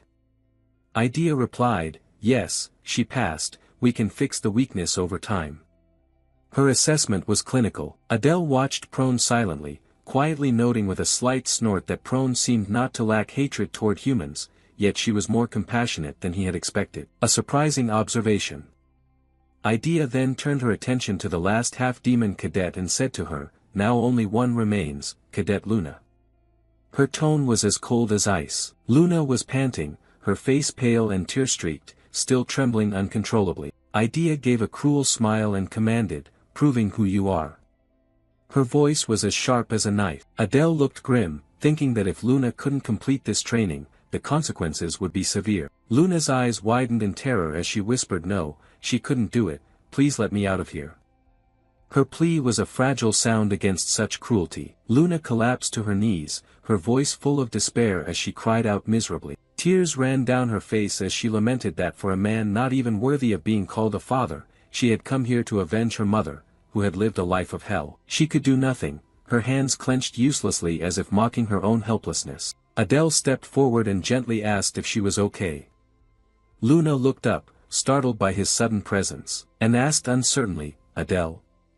Adele smiled reassuringly and said, "Please wait a moment, I will help you, Luna, with your training. Turning toward a bound monk, Adele declared with calm determination, now let's begin. Luna stared, eyes wide and shocked, breath caught in disbelief. Adele then handed Luna a sinister-looking dagger. As he gave it to her, he explained that although fear was natural, she had to do this. Trembling with fear, Luna held the dagger, her hands shaking uncontrollably. Adele gently placed his hand over hers, urging her to relax. Gently reassure her that if she keeps pushing forward like this, she'll be fine. Luna clenched her teeth, her face distorted by intense internal conflict. Tears welled up in her eyes as she struggled to find her determination. Adele gently patted her head and offered simple words of comfort. Well done. Then, with a knowing smile, he whispered, that was almost bad. Elsewhere, Idea stood with her arms crossed, her expression stern as she clearly declared what would happen to a half-demon who couldn't kill a human, at best, expulsion. And at worst, something far worse. She approached Adele and Luna, her tone sharp and disapproving, I don't understand what you're thinking. The class president remained silent while Luna looked on anxiously. Idea continued, you don't expect her to pass after that, do you? However, Adele smiled confidently and declared, Cadet Luna passes. Idea's expression twisted in disbelief and she shouted, what did you say? Adele calmly explained, I clearly said that if we kill a human with our abilities, we pass. Cadet Luna is the only healer in all of Saitan, and I help her because I recognize the value of that talent. Idea sneered dryly, unable to believe it. So by that logic, you're saying you wouldn't help a cadet without talent? Adele asserted coldly, of course, if they have no talent, I will leave them behind. A subtle calculating smile appeared on his lips as he spoke. Idea's expression stiffened. She coldly remarked that he only remembers what he wants to remember, but she would definitely remember those words. Then she announced that she would go check on the others and ordered both of them to wait there. When Idea left, Adele breathed a sigh of relief and thought silently that the crisis was averted. He felt lucky that his answer satisfied Idea. If it had been Ares, Luna wouldn't have had a chance. Turning to Luna, who was still recovering, he gently said, Luna, it seems you have passed safely. Luna looked up hopefully and asked, really? Adele nodded, reassuring her. Luna was filled with relief, whispering softly, I understand now, thank goodness, before collapsing forward and fainting. Adele gently supported her and said simply, it's okay, rest now. Then, as Luna slept soundly leaning against the wall, Adele stood nearby, a look of determination appearing on his face. Now he thought the real game was about to begin. He was confident knowing every nook and cranny of Oregon and believed he still had plenty of time. Observing the patrolling guards, he silently remarked that the security was very tight. He concluded that to find the opportunity he was seeking, he needed to go underground. Determined about his purpose, Adele decided to cloak himself in darkness. As the swirling black energy surrounded him, he observed with satisfaction, oh, it's working, I'm definitely more advanced than before. Confident that the darkness would allow him to sneak in undetected, he focused on reaching the entrance to the underground tunnel. Moving stealthily through the dim corridors, he suddenly froze as a stern-faced guard spun around, eyes scanning the area. Adele wondered silently if he had been spotted. The guard stopped, but ultimately turned away, seemingly unaware of Adele's presence. Adele exhaled in relief, quietly impressed by the guard's sharp instincts. He sensed a subtle difference, surely a guard from Oregon. Realizing he needed to move quickly, Adele pressed on and soon found his target. Found it, he whispered. The only empty cell on the first floor had an inner passage. Activating his ability, swapping positions, moving, he teleported into the cell in a swift shadowy blur. Landing inside, he immediately noticed a pressure mechanism on the floor. Just as he had predicted, suspended in mid-air before the floor collapsed, he wondered how to descend safely. Recalling the depth achieved by protagonists in novels, he timed it precisely, 1, 2, 6. Just as he neared the bottom, he reactivated his ability, swapped positions, moved, and landed smoothly on his feet as the sound of something piercing through the ground echoed in the darkness. He had reached the underground waterway. Next would be, Adele muttered as black energy swirled around him. The poisonous black slime. Suddenly, 3 terrifying poisonous black slimes with glowing purple eyes emerged from the shadows. He knows their poison is deadly upon contact. Quickly formulating a strategy, he thinks that in that case, I will aim directly at the core of the slime from a distance. With a sharp, focused movement, he unleashes his ability, Dark Fangs, a black blade sweeping wide, several black energy blades cutting through the slimes, striking their cores with precision. Knowing their weakness makes dealing with the poisonous dark slime easy. Standing at the edge of a murky, dark body of water, he mutters, "Now I just need to dive beneath this water." Immediately, Adele plunges into the water, sinking deep into the unknown. As he dives down, he recalls that according to the protagonist in the novel, this is said to be the final resting place of the great evil. But he wonders silently about this great evil. I have never written anything like that. He remembers this is where a demon who led a rebellion centuries ago was sealed. So the great evil means a demon even the demon king could not handle. He wonders, well, I'll find out when I get there. Surfacing from the water, soaked and gasping for breath, Adele looks around and wonders, is this the place? Before him, chained to the wall, hangs a gruesome white skeleton. He quickly realizes that a heart is beating within its chest. The heart inside the white skeleton, perhaps it contains the opportunity. I'm about to reach it. Reaching out with silent confidence, his fingers draw closer. Yet as he closes his eyes to concentrate, his heart suddenly began to beat irregularly, glowing with a fierce red light. The alarm surged as his eyes widened. Wait, the heart. He stammered in his mind. Without warning, the ground beneath his feet trembled violently, throwing him off balance. Staggering, he thought to himself, this is crazy. The moment had shifted from opportunity to chaos, and Adele realized that whatever happened next, it would not be easy. For a brief few seconds, the skeleton before Adele seemed to come alive. Its entire body suddenly lifted into the air, hovering menacingly. Behind it, a radiant golden symbol appeared, shining like the sun. Adele could only stare, stunned, unable to believe this was really happening. And that symbol, it looked exactly like the tattoo of his family clan on the back of his neck. Wait, could the kingdom's traitor have something to do with your family? The skeleton, as if running out of time, began to speak hurriedly, its voice echoing directly into Adele's mind.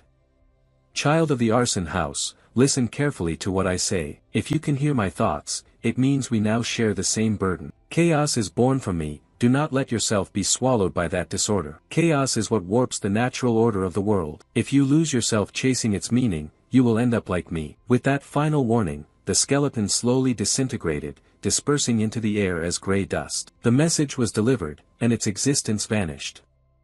All that remained was the heart turned to dust. Silence once again. Adele reached out to grasp it. Holding it in his hand and observing carefully, he could sense inside this thing a fierce will of destruction. It was definitely the final wish passed down from his ancestors. The heart shattered, crumbling into fragments in his palm. Curious about what he had received from it, Adele quickly opened the status window. His eyes lit up when he saw the words appear, soul transfer, a new skill. He couldn't help but shout out, the skill to manipulate souls. Finally something like this. I've waited too long for this, let's try it right away. Without hesitation, he drew his trusty dagger and tried to move it using only his will. Clang, the dagger fell to the floor with a harsh metallic sound, not budging at all. Adele blinked and then knelt to pick it up. It wasn't a lack of ability, he simply wasn't familiar with the skill yet and needed more practice. But still, he had improved drastically. He had a clue about chaos and unlocked a new skill, which was a great victory. He looked around, there was nothing useful left here. It was better to return before someone noticed he was missing. Without delay, he dashed back to the gathering point. Unfortunately for him, Prone had noticed. As soon as she saw him return, the proud white-haired girl approached and scolded him, "Where have you been sneaking off to?" Caught off guard, Adele gave an awkward smile. "I just went for a little walk, you know, to stretch my muscles." Prone didn't believe it for a second. "Seriously, you expect me to believe you went for a walk alone in this place?" Still unfazed, Adele just waved his hand. "I don't know what to say, the sight of someone locked behind bars is quite striking." His indifferent attitude only made Prone more angry. "Hey, I'm talking to you, so where exactly did you go?" But Adele had already started looking around, clearly bored with the interrogation. Wondering where he had been, he muttered to himself. Just then, Luna appeared nearby. Her voice calm as she greeted them. Adele turned to her with a smile. "Oh, Luna, did you sleep well?" The girl nodded lightly. "Yeah, I slept very well." Seeing her so composed, Adele breathed a sigh of relief. Good, you slept so deeply that I was worried someone might carry you off without you even knowing. Turning back to Luna, she didn't forget Adele's earlier help. In a gentle voice, she murmured, thanks for helping me. Without you, I probably. Before she could finish, Adele flashed his usual polite smile and interrupted her. Don't worry, no need to thank me. It sounded normal, even charming, but behind that friendly mask, his thoughts told a different story. Now Luna owes me, I just have to find the right moment to make use of that favor, a little advantage is always helpful. Not long after, their wandering guide finally returned. Idea was still full of energy, clapping his hands and calling out, all right, everyone gather around. Well done, everyone, this time, no one gave up. I'm starting to see a spark in your eyes now, but don't get complacent. We still have a lot ahead of us. For now, let's head back. The students collectively exhaled with relief, some even cracked smiles. Adele, more than anyone, was thrilled to leave that gloomy prison behind and finally escape that timeless hell. Time passed quickly once they returned to the classroom, and a week later, things had somewhat stabilized. The students who once trembled after being forced to take a life were now calmer, some even joked around a bit. As for Adele, he had been secretly practicing a new skill, soul transfer, and just in time, as the teachers kept reminding everyone about the midterm exams. He glanced around the room. In the novel, the first-year students from Saitan actually launched an attack on the Royal Academy during the midterms. That meant something big was about to happen, likely involving an assault on the human kingdom. His eyes narrowed. How many of them would survive? That was the real question, and honestly, one worth pondering. Just then, something caught his attention. Luna was secretly watching him from across the room, but the moment their eyes met, she startled and quickly looked away. That reaction didn't escape Adele's notice, and he raised an eyebrow, a flicker of curiosity crossing his face. What was going on? What was it about her that made her look like that? Unable to contain his curiosity, Adele stepped forward and gently tapped her on the shoulder. The sudden touch made her jump. Adele, you startled me, Luna exclaimed, spinning around.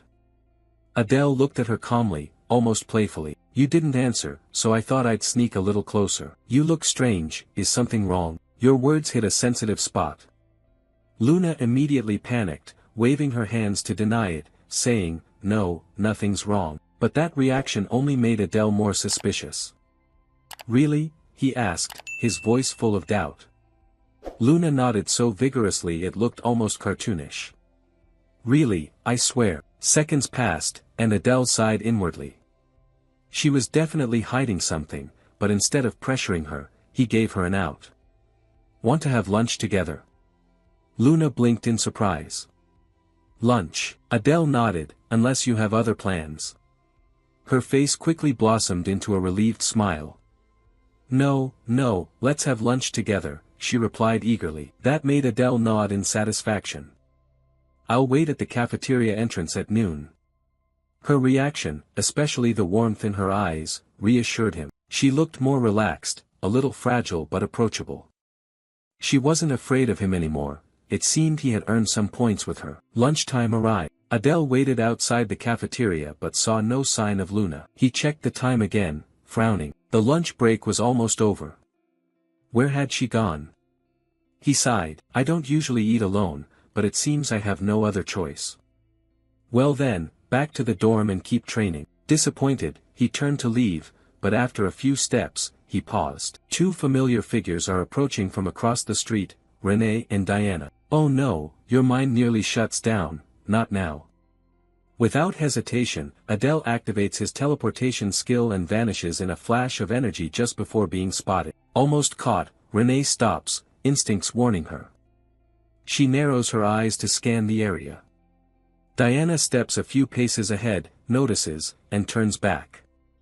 Diana asks, "What's wrong, Renee?" From Renee's side, she glances over the area one last time, finding nothing suspicious, then turns to Diana.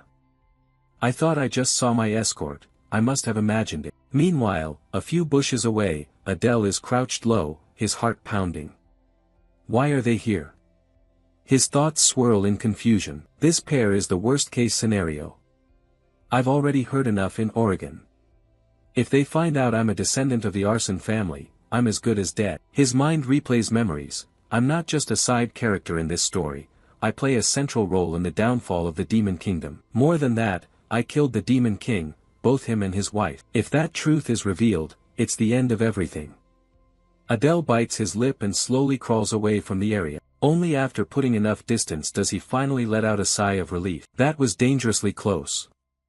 He looks around the small forest behind the cafeteria and smirks. This place isn't bad, much better than the cramped dorm room. Maybe this will become my new training ground. Just as he prepares to start, a steel clang breaks the silence, high-pitched, desperate, and heartbreakingly familiar. Adele lifts his head. That voice is Luna's. Without hesitation, he rushed toward the sound. When he reached a small clearing, the scene before him made his blood run cold. Luna stood there, tears streaming down her face, her voice trembling, begging him to stop, to please stop. Witnessing the young girl being bullied by the crowd made Adele's blood boil dangerously. She turned to him with a glimmer of hope, trying to hold herself together. Adele observed the thugs and realized they were classmates. He almost fully understood the situation unfolding. With a voice filled with barely concealed anger, he demanded the thugs return to the classroom.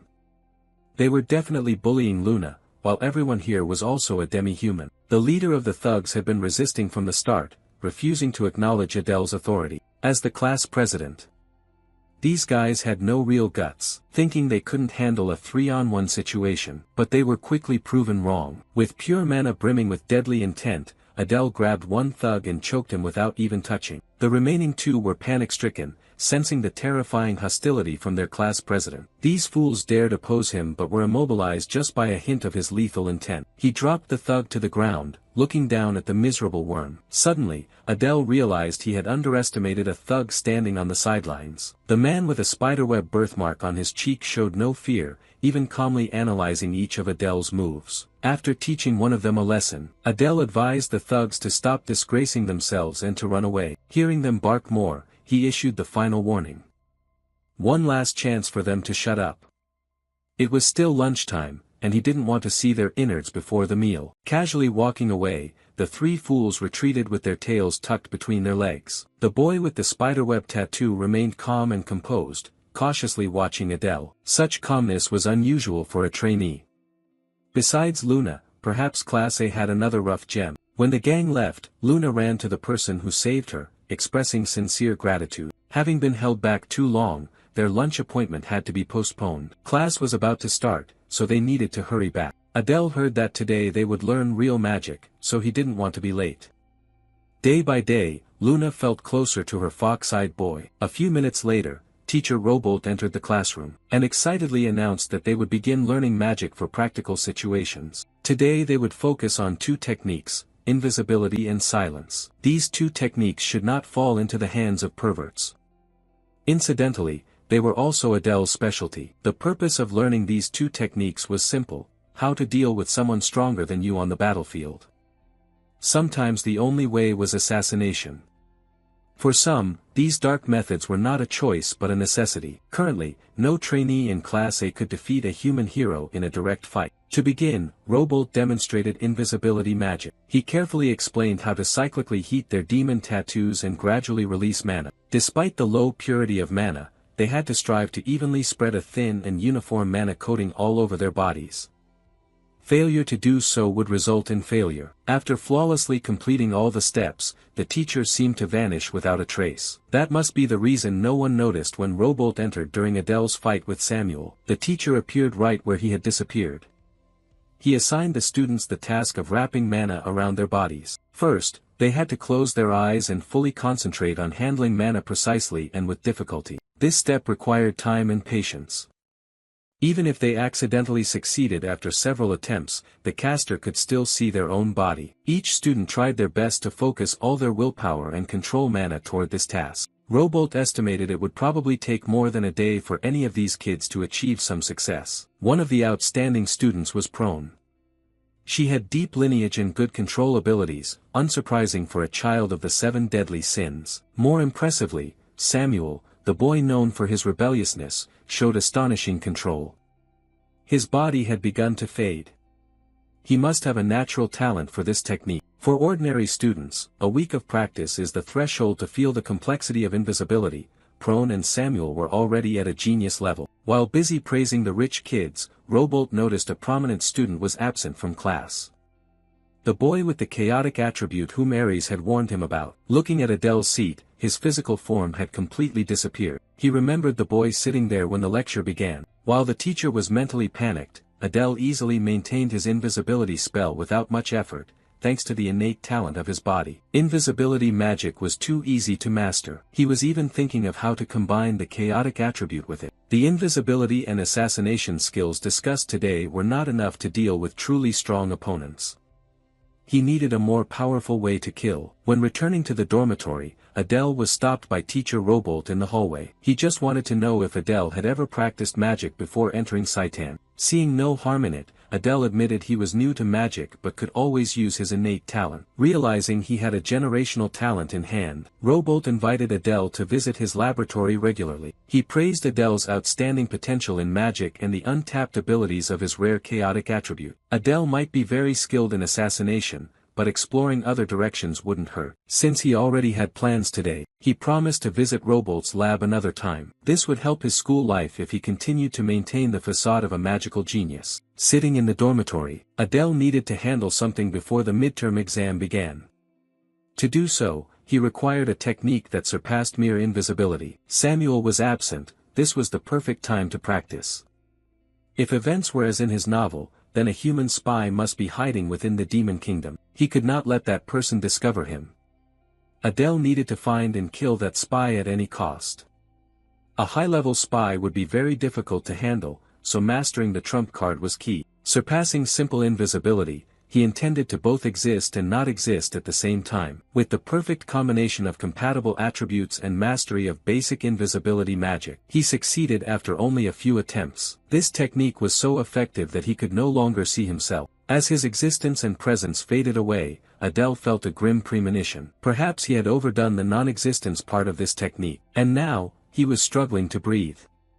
His body felt strange, and his instinct urged him to dispel this dangerous magic. When trying to disperse the mana, he found that he could not forcibly shut it off. He needed to do it immediately, or he would truly disappear from existence forever. Focusing all his strength to regain control over the mana, he managed to dispel the modified invisibility spell after many efforts. In that state, his sense of time and all his senses became dim. It was truly a terrifying feeling to lose control.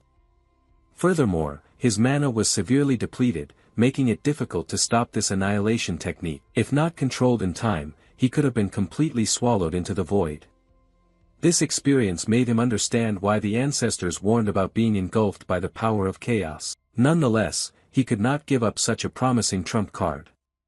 A completely new technique, combining a famous spell with chaotic attributes, would be a deadly weapon in his hands. He called it absolute invisibility. Suddenly, while gasping for breath from exhaustion, his annoying roommate rushed in and kicked him forcefully. Samuel shouted angrily, but Adele couldn't understand a single word he said. Thinking back, he couldn't even hear his own voice. The worst-case scenario crept into his mind. Had he lost his hearing? After everything settled down in the dormitory and his hearing returned, Adele decided to continue practicing the new technique in the outskirts of Saitan. This time, he controlled absolute invisibility better. Fortunately, this time the backlash did not cause him to lose hearing but rather vision. Now he was certain that using absolute invisibility must come at the cost of losing one or two senses. He experimented and refined this spell for a whole week, going through losses of hearing, taste, touch, and now vision. Fortunately, these drawbacks only lasted about 2 hours each time. The bad thing is you can't choose or know in advance which sense will be lost. Currently, this technique is only safe for about 3 seconds. In other words, it's almost useless. A high-risk technique with low benefits is not worth it. Perhaps Adele could unlock this technique if he ensured a killing blow. Besides practicing absolute invisibility, he also tried combining chaotic attributes with others but was unsuccessful. The most straightforward way to get stronger right now is to train swordsmanship and mana. Without sight, he was stuck in the forest for 2 hours without seeing anything.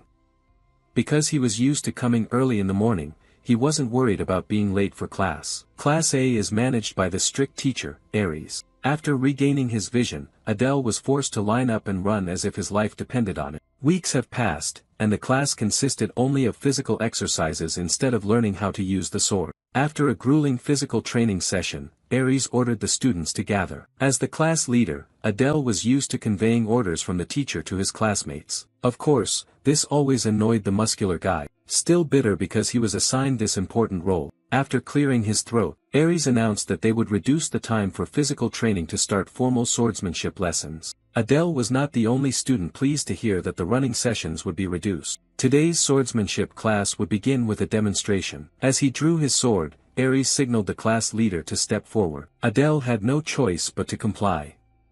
Aries rudely asked if he could already channel mana into his sword. Adele honestly replied that he could. Aries sternly ordered him to put his full strength and mana into the sword and attack.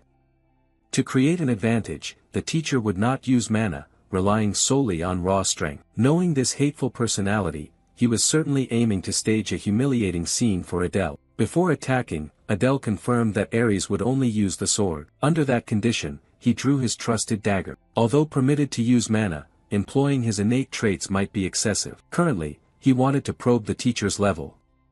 From the start, he noticed Aries' stance had no exploitable openings. In the human realm, he would be at a high expert level. But in the demon kingdom, swordsmanship is mainly assessed by the amount of mana infused into the weapon. Rank meant nothing here. Infusing mana into a weapon was not easy. Adele knew the teacher was underestimating his abilities, slightly wounding his pride. If so, he just had to exceed expectations. Charging forward like an arrow, Adele aimed at the right carotid artery to kill. Of course, the opening strike was not easy. Aries effortlessly evaded by shifting his angle. The second part of the attack began as he twisted the dagger's handle, whipping it back with a swift follow-up strike, confident he could deliver a fatal blow. Aries stared at him and insulted his unfinished technique. The teacher flexed his muscular biceps and caught the dagger without raising his sword to defend. Then a savage counterattack to the spine made Adele fall to the floor. Classmates witnessed Aries using excessive force in a simple demonstration. Adele's fall created a large hole on the training ground. He coughed and gasped for breath, his lungs collapsed from the ruthless counterattack. Not stopping there, Aries raised his sword, seemingly aiming at the trainee's neck with a murderous intent radiating out. Adele felt death approaching. From the crowd, Luna anxiously called his name. With one hand lifting the heavy sword above his head, Aries brought down a powerful strike aimed to cause destruction. The impact shattered the training ground floor. Even Samuel realized this was too violent for a swordsmanship lesson. If that rebellious kid felt that way, something was clearly wrong. Fortunately, Adele managed to channel mana into his body and rolled out of the affected area. Thanks to quick reflexes, he timely pushed the sword aside just in time to survive that brutality. A moment sooner or later, he would have been cut in half. Aries sensed a disturbance in his sword blade. Adele stood up to confront the muscular man for trying to kill a student without reason. Aries pulled the dagger out of his chest as if it were nothing and calmly denied the accusation. He threw Adele's dagger to the floor and ordered him back in line. Shut up. Then the wretched teacher asked the class president how it felt to fight directly against someone at his level. Adele did not beat around the bush, asserting that what happened was the tactic of the weak. He further explained that he was allowed to use mana, but the opponent imposed limits on himself. He deduced that Aries wanted to demonstrate to the entire class that the only way for the weak to defeat the stronger is to be willing to sacrifice themselves to deal damage. According to Adele's estimation, Aries could have easily dodged his final blow, but he deliberately endured the blade as if it had been planned from the start. Surprisingly, Aries acknowledged that he had given the correct answer. He wanted to deeply imprint in the students' minds that the human world is full of terrifyingly strong individuals, almost impossible to defeat without taking risks. Monsters must lure these strong ones into a state of complacency and, when necessary, boldly expose weaknesses to seize the chance for a surprise attack. What he teaches is not the noble art of swordsmanship. In the real world and actual warfare, such things do not exist. Aries will not teach students flashy sword techniques, only what helps win. From now on, they will not be limited to swords. This is a weapons class. He implied that death does not matter, as long as victory is achieved. Aries is planting this idea for the midterm exam. Now, the human royal school's teachers are surely on high alert. Human spies must have detected the current situation in Saitan. In the novel, Saitan students will fall like straw. Meanwhile, the royal school students will remain safe. Ares might suspect Adele of being a spy. To prove his innocence, he must find the real traitor first. After the showy performance, Ares dismissed the trainees. While the others returned to class in an orderly fashion, Adele stood still in place. Ares looked at him with annoyance and asked if he intended to rebel over what had just happened. Adele smiled to deny such a ridiculous thought, but when Ares turned his back, his covert hostility ignited. He couldn't rely on someone who suspected him of being a spy. Ares was also disgusted by the cruel, assassin-like expression that Adele had shown from day one. He could no longer suppress it, as the assassin instinct had completely merged into his being. It was necessary to gain the authority and status needed to suppress the power of the 7 deadly sins. However, if Ares continued to cross the line as he did on the training field, Adele would do everything to make that muscle-bound guy face the consequences. While scheming revenge against the teacher, Luna approached and sensed a slight murderous aura leaking from him. Adele apologized for startling her again, saying it wasn't intentional this time. She came to make up for the time they had planned to have lunch together before. Maybe today was the right day. Adele happily agreed, brightening Luna's face. In the dining hall, they ordered extravagant dishes befitting nobles. It had been a long time since he had eaten anything so luxurious, even for lunch. With the table full of delicious dishes, Luna worried that leaving food uneaten might anger the gluttony deity. As they were about to eat, the group of thugs who had been taught a lesson earlier entered. They took notice of Adele and Luna. But before they could cause trouble, Adele smiled and waved, prompting the 3 fools to decide not to get involved. Unlike the other 2, the spider boy remained captivated by Adele. He took the opportunity to ask Luna what had happened with those 3. She confessed that she had been bullied by other half-demons. She didn't know why, she only knew they started teasing her at some point. She blamed herself for being weak and lacking special physical abilities. Perhaps she didn't realize the true value of her healing power. Luna added that the 3 never hit her, only cursed at her as they passed by and occasionally took her money. Hearing about the terrible situation she endured, Adele advised Luna to always stay close to him from now on. Luna insisted she didn't need protection, only to prove she wasn't betraying the monsters. But that was all the more reason for them to stick together since Adele wanted to investigate. He asked Luna what she knew about the boy with the spider web tattoo. According to Luna, his name was Kyle. Hearing the name, Adele's memory recalled a character named Kyle in a novel. Adele probed further. He knew Kyle was a pure demon but mingled with half-demons. In Luna's eyes, he was especially terrifying. He looked at her as if she were a disgusting bug. Wasn't that how they used to look at humans in Oregon? Kyle immediately climbed to the top of his spy suspect list, briefly considering asking for an information sheet to confirm, but that might just be a waste of money. To avoid more headaches, it was better to check personally. After all, he already had plenty of related data about this spy. Adele stood up and walked over to the table of the 3 idiots, greeting them politely. They immediately reacted with a mixture of fear and hostility, while Kyle remained indifferent. Incidentally, Adele mentioned having heard about a girl in the first year of the royal school. Kyle continued sitting, focused on his meal. Adele added that the girl was a half-demon with 1 living relative, a brother. At that moment, he sensed Kyle burning with anger in his seat. To provoke a reaction from the suspect, Adele mentioned the name Ray with a malicious tone. At that moment, Kyle must have realized that his disguise had been exposed and it was a far bigger problem than he had anticipated. Things were about to go too far. The green-haired guy with eyes flashing with aggression stepped closer, his firm hand gripping Adele's shoulder tightly, shouting angrily, "Can't you get lost somewhere else?" As soon as he finished, with eyes cold as ice, Adele tightened his grasp on the man's tie, pulled hard and slammed him down onto the wooden table where Kyle sat. The impact rang out like thunder, cracking the surface, splinters flying everywhere. The green-haired guy fell heavily, his mind spinning, eyes blurred from dizziness, blood trickling from a tear on his forehead. Before he could regain composure, Adele expertly twisted his wrist, his sharp gaze like a blade, speaking in a low, threatening tone, "So it turns out that guy was real." On the ground, the green-haired guy clutched his head tightly, blood streaming between his fingers, screaming in pain, his voice trembling with fear and humiliation. Right after Adele's words, Kyle held back the storm of anger raging inside him and slowly stood up. His eyes ashen, deep like a suppressed storm, revealing no emotion whatsoever. Without a word, Kyle quietly turned and walked away, his tall figure casting a shadow against the dimly lit corridor. Seeing that action, Adele silently confirmed in his heart, a subtle smile flickering across his lips, "Found it." The three of them left, gathering in an old restroom, the weak light from the flickering fluorescent lamp on the ceiling. The blue-haired guy's face was still smeared with blood, aggressively washing his wound under the cold water, his hands trembling with anger. Suddenly, he slammed his fist against the wall, the impact echoed in the cramped space. He growled through clenched teeth, "Damn it, it's that cursed half-blood again." Then he turned to Kyle, eyes blazing with fire, continuing to shout, "Will you take revenge?" Kyle remained silent, his cold eyes staring into space as if lost in deep, secret calculations. Seeing the silence, the blue-haired guy grew even more furious, stepping closer with a hardening voice, "What's this?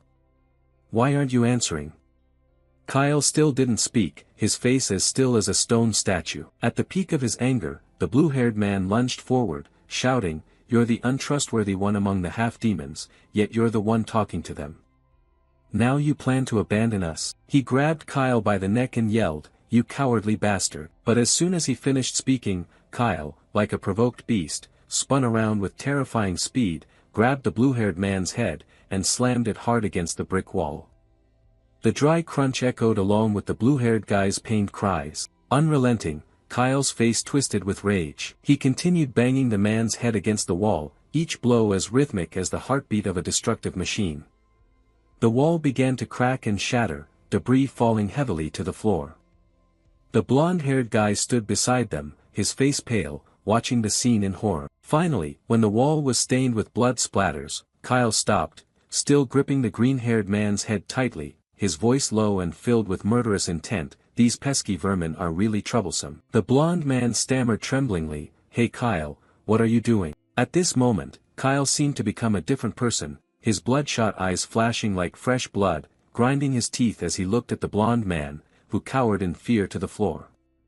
Kyle growled in a voice cold as ice, "Get out of my sight before I kill you all." The two hurriedly helped each other, staggering away from the restroom, leaving Kyle standing alone in the quiet space. He walked to the faucet and washed his face, the cold water helped him regain some sobriety. Looking into the mirror, his face reflected faintly, Kyle murmured to himself, how could he possibly know? The illusion that reduces awareness and the camouflage spell still function perfectly. Cast by the best sorcerer, moreover, being a half-demon, the chance of his identity being exposed was extremely low. Could it be that he was also a spy sent by humans? But no, the bear's family had secured his identity. A haunting question arose in Kyle's mind, "Adele, who exactly are you, and how do you know about my sister?" His eyes grew fierce, deadly thoughts rising. He cursed silently, it would be best to kill him before he reveals his identity. Night fell, in the dormitory shrouded in darkness, Kyle placed several weapons on an old wooden table, the light from an oil lamp glinting off the sharp blades. He checked each item, his fingers lightly gliding over the metal surface to ensure perfect sharpness,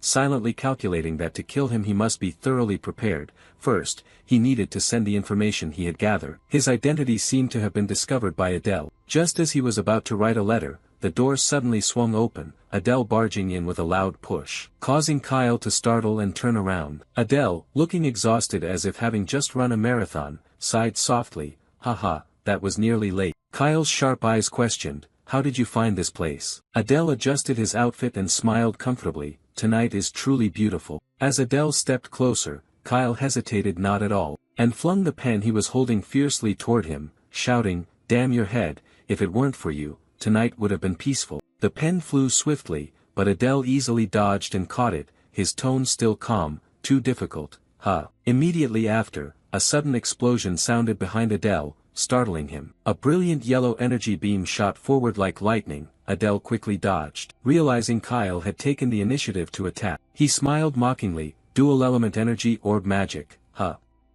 Not even bothering to hide your identity now. If you are using magic, you must be a half-demon and your current form is fake." Kyle did not deny it, replying coldly, "Yes, even this secret place you found, so you have understood everything already." Adele smiled, his eyes sparkling, "Probably so." Kyle angrily unleashed several more magical strikes at Adele, shouting loudly, "How do you know about Ray?" With astonishing agility, Adele spun to dodge each attack.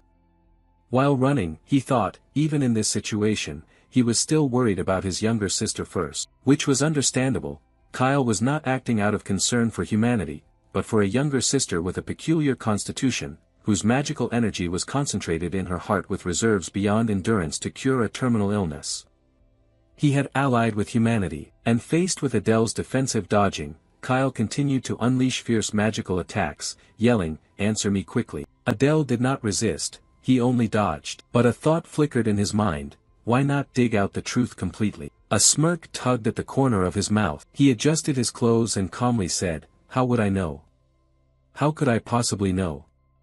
I haven't even met your sister." And that pitiful smile of hers, just before she cries, is beautiful, so beautiful I want to crush it. Hearing this, Kyle trembled with anger. His eyes were bloodshot, lips tightly pressed, the energy inside him erupting like a volcano about to blow. He could no longer hold back and growled, "You damn bastard." Adele remained composed and replied, "To be precise, you should say, spy, that bastard Cerberus fits better." The insult was like pouring oil on the fire. Kyle clenched his fists tightly and shouted, "Shut up." He stretched both hands forward, gathering into a massive magical orb surrounded by blinding light, and shouted, "I will extract all the information you know before I kill you." Noticing that the opponent was losing control just as predicted, Adele smiled inwardly. He had walked right into the trap. He turned, his voice dripping with sarcasm, "Go ahead, try if you can." Kyle immediately hurled the magic orb toward him at a terrifying speed, but Adele was not caught off guard. In the blink of an eye, he used a position-swapping skill, causing the energy orb and his position to exchange places. The wall behind where he had just stood trembled from a violent explosion, shrouded in dense smoke and dust. Kyle was stunned by the opponent's ability, muttering to himself, "So you can teleport instantaneously, even seeing it with my own eyes, it's hard to believe." Adele smiled in response. "Almost right, you've investigated me so thoroughly, so you must already know everything, don't you?" Kyle gradually regained his composure and said, "So that means you've known my identity all along, right?" Adele nodded. "That understanding should suffice, I suppose." Kyle's cold glare drew closer, his voice dropping. "Understood." In this situation, Adele thought to himself that finally he realized there was no chance of winning. But contrary to his thoughts, Kyle gritted his teeth as a massive surge of magical power erupted around him. Countless yellow magic orbs appeared, enveloped by flashing lightning bolts that shook the very space. This sudden action startled Adele, and his eyes flashed with vigilance against the opponent's terrifying power. Seeing countless glowing energy orbs swirling around Kyle, Adele murmured inwardly, "Third circle level multi-magic. At least 20 strikes, much easier than I thought." A slight smile curved on his lips, so easy it was almost unbelievable. On Kyle's side, he maintained intense focus, his sharp eyes locked firmly on the target. The magical orbs he had just created hovered, glowing like tiny stars. Without hesitation, he swung his hand, commanding them to dart straight towards Adele, shouting fiercely, "Die." The magical orbs screamed as they cut through the wind, aiming directly at Adele's body. But just as they were about to hit, Adele silently activated his position-swapping skill. In the blink of an eye, his body vanished, replaced by a sphere of energy appearing in the original spot. Kyle's attacking orbs lost their target and crashed into the stone wall behind, causing a blinding explosion that shook the entire space. Seeing Adele suddenly rush forward, Kyle smiled with satisfaction, a gleam of triumph in his eyes. "I've been waiting for you to use this move for a long time," he shouted loudly, but before he could savor the moment of victory, Adele used the position swap again. In an instant, his body appeared right behind Kyle, as fast as a ghost. Kyle froze, turned his head in shock, eyes wide with disbelief. How did he link them together? Before he could finish the sentence, a dense wave of dark magic burst from Adele, enveloping the entire surrounding space. The darkness was like a living curtain, swallowing the light and making the scene suffocatingly mysterious. Looking at the scene before him, Kyle stammered, his voice trembling. "This is..." Adele cut him off, his voice cold and low. "Get some sleep." Before Kyle could react, he raised his hand and delivered a powerful strike to the back of his opponent's neck. Kyle collapsed instantly, unconscious, his body limp as it fell to the cold ground. Adele exhaled deeply, murmuring softly, "Finally, I've got him." He glanced around, scanning the items Kyle had prepared earlier, unable to help but marvel. So much preparation just to kill me. His gaze settled on Kyle's unconscious body, and a thought suddenly flickered through his mind. Should I just kill him now? But he immediately dismissed that idea. No, I need the information Kyle holds. If I kill him, Ray will become my enemy. Dealing with Kyle is easy, but Ray is a different story. In Adele's mind, the image of Ray was vivid. The girl who was once helped by the protagonist had now become a powerful pseudo-contractor, freed from a fatal illness. The dragon's heart had granted her tremendous strength, enough to control an enormous amount of mana, turning her into a great mage, no less than a legendary heroine. If Ray were to unleash her full power to avenge her brother, even Adele would find it hard to retreat unscathed. Their bond truly was that strong. He thought silently, his eyes briefly clouded with contemplation. Then he noticed a small device nearby that looked like a camera. Humph, this transmitter only sends information one way, with no status updates. They probably still think Ray is suffering in pain. He turned to Kyle, his voice lowering. But that doesn't mean I'll let you go. If only there were a way to make him obey me, how great that would be. Just then, Kyle's body slightly stirred, a sign that he was gradually waking up. Adele watched, a cunning smile briefly crossing his face. I see, he thought to himself, so there is still a way. Kyle opened his eyes, waking up from unconsciousness, realizing he was unharmed. He scanned his whole body and then glared fiercely at Adele, shouting loudly, "What are you plotting?" Adele raised an eyebrow, pretending to be surprised. Plotting? I don't understand what you mean. Kyle growled angrily. I mean, why didn't you just kill me but let me wake up? Adele smiled, his tone gentle but tinged with danger. Ah, indeed I was waiting, but do you think I was just standing by doing nothing? Finishing his words, he took out a small dragon from inside his sleeve. Its entire body emitted a dense dark magical aura, making the surrounding air feel thick and heavy. Seeing the dragon, Kyle was stunned, his whole body trembling as he stammered, "What is that? What the hell is that?" Adele smiled coldly. So you recognize it now? Kyle panicked, his voice trembling. You can also control the poisonous parasite? Adele nodded in confirmation. That's right. He raised the small dragon and continued. This parasite is called the twin poison, just a slight trigger is enough to kill the host, but it only works properly when inside the bodies of two people. Kyle jumped up, eyes full of panic. Twin poison, what the hell have you done to me? Suddenly, a horrifying thought flashed through his mind. Kyle jerked back, shouting loudly. Wait, don't tell me. Adele nodded, his tone calm but cold.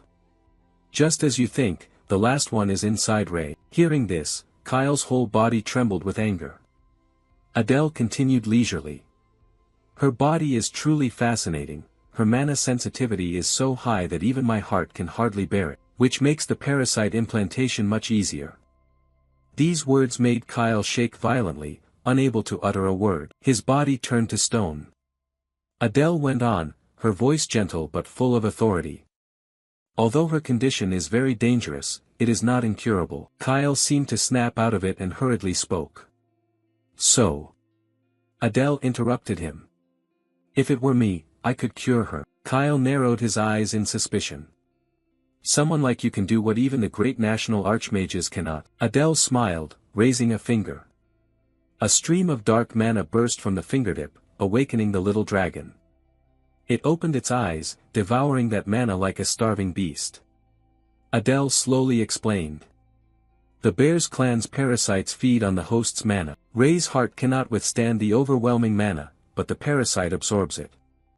Knowing so much about Ray, do you think I have no way to make you submit? Watching the little dragon fall asleep after enjoying the meal, Kyle felt his whole body go limp. A thought gradually became clear in his mind. It turns out this parasite was actually saving my sister. He looked up at Adele, his voice trembling.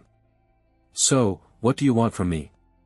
You can't say so much and then just leave us alone unless you clearly want something from me. Adele stepped closer, a thick aura of killing intent radiating from him. He sat down and stared directly into Kyle's eyes, his voice cold and deep. I really like your attitude, but don't forget your life and your sister's are in my hands. Under heavy pressure, Kyle gritted his teeth, his whole body trembling slightly, and finally nodded. Understood. Adele smiled with satisfaction and stood up. I want two things. Kyle frowned. Two things. Adele glanced at the communication orb beside him. First, send false information to the Royal Academy using that device.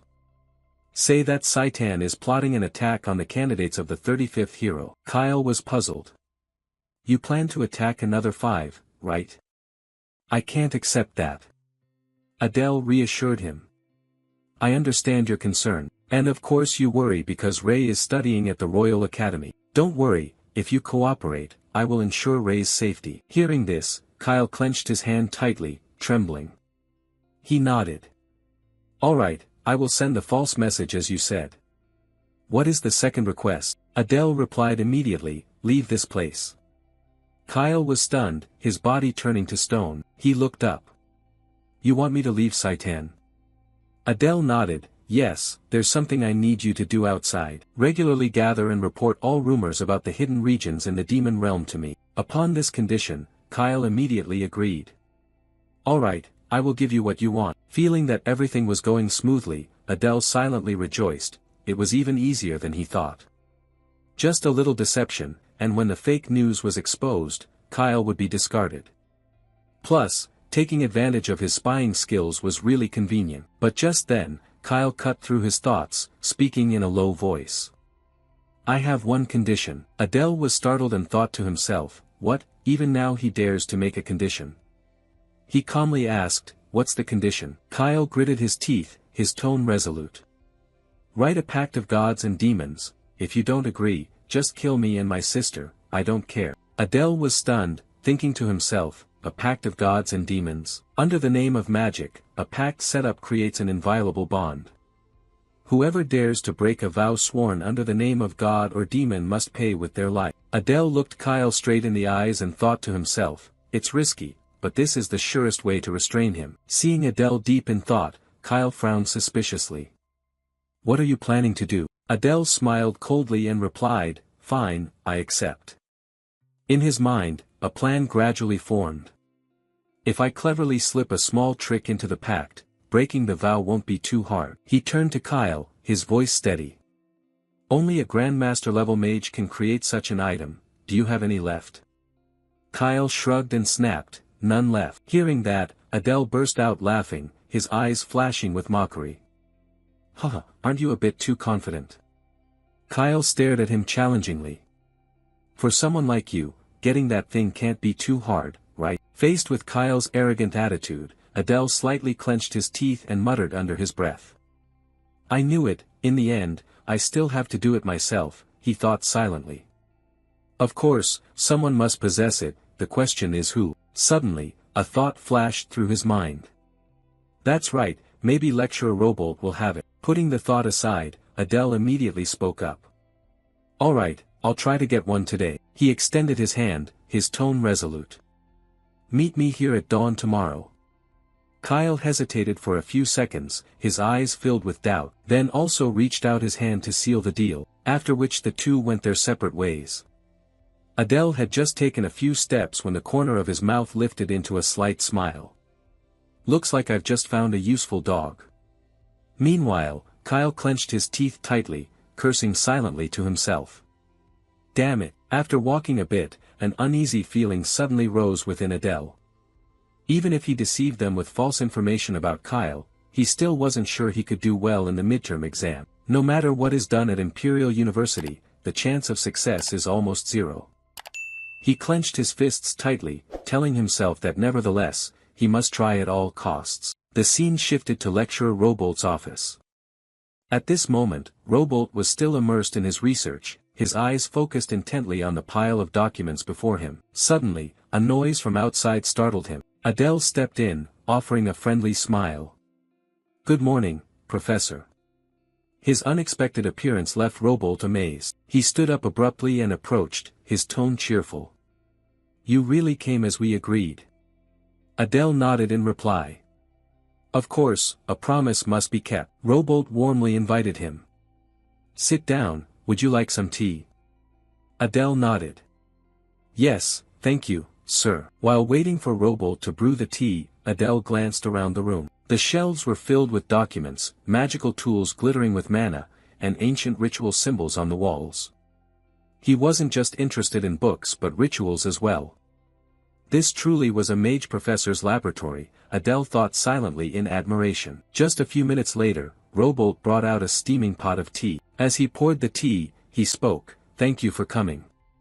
Adele replied politely, "No, I'm the one who should thank you for your warm hospitality." Then he went straight to the point, "But may I ask, why exactly do you need me?" Robolt's expression suddenly turned serious, he pushed up his glasses and lowered his voice. "This is a rather significant matter." Hearing this, Adele quietly pondered. "So it's not a trivial issue. Perhaps I should try probing him a little." He spoke cautiously, "Are you afraid I might reveal it to others?" Robolt immediately denied it. "No, not for that reason, it's just that this isn't something easily shared." Adele smiled and made a proposal. "Then if you wish, I can sign a demon god pact." Hearing this, Robolt was startled. He answered, his voice tinged with excitement. "Oh, if you're willing to do that, of course, I'll tell you." Adele thought to himself, so he really does have it. Robolt waved his hand to summon a contract sheet enveloped by a deep red magical aura that sparkled like blood. He brought it before him. Looking at the contract, Adele was surprised.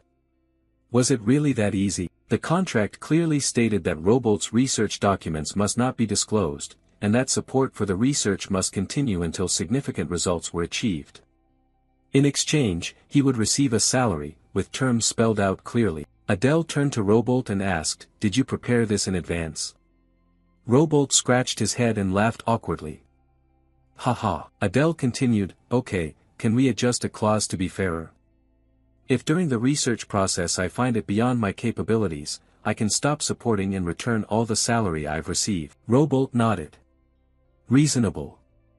So, how do you want to be compensated?" Adele responded immediately, "I want a demon god's oath pact and 3 premium mana potions." Hearing the request, Robolt stroked his chin, pondering. Adele thought to himself, premium mana potions can fully restore mana upon drinking, an essential item for him right now. After a while of thinking, Robolt amended the clause on the contract and handed it to Adele. "Understood. That's cheaper than even a vial of elixir, you just need to sign here." Adele held the contract and asked, "I just need to sign my name here, right?" Robolt nodded.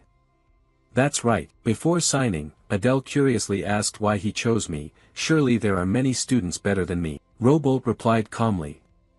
"Actually, I've asked many second and third-year students for help, but most weren't any help. Oh, I even invited Samuel from the first year, but he flatly refused, saying it was troublesome." Adele smiled quietly, typical Samuel. After signing, he handed the contract to Robolt. It was done. In his heart, he thought, "I will soon have to use an alias without the name Arson in it." Immediately, the contract vanished, transforming into a deep red magical energy that shot straight into Adele's heart. The pact was established. He felt a new power surging through his body and exclaimed, "So this is how the demon god's oath is sealed." Robolt stood up and took a book from the shelf, then turned around. "It's done, now let's begin right away." As he reached for the bookshelf suddenly shifted, revealing a secret tunnel. Adele murmured in surprise. "I didn't expect a place like this to exist," wondering if Principal Saitan or the other lecturers knew about it. Seeing his hesitation, Robolt turned back, urging, "Go in. This is the place." Adele followed, observing the surroundings and marveling. "A secret laboratory underground, huh?" Robolt pointed to a book on the table. "This is the book I'm currently researching." Adele looked puzzled. "This book?" Robolt nodded. "Yes, it's considered an artifact." Adele muttered. "An old book, it really looks like an ancient manuscript." He stepped forward and opened the book, but found that the inside contained no writing at all. He looked up and asked, "What is this?" Robolt nodded and continued, "That's right, as you can see, most of the pages are completely blank, but there is writing on the last page." Adele asked further, "Where did you get this book?" Robolt replied, "I happened to find it in an abandoned house in the western desert, lying among a pile of fine sand." Adele frowned. An abandoned house in the middle of the desert, based on the large nearby oasis, I guess there was once a village there. Adele nodded, "So besides the book and the ruins, the whole village disappeared without a trace." Robolt confirmed, that's also the only conclusion I can draw for now. Adele exclaimed, interesting. Let me see the writing on the last page. Robolt's face instantly brightened, and he responded immediately, of course. That's exactly why I invited you here. He flipped to the last page, where strange characters appeared on the page, resembling an ancient language. Looking at the cryptic writing, Adele said, so there really is writing. Robolt continued, yes, but I have absolutely no way to decode it. Do you understand what it says? Adele stared intently at the winding characters and thought to himself, there's no way I could recognize this strange script. Robolt interrupted his thoughts. Now you understand why even the other top students gave up. Adele asked, has there been any progress in the research so far?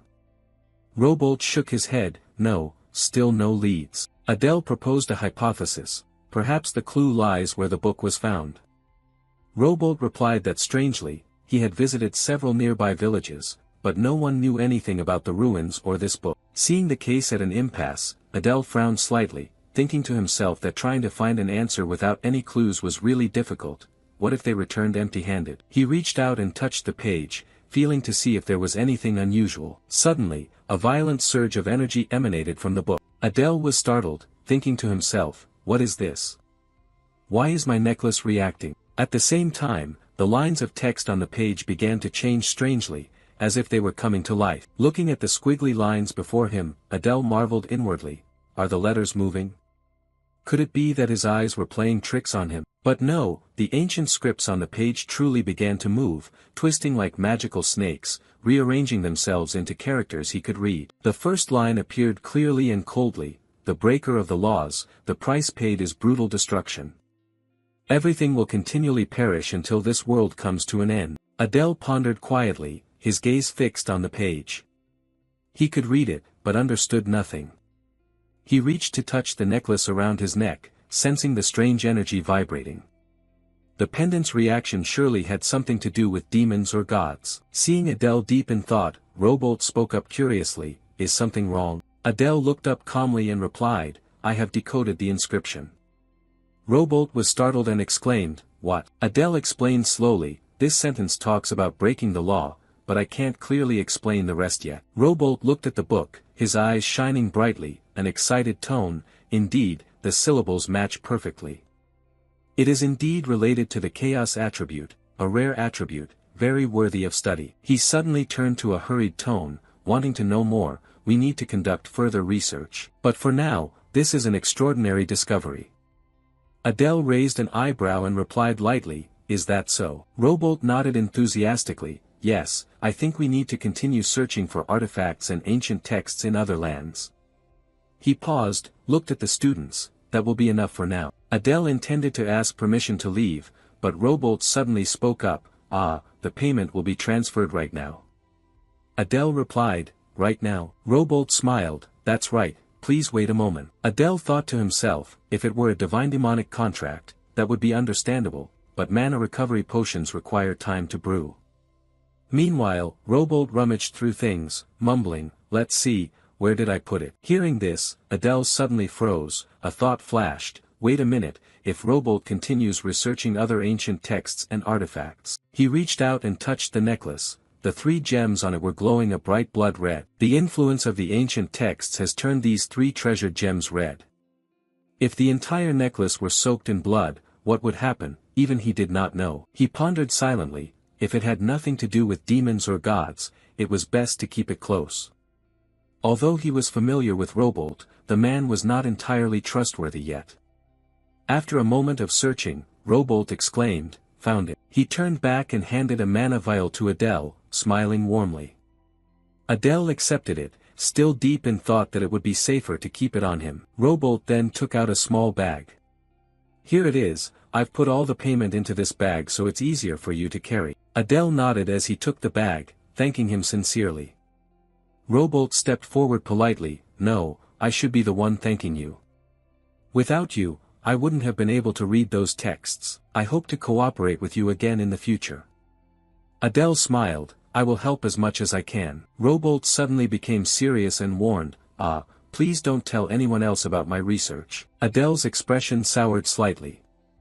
He muttered to himself, that depends on the exorcist's decision as well. Robolt was startled.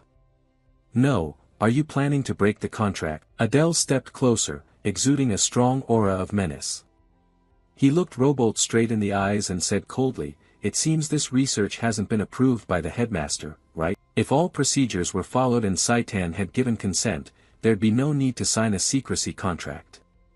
Robolt's uneasy demeanor confirmed Adele's suspicion. Adele smiled, shifting to a gentler tone.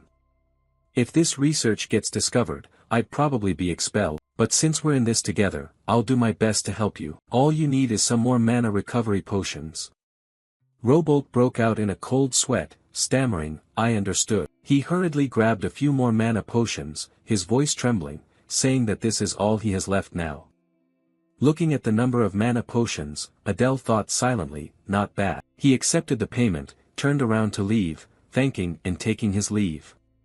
Just as he was about to step out, Robolt called after him, and that contract, what do you plan to use it for? Adele stopped, turned his head with a sly smile, to save a slave. The scene shifted to the dormitory, exactly at Adele's appointed time. He stepped into the room, where Kyle was already waiting. The master looked at him coldly and said, You're here. Adele replied calmly, It's been a long time since we last met. Kyle frowned, What the hell is that? You've brought the contract already. Adele took out a contract and held it forth, Of course, now we might as well write the contract. Kyle took the contract and exclaimed, I didn't expect this to be true, you actually got it today. Adele smirked, You told me to find it, so what are you saying now? If you want to change your mind, it won't work with me. If you go back on your word, be prepared to face the consequences. Read the contents carefully before signing. Kyle glanced over the contract, which clearly stated that Kyle would not be harmed by Adele nor his sister, Ray's illness would never relapse again, Kyle would prioritize Adele's commands. However, Adele would never issue any orders that endangered Kyle's life. After reading, the contract immediately dissolved, transforming into a blazing red energy that shot straight into Kyle's heart. Seeing the familiar scene, Adele smiled warmly, the contract was now complete. He took a small piece of paper out of his shirt, continuing, This is the first order. Kyle nodded, understanding, We'll send false information. Insert the paper into this slot, and it will start sending. Watching Kyle's professional actions, Adele thought to himself, using it like that, how interesting. Right, to open a gate big enough for someone to pass through requires enormous resources and mana. Kyle continued, this automatically reloads each month and can be used once. Send messages to make them think we are dead and will no longer target us, sooner or later, we will become worthless anyway. Adele stepped forward with a faint smile, dead. This is a mutually beneficial agreement after all. Kyle sighed with a weary tone, do as you wish. He continued, now there is one more order, from today, you will leave Saitan. Go gather all news about the demon realm from outside, whether it's secret realms, stories about the high-level demon clans, or hidden artifact histories. For now, find the nearest secret realm location and information about any clans that have escaped punishment, send reports every half-month. Kyle nodded, understood. Seeing his professional attitude, Adele was pleased inwardly, probably because of his experience as a spy, his ability to receive and grasp orders was very quick. Kyle suddenly reached out his hand, Adele was surprised and also extended his hand in return. Thinking to himself, Kyle actually initiated a handshake. He spoke, looking forward to your upcoming achievements. But contrary to expectations, Kyle slapped his hand away and shouted, achievements my foot. Give me money, you need money to gather intelligence. Adele forced a smile and scratched his head, ah, right, it's the money. I forgot there isn't much, what should I do? He quickly took out a piece of paper and said, just mention my name and give this to them, the bear's family will help you, but absolutely do not open it to look. Kyle took the paper and nodded, understood. Today I will depart immediately, I will submit my withdrawal form and leave Saitan. Adele praised him, quick and agile. Kyle didn't care, walked away coldly, snorting, living with scum like them is really disgusting. The scene switched to the next day in the classroom. Adele sat pensively in the middle of the class. Since yesterday, Kyle had completely disappeared from Saitan. Rumors of him submitting a withdrawal form spread quickly, causing his name to be mentioned quite a lot due to the commotion in the dining hall. Even Luna suspected herself, which was understandable, she suddenly lost control while eating. He thought further, the issue was with Instructor Aries, who surely had noticed something but would not interfere with him. Only a few days remained until the midterm exams, and if they changed class president now, it would surely cause a lot of chaos. Idea entered, placed her hand on the desk, her voice ringing out, "Pleased to meet everyone." She continued, "In 3 days the midterm exams will begin. There are 4 subjects: weapon skills, magic, understanding humanity, and practical exercises. Among them, the most important subject is practical exercises. The practical exam on the last day will involve an attack on the Human Royal Academy." Idea's words stirred the whole class, everyone was surprised, only Adele remained calm, thinking silently, "At last, it has begun." He thought to himself, finally arriving at this place. Now, the main plot of the original story will officially begin. The demons attack the Royal Academy, while the humans put all their effort into stopping them. Amidst this chaos, countless villains will reveal themselves and fierce clashes will erupt. Contrary to everyone's worries, the girl prone stood up, hands on her hips, happily declaring that the top spot in the midterm exam would be hers. In response to her arrogant declaration, a student below nodded in agreement and cheered, saying that anything was possible if it was her. Another shouted loudly with an excited tone, "Kill the class president, eliminate them all." She laughed loudly and continued, "Haha, kneel before me." Hearing this, Adele clenched his teeth slightly, thinking to himself, "Is it really necessary to kill? It seems the whole class has been brainwashed." The 2 students below began to whisper and discuss. One spoke with worry, asking if the invasion of humanity was truly about to happen. The other replied with a grating voice, saying, "Given all we have endured, we must avenge this grievance." Confused thoughts surged through Adele's mind. The demons who lost their loved ones were fiercely seeking revenge against humans. This might be better than trembling in fear like this. He furrowed his brow and continued thinking, "If everything unfolds as in the novel, Class A will be wiped out during the midterm exam, but there is still hope. I have changed countless original plot details up to now. I bribed Kyle to leak false information to the Royal Academy and kept Luna from being expelled. Destroying the Royal Academy is impossible, but at least I can save the entire class, preventing their complete demise. If I manage that, I will receive the highest praise as a truly exemplary class president.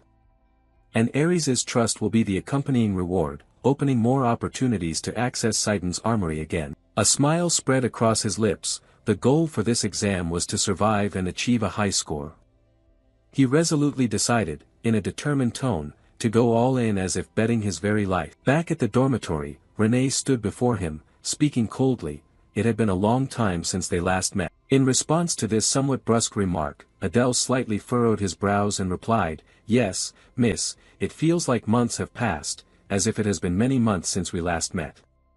He thought to himself that she was very angry. Her face darkened, radiating intense hostility. She continued, in a sharp tone, "Perhaps because you've been avoiding me."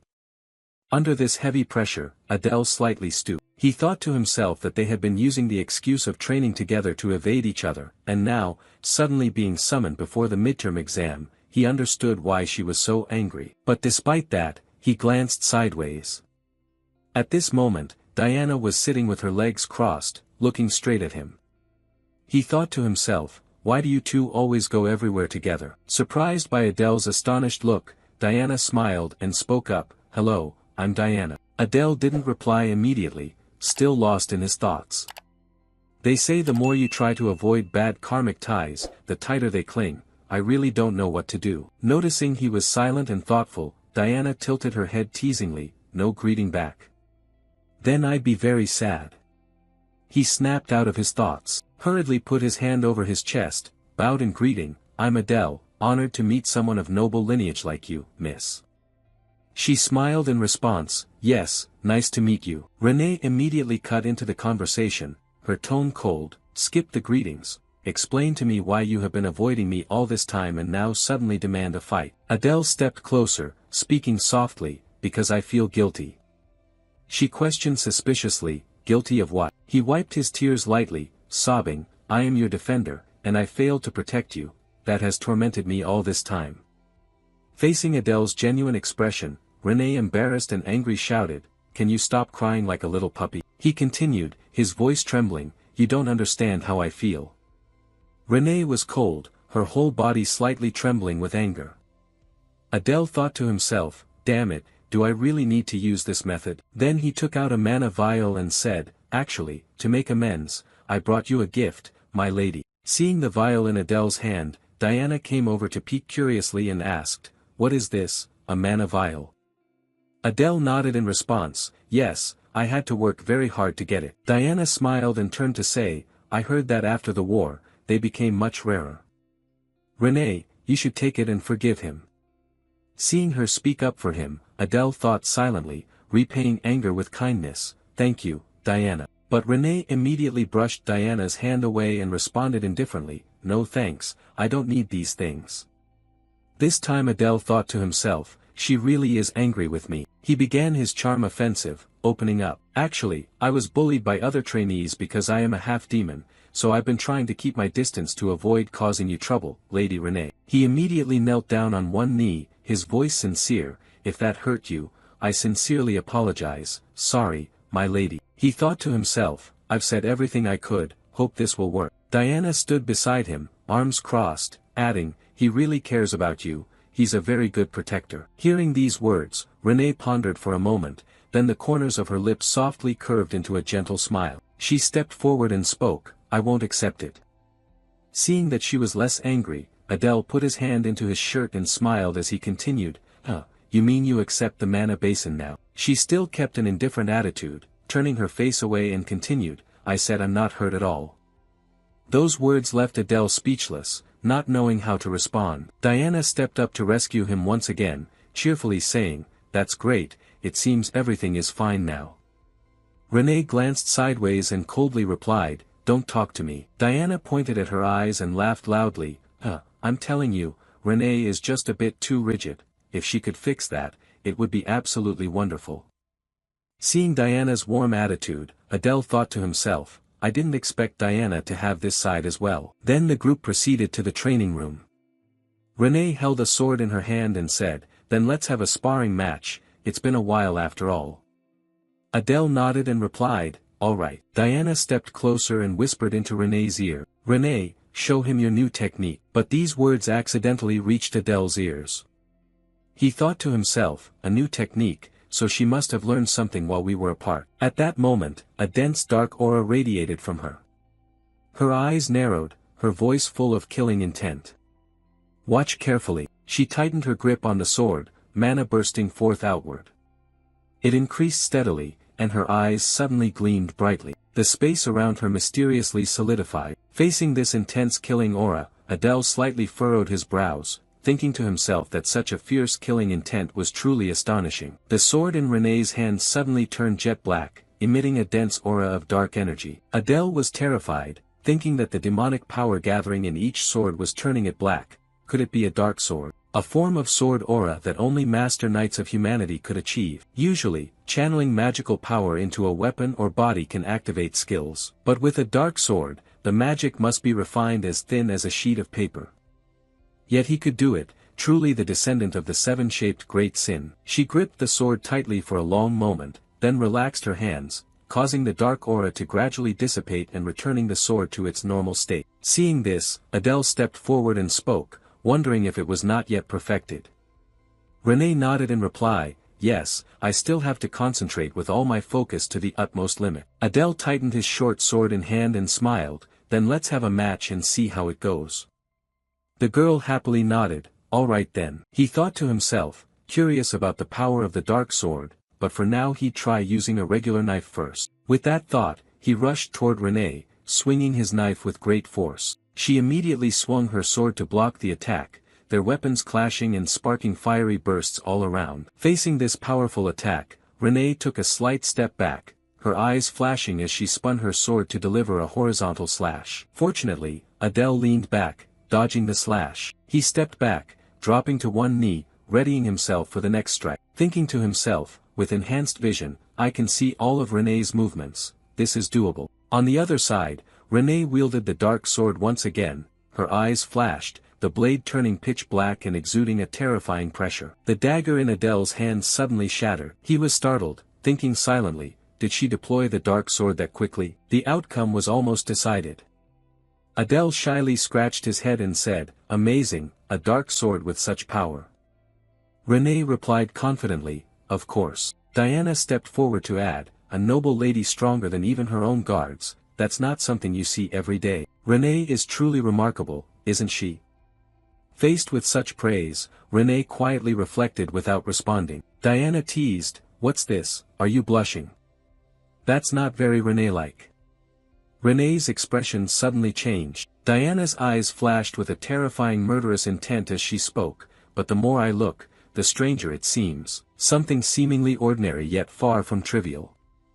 She glanced over Adele's body, causing him to flinch slightly, then looked at him with a meaningful smile.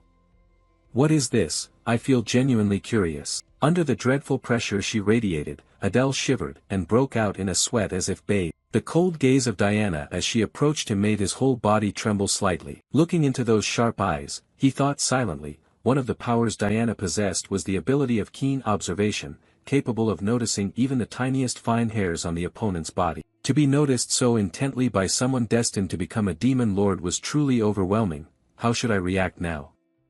Countless thoughts flooded Adele's mind, leaving him confused and unsure of what to do. He continued thinking, could she possibly become the greatest enemy? It would be best to keep some distance. Suddenly, a deep red murderous aura burst through his entire body, causing Diana to flinch briefly, a subtle, enigmatic smile curling on her lips. Looking at that confident smile, Adele thought to himself, most people would feel fear or alertness when sensing such a murderous aura, but this was a calmness only the strong possess. Renee stepped forward, cutting through the tense atmosphere, and said, Diana, are you curious about something? To this question, Diana approached, pointed at Renee, and smiled, yes, because the swordsmanship Renee just displayed looks stranger the more I watch, so I'm just a bit curious. Renee looked at her with suspicion, but seemingly with some trust as well.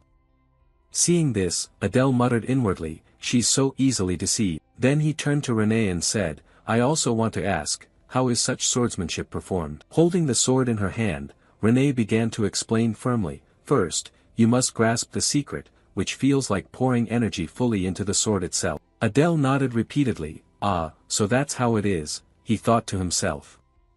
Haha, only geniuses would come up with something like that. He stepped forward and continued, I still have to study for exams, so let's stop the contest here.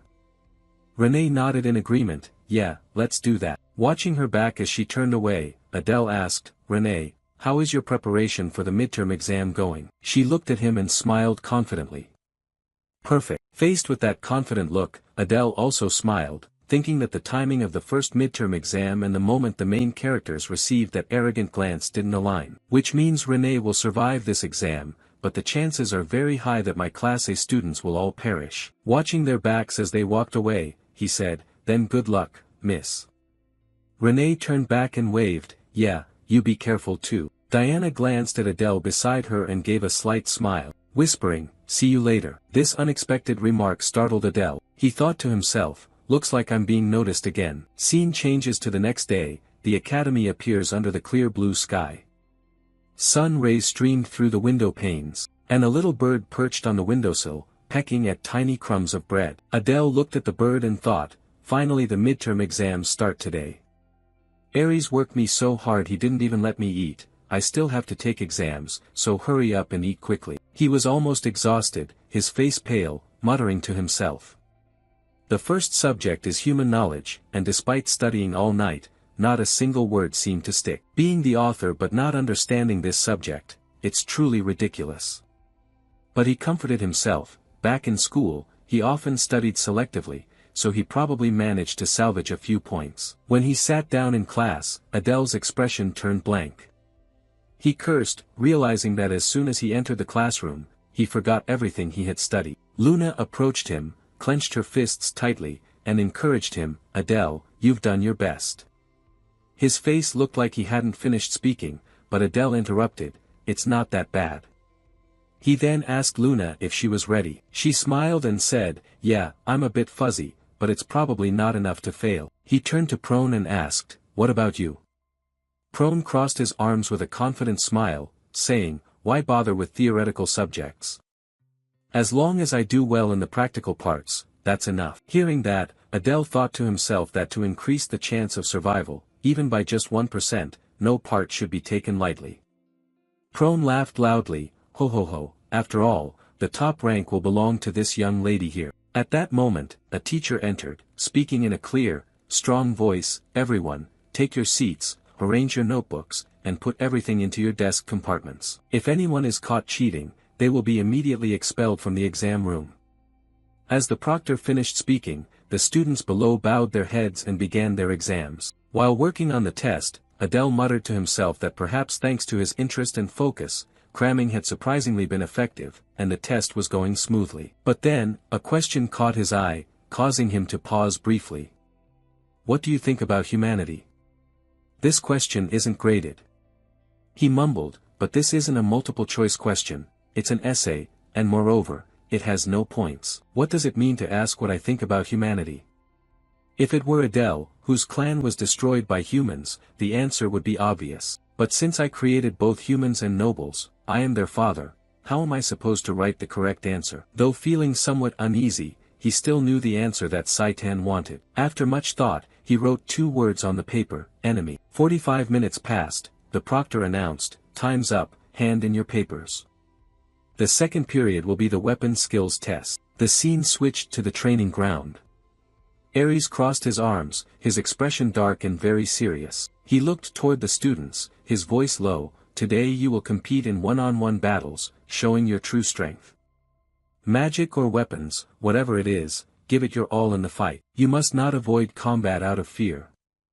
I will call names in order, step forward one by one. Faced with Ares' serious attitude, Adele sighed, thinking, the fighting spirit is intense, meaning to fight with all one's might, as if for real. Hearing these words, the 8 students below trembled with fear, especially Prone. Suddenly, a student was blasted flying backward, rolling several times on the ground, letting out a painful cry. Adele looked toward him and said, pitifully, is this all you've got? Witnessing the recent scene, he thought to himself that there was no mercy at all. No one could withstand even a few seconds without being knocked down. Even now, Ares was fighting with bare hands and they still couldn't get close to him. Ares looked down and called the next person, Samuel, come here. Hearing his name, Samuel calmly stepped forward. As soon as he stepped up, Ares said, fight with all your might. Samuel nodded and replied, yes, sir. After finishing, his whole body erupted with a surge of green mana.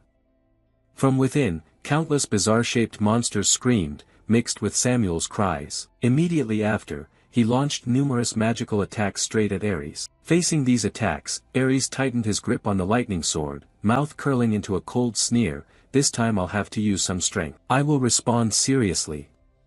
A blazing red mana radiated from Ares' body, enveloping the sword and making it glow red. Seeing this, Adele shouted loudly in his mind, the sword technique is different from Prone's, the red hue must be the fire element. In the center of the battle, Ares swung a few times, instantly cutting through Samuel's attacks. Seeing his attacks easily countered, Samuel clenched his teeth and cursed, damn it. He muttered, so strong, truly the Templar Ares.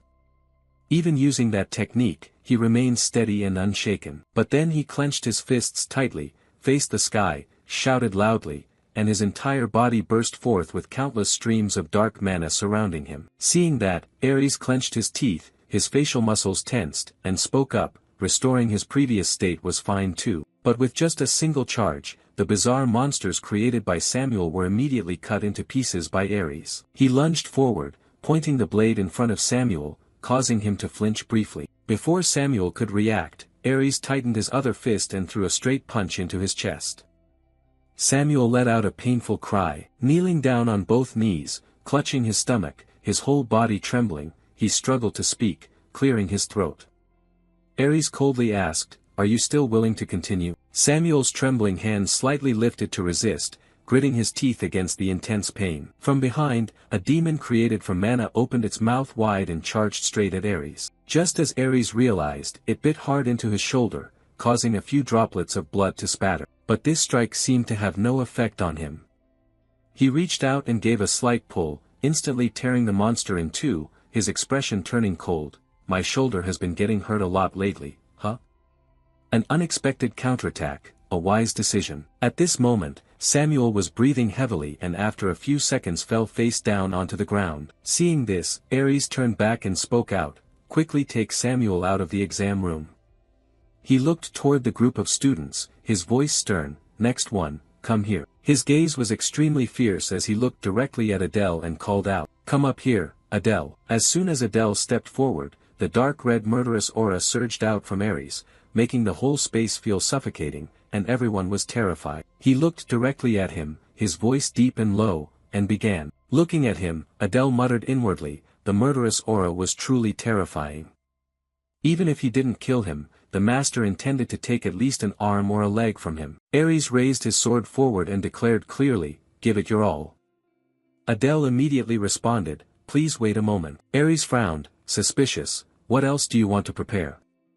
Adele smiled confidently and said, "I have something I want to see." Aries furrowed his brows, daring to make such a request to a test examiner. "You want me to show you what?" Adele made his proposal with determination. "I want to see you envelop the blade with sword aura." From the start, Aries explained coldly, "Sword aura isn't something you can imitate just by looking, you have to truly grasp it." Adele raised his hand and asserted, "If you show me once, I believe I can feel it." Faced with this arrogant remark, Aries tightened his grip on the sword with both hands, his voice deepening, "You've got some nerve. Fine, I'll show you once, watch closely." As soon as he finished speaking, a large amount of mana surged from the sword, gathering on the blade and radiating a brilliant red light.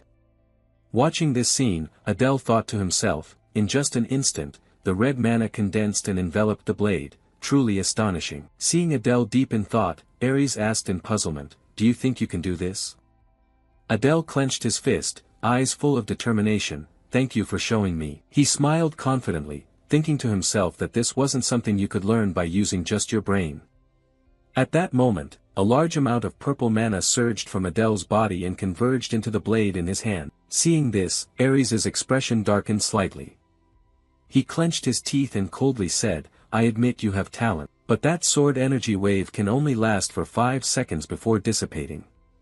Adele was briefly startled and thought to himself, "It's still a bit too much for me, it only lasts 5 seconds, but even so, it's worth trying." Immediately, he enveloped the blade again with sword energy, looked toward Aries with a smile, and said, "Let's begin." Under his determined gaze, Aries replied happily, "All right then, come at me." Below the arena floor, Samuel was being treated for his wounds by Luna.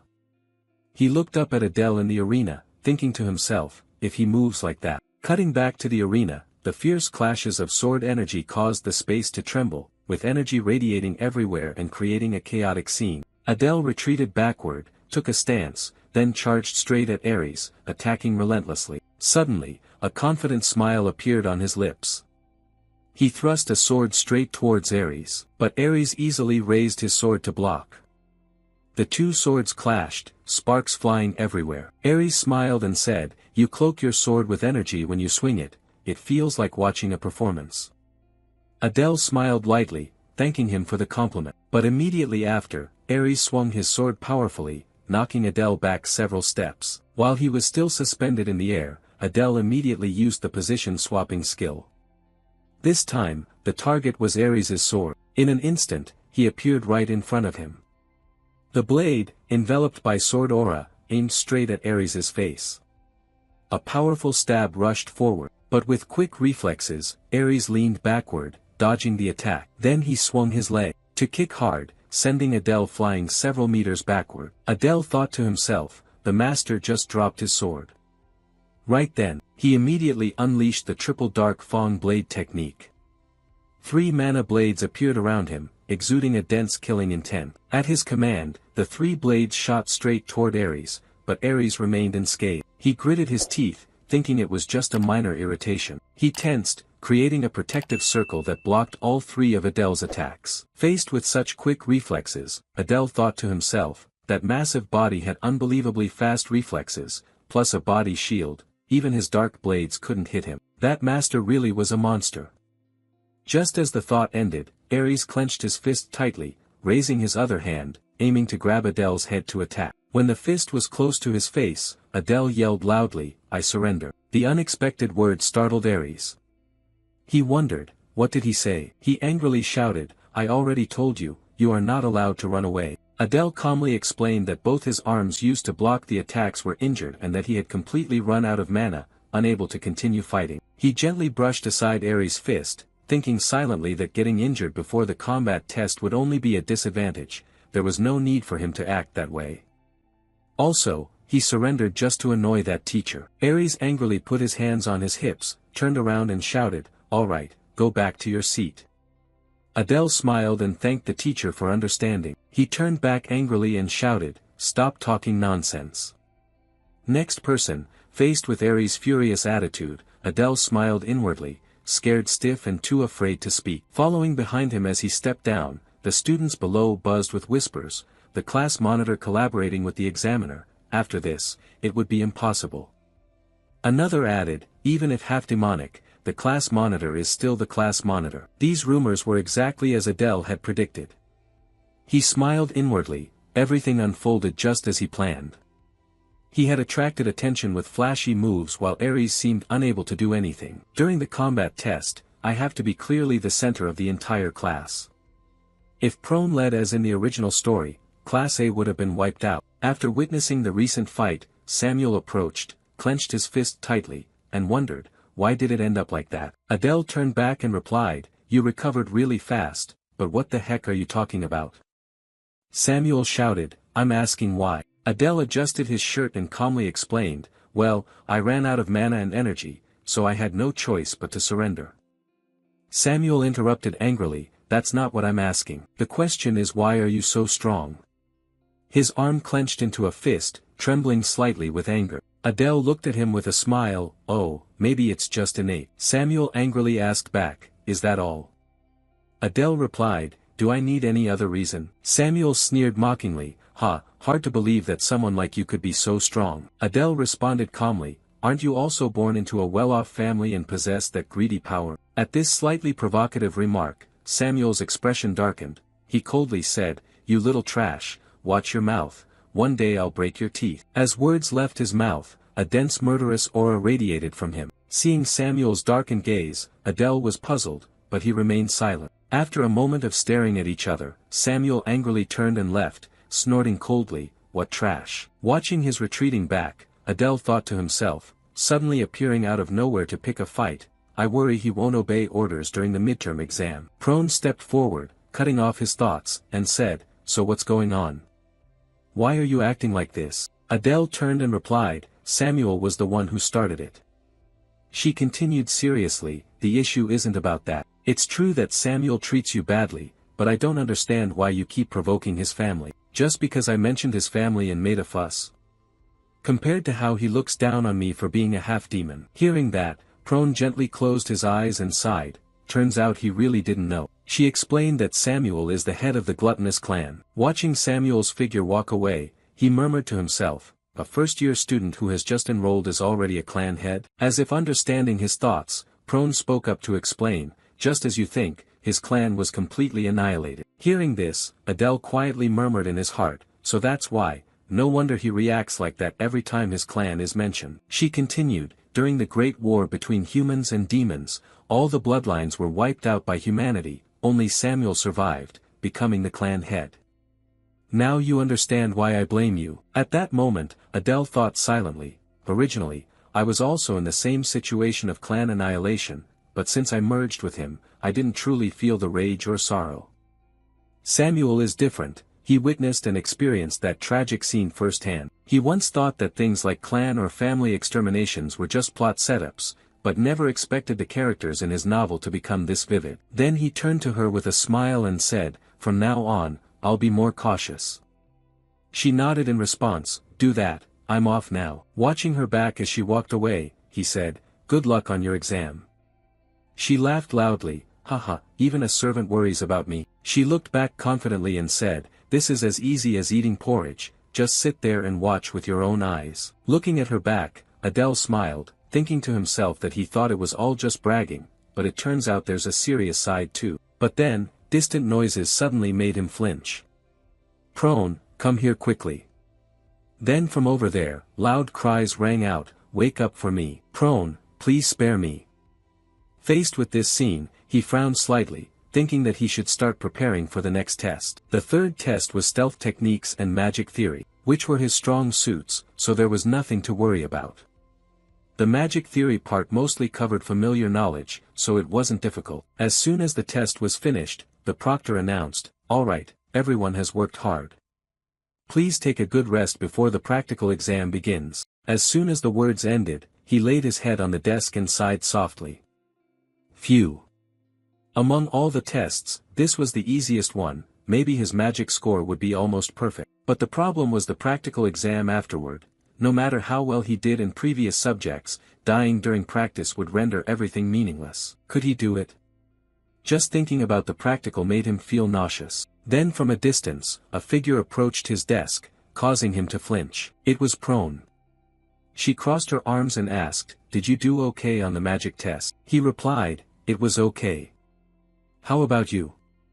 She laughed loudly and asked back, "Haha, guess." Seeing her confident attitude, he thought to himself, it seems this girl's specialty is magic, so she must have done well on the exam.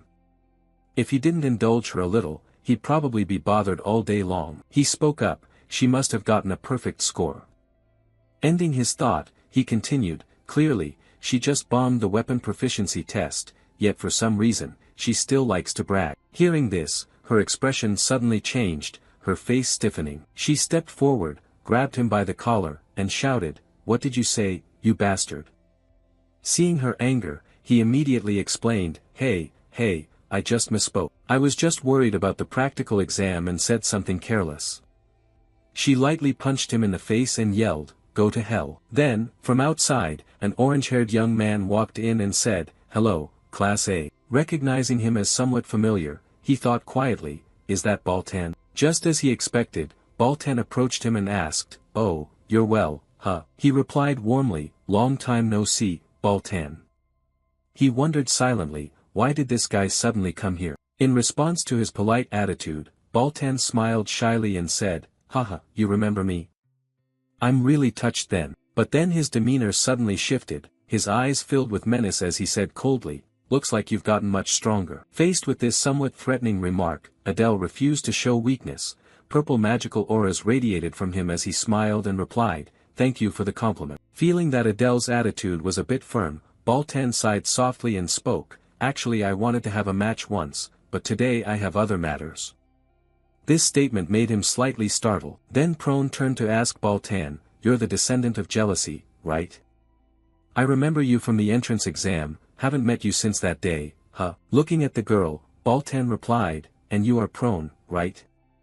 Hearing this, she smiled with amusement and responded, "That's correct." Then he pointed toward the door and said, "I have something to do, can you come with me?" The girl angrily spoke up, "How dare you order this young lady around?" He replied, "Haha, this time it's a meeting of the class presidents, the principal will also attend, so you have to be present." At this, Adele thought to himself, "A meeting?" Prone interrupted, "But I am not the class president." Hearing this, Baltan asked again, "You're not the class president?" She smiled, "Yes, though the class president is indeed my subordinate, but this guy here is the real class president." Saying this, she looked toward Adele, who was still sitting quietly there. This statement made Baltan momentarily startled. He glanced at him, puzzled, "What?" Then he changed his attitude completely, speaking with excitement, "You're the class president. I really want to have a match right now, are you free?" Faced with this eager attitude, Adele thought to himself, "He's truly crazy." Then he replied, "I have to attend the class president meeting, let's leave it for later, please lead the way ahead." Faced with this blunt refusal, Baltan was slightly angry, turned around and said, "Then let's go. And Prone, you should come along too." She curled her lips and replied, "I am the class president's master, of course I have to follow him." Baltan walked ahead. Hearing this conversation he laughed loudly, "You all seem to have a lot of fun playing together, alright then, let's go now."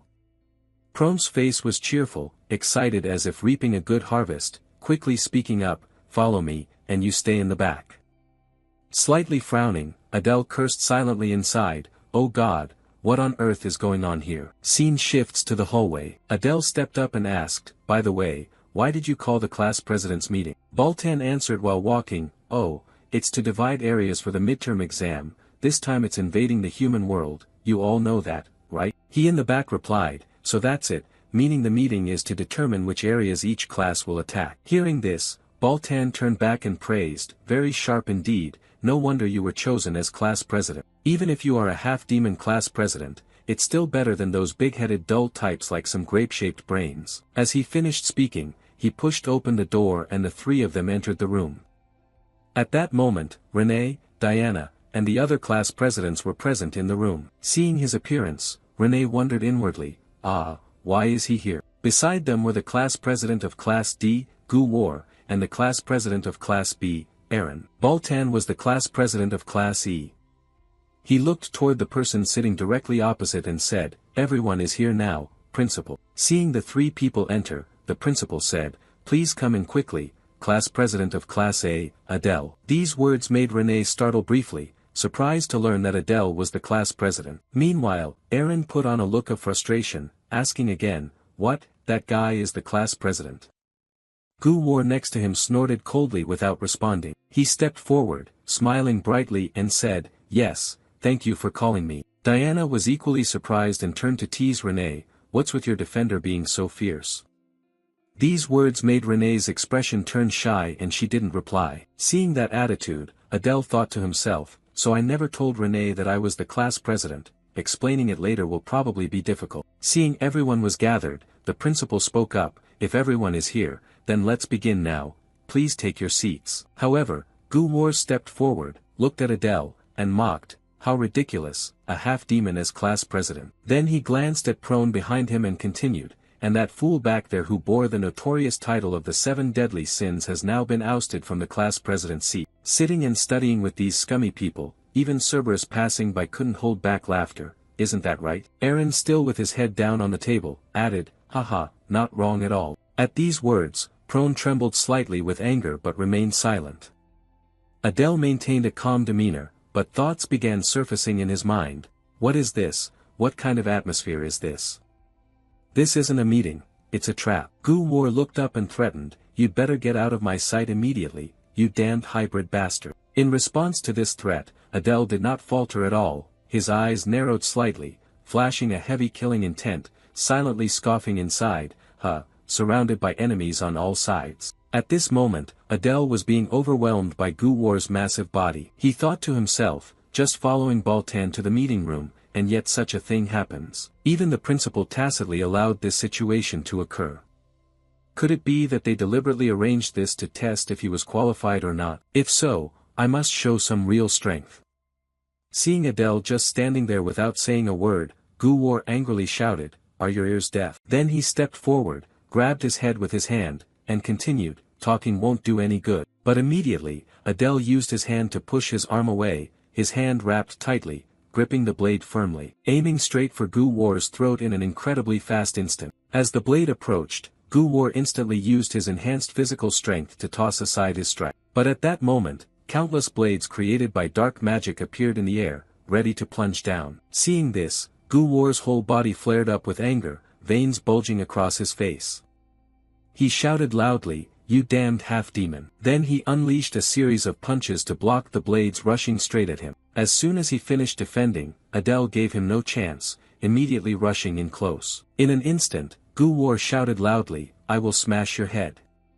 His hands clenched tightly, radiating tremendous physical strength, striking straight towards Adele. He was no less formidable, his hands gripped the blade firmly, his whole body emitting a dark aura that enveloped the space. With just one slash, he easily left a cut on Gu War's arm, much to Gu War's stunned surprise. Realizing the wound, Gu War clutched his arm tightly and let out a heartrending cry of pain. Watching their duel, Renee thought to herself, sword aura, Returning to the battle, Adele stepped closer, grabbed Gu War's angry face, held it firmly and directed the blade straight towards the top of his head, causing him to tremble in fear. Just as the blade was mere millimeters from Gu War's eye, the principal behind them interrupted, saying, that's enough. Stop now and all return to your seats.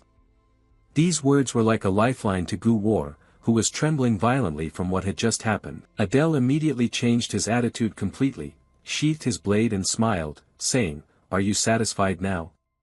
Gu War then collapsed to the ground, speechless. The principal looked at him, smiling, and said, "That's enough." Then she ordered Adele to sit next to Aaron. He nodded in agreement, yes. Gu-War looked at his wounded arm and cursed silently, "Damn it." Watching the play from outside, Baltan spoke up, "Oh, turns out he's stronger than I thought." Prone, standing beside him, smiled excitedly, "Haha, truly my slave." Renee was still lost in thought, yet another skill he didn't know about. Diana coldly turned and said, "Impressive," just as expected from Renee's bodyguard. Once everyone had settled into their seats, the principal spoke up, "All right, now that everything is settled, let's begin the meeting. The sole reason I summoned you all here is to assign the attack zones to each class leader for the practical combat exam in the human world." Adele replied, "I've heard a brief overview, but I want to know exactly how the areas are divided." Immediately, the principal summoned a cubic orb in his hands, looked toward him, and said, "It's better to see it directly than just hear about it." From the orb, a vast map appeared floating in midair. Looking at it, Renee wondered, "Is this a star map?" The principal replied, "Correct, but everyone knows this isn't an ordinary map, right?" Adele spoke up, "This is a continent map of the human world." The principal laughed, "Aha, yes. Actually, I hoped Class A would attack here, but it seems I underestimated the class leader." Looking at the marked location, Adele murmured in his heart, "That's the Royal Academy, isn't it?" The principal continued, "So I've decided to assign you an even tougher mission." These words made the corner of Adele's mouth twitch slightly. He thought to himself, attacking the Royal Academy was already the most dangerous mission in the human world, so how could they have assigned an even harder task? What was there that he didn't know yet? The principal continued. "According to information from one of our spies, one of the first-year classes in the human world will conduct an outdoor lesson to launch an attack on a secret realm." Realizing the principal's intention, Adele muttered in his heart, "Oh, so that's it, they only have to attack a first-year class far from the school, so they think it's easier to carry out. Although the first years are the weakest, the problem is," the principal continued, "wouldn't it be better to have Class A attack the urban area instead of the Royal Academy?" At this suggestion, Prone suddenly stood up, clenched his fists, and exclaimed excitedly, "That's right, what's worth fighting for among those worthless kids? Our Class A should be the ones attacking the capital." These words left Adele speechless, but thoughts continued to arise in his mind. The spies still hadn't grasped the timing, yet the protagonists' group had already surpassed even the descendants of the seven-shaped Great Sin. Their true nature would be exposed in the interclub tournament after the Royal Academy's midterm exams concluded. And in the class we have to attack, there is a member from the protagonists' group. His hands clenched tightly. If a battle broke out, except for Baltan's and Diana's classes, all the others would be annihilated. Which area would yield the best result? The area that our class must go to is. Prone continued speaking, saying our Class A will, but just as he said this, Adele immediately interrupted, saying we will attack one of the first-year classes of the Royal Academy. As soon as these words were spoken, Prone looked at him angrily, shouting loudly, "What nonsense are you talking about? We should head to the capital." In response, Gu-War glanced over and snorted coldly, "Truly a bunch of weak half-demons. Just a few people and they're already so afraid they choose to retreat." At this taunt, Adele turned, his eyes cold as he replied, "You should have had one of your eyes gouged out earlier. Probably now you wouldn't even dare to look at me." At this threat, Gu-War suddenly stood up and shouted, "You bastard." Seeing the situation starting to descend into chaos, the headmaster spoke up to stop it. Then she looked towards Adele and asked, "Why did you choose such an easy area? I thought you would say you wanted to attack the capital." He was still deep in thought at this moment. Maybe they didn't know, but that was the class of one of the main characters, and they were the most dangerous rivals. Still, he had to accept the risk and go there because there was a spirit medicine. Usually one of the main character's companions would drink it, but I have to seize it at all costs. Having just finished thinking, he spoke up, "The reason is because of my special ability." These words made the headmaster flinch briefly. "A special ability, huh?" He nodded and replied, "Yes. First of all, I am extremely skilled in assassination, but there's no reason to cause a commotion in a city full of people. In the capital, most areas are very crowded, so bringing along dozens of people to carry out an assassination is clearly very dangerous. Of course, killing all the witnesses would also solve that problem." In response to this bold idea, the principal smiled and said, "So that's it, even more than I expected. you understand both the geography of the human world and your own strength very well. In that case, there's no reason to stop you. Class A will be assigned to attack the first-year class of the Royal Academy. Hearing this decision, Adele spoke up, thanking the principal. Then he immediately stood up and said, "Then I'd like to go inform the fellow students." He thought to himself that it would be better to leave before the principal changed his mind. Then he turned to Prone and said, "Let's go." She was very surprised by this decision, but also slightly startled as she replied, yes." After the two of them left, the room suddenly became unusually silent. Ison crossed his arms and sarcastically said, "Impressive, huh? He's the defender from the bear's family, right? Didn't expect you to pick someone like him." This remark was directed straight at Renee, making her too embarrassed to respond. She was still lost in thought.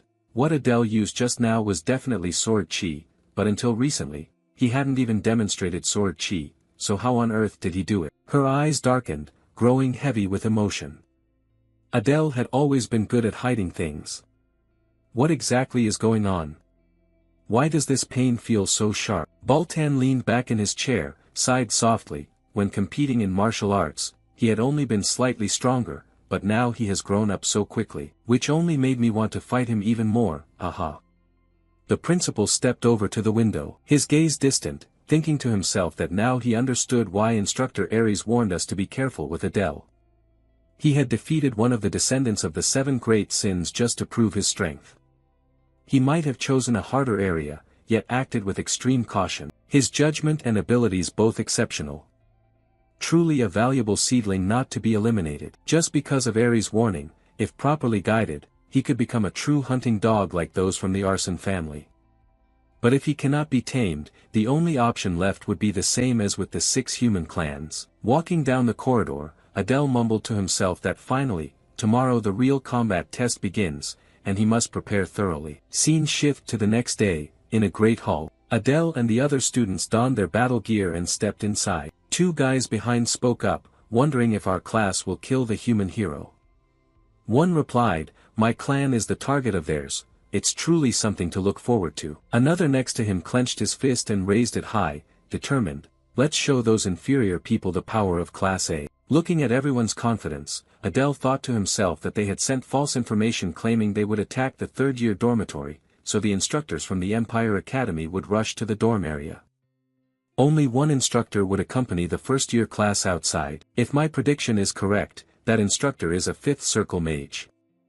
My goal is to hunt down and kill that person. Facing the protagonist's teammates is already difficult, so I must deal with that instructor first. Afterwards, I have to seize the spirit elixir from the secret base. As soon as everyone had gathered in full, Ares looked down and spoke. "The principal will now give a speech, everyone be silent." The principal slowly stepped forward from the back, looked down below, and said clearly, "Students, the war has now officially begun.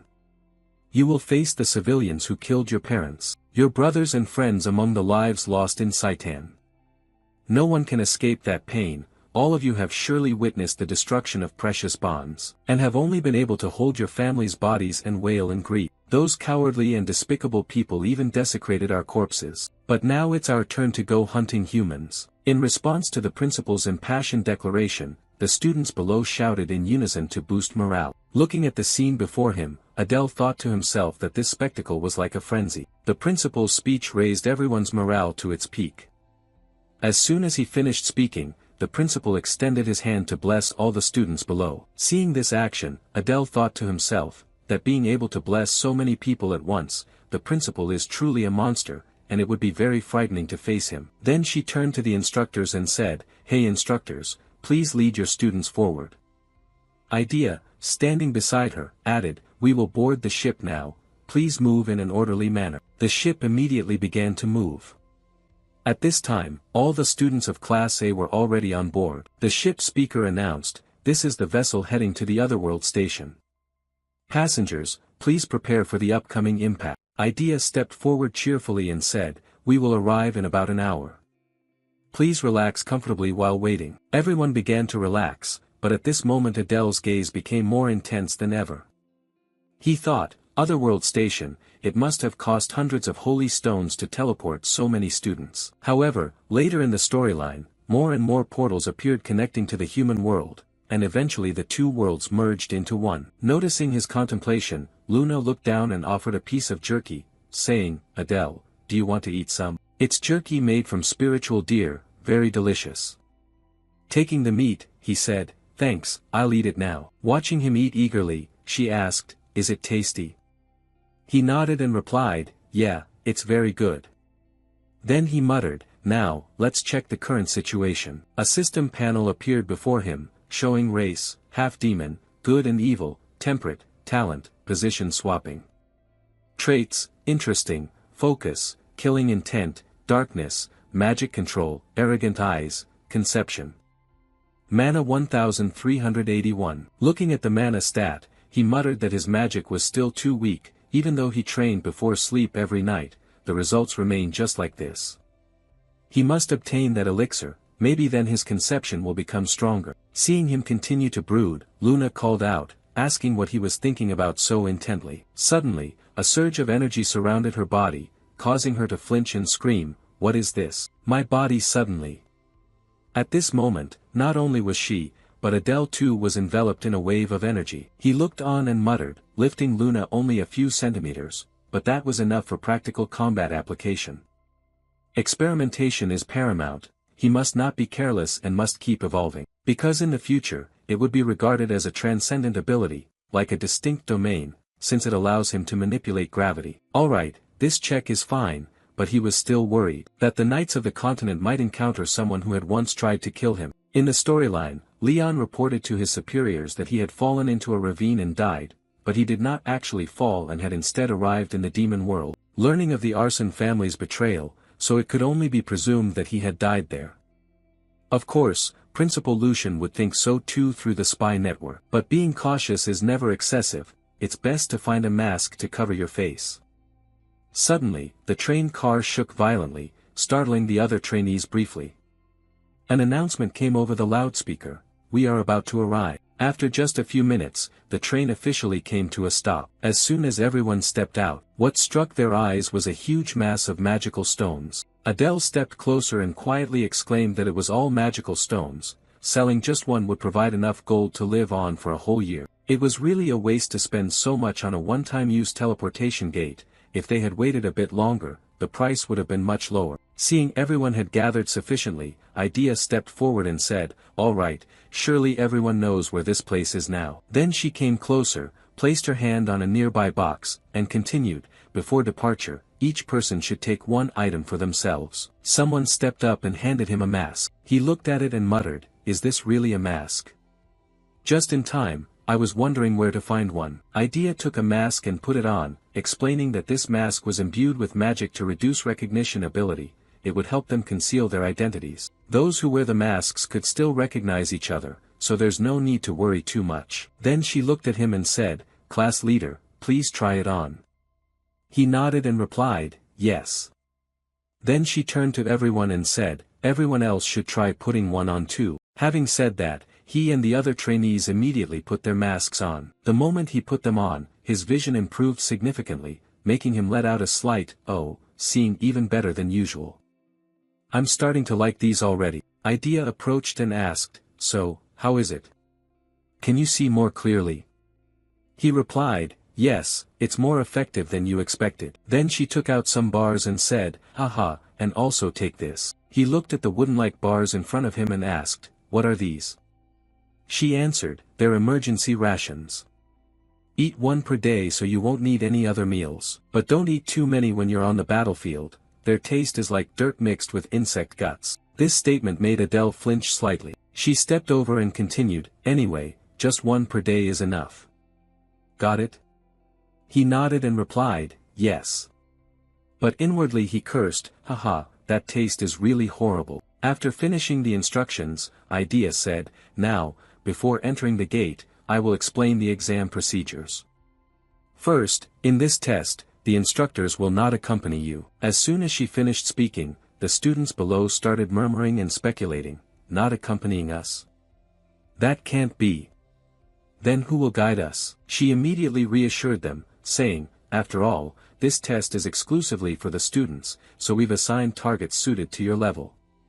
If instructors were involved, it wouldn't be a real test anymore. And besides, afterward, the instructors would have to prepare to reopen the gate to bring you back. She continued, therefore, from this moment on, all instructor authority will be transferred to the class leader, and all students must first follow the class leader's orders. Then she stepped forward to pin a flower on his chest, explaining, "This is the Enzer flower, the symbol of Saitan, representing the team leader. And take this map as well, I heard the principal say you know how to read maps." Then she turned her back and left, hoping it would help you.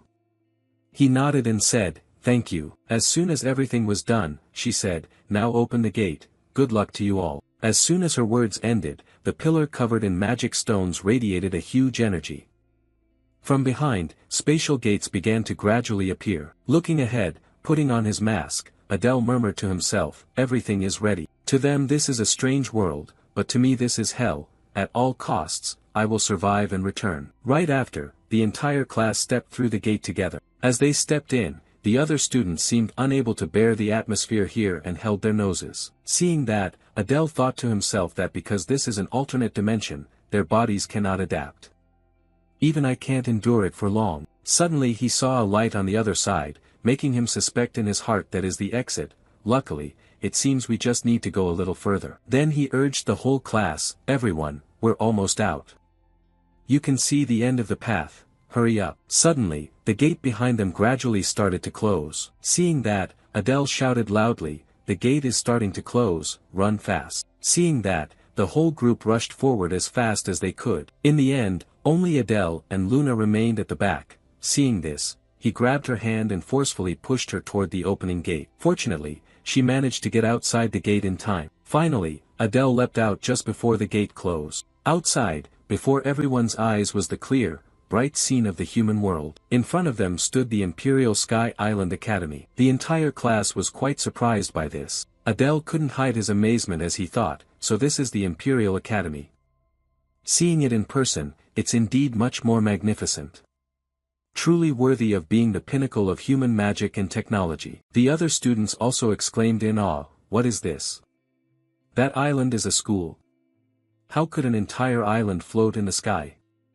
Compared to it, Saitan is just like a sandcastle." Prone, seeing this, also stammered, "What on earth is that?"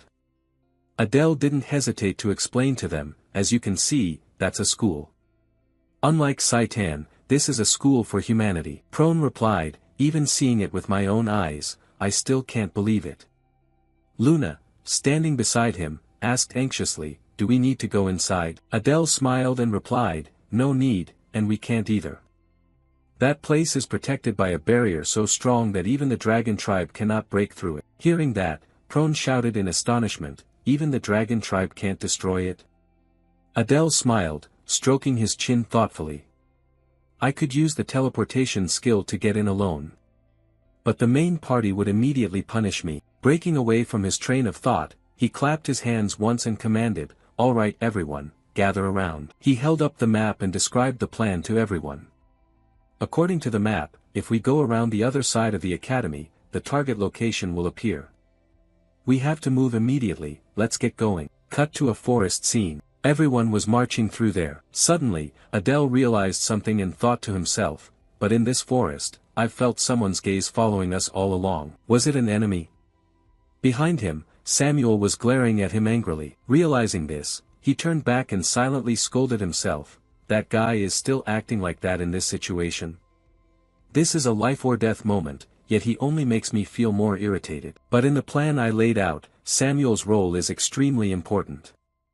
His magical talents force me to acknowledge that. I will let it slide this time. Then Adele reached out his hand toward Samuel. Seeing this, Samuel shouted loudly, "What are you trying to do?" Adele quickly replied, "Exactly what you see." Adele continued explaining, "I know you don't like me, Samuel, and I don't like you either." Samuel frowned and responded grumpily, "Why all of a sudden say that?" Meanwhile, Adele patiently explained, "But only this once, we need to cooperate." Hearing that, Samuel expressed his displeasure and retorted, "Why should I cooperate with someone like you?" Putting the bigger picture first, Adele responded, "Otherwise, everyone here will die because of the two of us. Humanity is not an opponent to be defeated without cooperation, and you, more than anyone, must understand that clearly." Hearing that, Samuel also calmed down more. He waved Adele's hand aside while walking and said, "You annoying guy, just this once." Seeing that, Adele smiled in response, "I take that as a compliment, you've made the right choice." After achieving his goal, he secretly thought to himself, "Good, now everything with Samuel is settled, we just need to find the entrance to the secret realm. It must be nearby." Suddenly, a classmate ran over to announce, startling him to turn around, "Class president, there's something strange ahead." Heeding that, he followed and discovered a door. As soon as Adele saw it, he was delighted and thought to himself, "Found it. The position on the map matches and it looks exactly like the description." The other academies noticed the door and began to murmur, "What's this now?"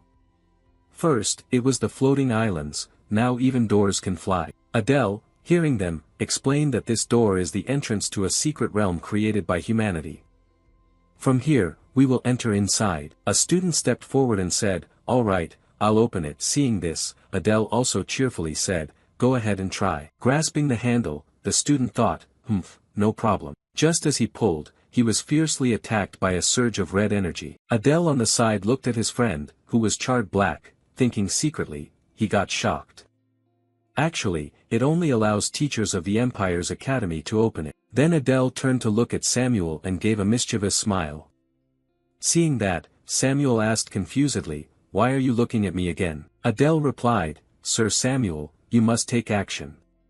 Hearing this, Samuel didn't understand and asked back, "What did you say?" Adele began to explain, "You have to pump magical energy into the handle to force it open." Hearing this, Samuel disdainfully said, "A half-demon can't even do this and yet he's the class leader. Step aside."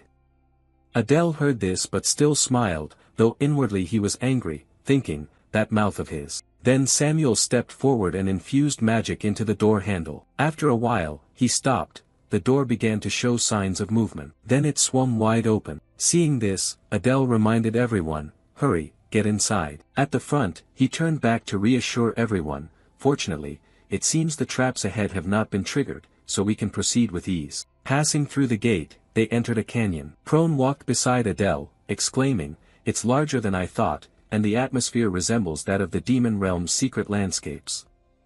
Adele beside her explained, "That makes sense. This secret landscape is the venue for an entire class's practical exam." Samuel moved forward, suspiciously asking, "If this is a test site, it should be full of traps and monsters." Adele immediately replied, "That's right." Samuel continued, "Then why aren't we ambushing outside?" Adele heard this and silently praised him internally, "Oh, that's a sharp question." Then Adele smiled and replied, "Exactly. If we were to ambush, the best time would be right after they finish the test, when they're still tired and careless. But there are several reasons why I insisted on entering the secret landscape now. First, I know all the paths here without triggering any traps. That means the humans will still fall into the traps as planned. Second, we will leave before they arrive." Hearing this, Samuel asked again, "If we just go in and out immediately, then what is the point of entering?" Adele didn't answer but just chuckled. Seeing this, Samuel said angrily, "Don't laugh, you're irritating me." At that moment, Adele finally explained that this place not only resembles the atmosphere of the demon world, but was also created by humans to find a way to conquer the demon world. Hearing that, Samuel responded in surprise, meaning that. Adele raised one finger and replied, "That's right. Those artificial secret realms are like treasures within the demon world. In other words, this place contains treasure." He continued, "We are almost there. We've arrived. What lies ahead are 6 diverging paths." Looking at the several paths ahead, Samuel complained, "Oh my God, are there really 6 branches at this crossroads?" Prone continued, "Which way should we go?" Adele stood silently for a while, as if observing, searching for something. Then he stepped toward the cliff wall nearby to assess the situation. Seeing that, Prone spoke up to stop him, "That's not the right path." Before she could finish her sentence, his hand had already touched a rock on the cliff face, causing the rock to sink inward and activate some mechanism. He cheerfully said, "We must not take any of these 6 paths." No sooner had his arm left the stone than a door suddenly opened right next to where he was standing. He continued, "If we take this way, we will arrive at our destination immediately. Everyone, follow me." Faced with his decisive action, Samuel asked, "How do you know about this path?" He didn't answer aloud but thought to himself, how do I know? Of course, I know well, because these are arrangements I myself have made. After some time moving forward, the sunset had faded gradually behind the mountain ranges. They arrived at a vast open space, where a chest sat lonely on the ground. He approached and said, there is a chest here. Prone asked curiously, what's inside? He answered, this is my first time here, so I don't really know. Hearing that, Prone nodded, so it means you didn't set this up. Then he suggested, well, then let's open it. As soon as he finished speaking, he opened the chest, revealing only a water bottle and a bag of sand inside. Looking at these two seemingly useless items in his hands, Samuel spoke up, wondering what use this pile could have. He explained that while the bag of sand seemed useless, the water bottle appeared to be extremely useful. He slowly unscrewed the bottle's cap and began pouring all the water inside out. Seeing a large amount of water pouring out relentlessly, Prone exclaimed in astonishment, oh my God, all this water comes from that small bottle? He nodded and explained that the bottle could hold enough water for dozens of people, so they wouldn't need to risk searching for water anymore. Faced with this interesting discovery, Samuel next to him commented chidingly, how embarrassing, to hide such a simple water bottle in such a secret place. He thought silently to himself that, in fact, strangers would be the ones to come and bring tools to kill. Snapping out of his thoughts, he put away the two items and turned to the group, saying, I've taken everything, let's go.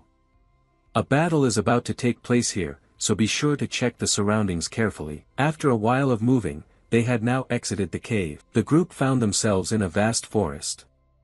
Adele spoke up, now I will assign tasks to you all. He looked toward Samuel and said, you will take on the reconnaissance mission. Samuel questioned, why do I have to do that? He smiled and replied that you are the most suitable person for this mission. Samuel argued back, isn't it your role as class president to do this work? He chuckled and answered, no, the only person who can carry out this mission is you. I am certain that you are the best in stealth magic and magical energy, so that is why I trust you with this task. Seeing his talents recognized by others, Samuel looked delighted, then shyly looked away, letting out a slight cold snort but still agreed to accept the mission. All right. Seeing this attitude from him, Adele thought to himself, he seems happy. Could it be that from the start he wanted to take on the reconnaissance mission? I feel reassured because Samuel will take on this mission. Since I can't leave this position, I will command and monitor the situation from the beginning. Samuel turned toward him and said, all right then, there's no other way but to agree if you plead with me like that. Before he could finish speaking, he interrupted, you won't be scouting alone. Hearing that, Samuel's attitude immediately changed. Happily he asked again, so, will another student accompany me? He directed his gaze behind himself and shook his head to deny, no, it won't be a student. Immediately after, he took out a small bird that surprised both Samuel and Prone. Prone approached, repeatedly wondering, isn't this a hawk, moreover a hawk that's excellent at reconnaissance and gathering information? Looking at the small bird in front of him, he thought to himself, it looks like a sparrow, but in the demon realm, they call it a hawk. He continued to explain, it's a bird raised by Master Ares, and this time I borrowed it. We have become very close, I even named it Seiho. Samuel reached out to take the small bird, questioning, Master Ares, did you intend to kill him? I don't think there's any reason for him to treat you well now. Seeing Samuel's words made sense, but thinking back, he had become close to it after feeding it for a while. He wasn't sure if it would side with him as much as with Master Ares, so he decided to try. Immediately, from his body, a dense dark energy emanated, enveloping the small bird, causing its eyes to glow red. He wanted to control the bird according to his will, but it instantly flew up into the sky, turned abruptly, and looked directly at him with a probing gaze.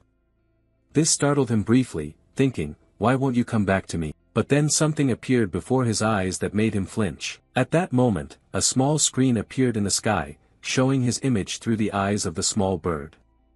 He looked at it and questioned, that's my face. Then he glanced up at the little bird and continued speaking, so that's it, it shares information through its eyes. After gaining a loyal disciple, he immediately gave an order, now you have to accompany this person for a while. As soon as it received the order, the little bird instantly chirped a few times as if it understood its master's meaning. Then it flew over and perched on Samuel's head, much to his astonishment. This startled Samuel briefly, he flailed his hands a few times, angrily shouting, get down, don't sit on my head from now on, you inferior creature. It seemed to understand his words and immediately flew away, only to then dart back and peck repeatedly at his head, causing Samuel to yelp a few times. Standing beside him, he explained, Seiho can share information with me, so you must protect it well. Samuel nodded in response, all right. Then he turned to Prone and said, as for you, I want you to lead the trainees while I'm away. Your ability is seduction, isn't it? Prone nodded and replied, that's correct, it helps allies become stronger for a short time, but for some reason, it has no effect on you. He raised his hand teasingly and said, this is likely because Miss Prone lacks enough charm. Hearing this, Prone shouted angrily, that's impossible. Then she returned to the main issue, but why are you leaving? He explained, when trainees from the Royal Academy arrive here, their instructors come along as well, and I will be the one facing off against that instructor. Before his somewhat reckless action, Samuel, standing beside him, voiced his concern. What? No matter how strong he was, it would be really difficult to face a lecturer alone. Seeing Samuel worried about him, he teased, are you worried about me now? I never thought I'd live to see today. Feeling mocked about his concern, Samuel angrily shouted, then go die. Adele immediately changed his tone and said, I was just joking. I'm only going out to be on guard in case that lecturer shows up, but if he doesn't come, I'll come right back to escort everyone immediately. He thought to himself that the guy would definitely come. More precisely, he had to come, at least to increase his mana. After assigning the tasks, he spoke up, now that everyone's duties have been assigned, Samuel will scout ahead, Miss Prone will stay behind to command, and I will confront the human lecturer. Prone questioned, so what should we do now? Faced with this unexpected question, he pondered silently for a few seconds. This also caused the other two to show a few question marks on their faces. After some thought, he said, I'm hungry now, let's go eat first. And it's best if we camp here for a day. Faced with these somewhat cliched words, Samuel, standing nearby, angrily shouted, is that all you want to say? He smiled and replied, Samuel, you must leave immediately, please check if any classes from the Royal Academy are heading out for a field lesson. Feeling dismissed, Samuel questioned, well, will I get to eat too? He waved his hand and said, hello, goodbye, and good luck. Then he looked toward Prone and said, let's go. So it turns out I get to eat a meal, but my comrades will starve to death. At this moment, Samuel stood silently like a statue, reflecting on the harsh treatment from him. Deeper inside the forest, Prone suddenly swore loudly, damn it, is this all there is? At this time, he was holding the ready-to-eat ration given by Professor Idea and enjoying it thoroughly. In contrast to him, the young lady beside him was continuously vomiting. The other trainees suffered the same fate, they were constantly vomiting. In this scene, he could still eat well. He thought to himself, they truly are descendants of noble families. The taste is disgusting, but in this situation, there is no choice but to eat it because nutrition is essential for fighting. But the flavor resembles the corpse of dried worms. Then he turned his gaze toward Luna beside him, who was still enjoying the dried worms deliciously. Under Adele's gaze directed at him, the girl turned around puzzled, asking why he was staring at her like that. He just gave a wry smile and replied, it's nothing. Then she made an offer, do you want some dried meat? He didn't want to relive the experience of eating dried worms, so he immediately stood up and declined, no, I can't eat while the other students are suffering. Just keep it, maybe we'll need it later. Faced with his decisive action, Luna exclaimed, at times like this, you seem much kinder than I thought, Adele. He then teased, I've always been kind from the start, haven't I? Haha, I always get misunderstood because my appearance looks harsh. But anyway, he wondered if Samuel was okay right now. He looked up at the sky, the scene that appeared was the Royal Academy. Looking at it, he thought to himself, it seems Seiho is monitoring the Royal Academy near him. And currently, both are doing very well. Following the direction of Samuel's pointing finger, suddenly a large bright spot appeared ahead. He focused on it and spoke with curiosity. Wait, something is coming. It was a golden carriage drawn by horses with flaming heads. Just by looking, it was clear the carriage belonged to a person of power. He exclaimed inwardly, that carriage can't be. Adele marveled inwardly, how could that carriage travel back and forth between the Royal Academy and the ground? Such overwhelming power seems only found in legends. Samuel also mumbled something, but Adele couldn't hear clearly. He thought to himself, unable to communicate, truly maddening.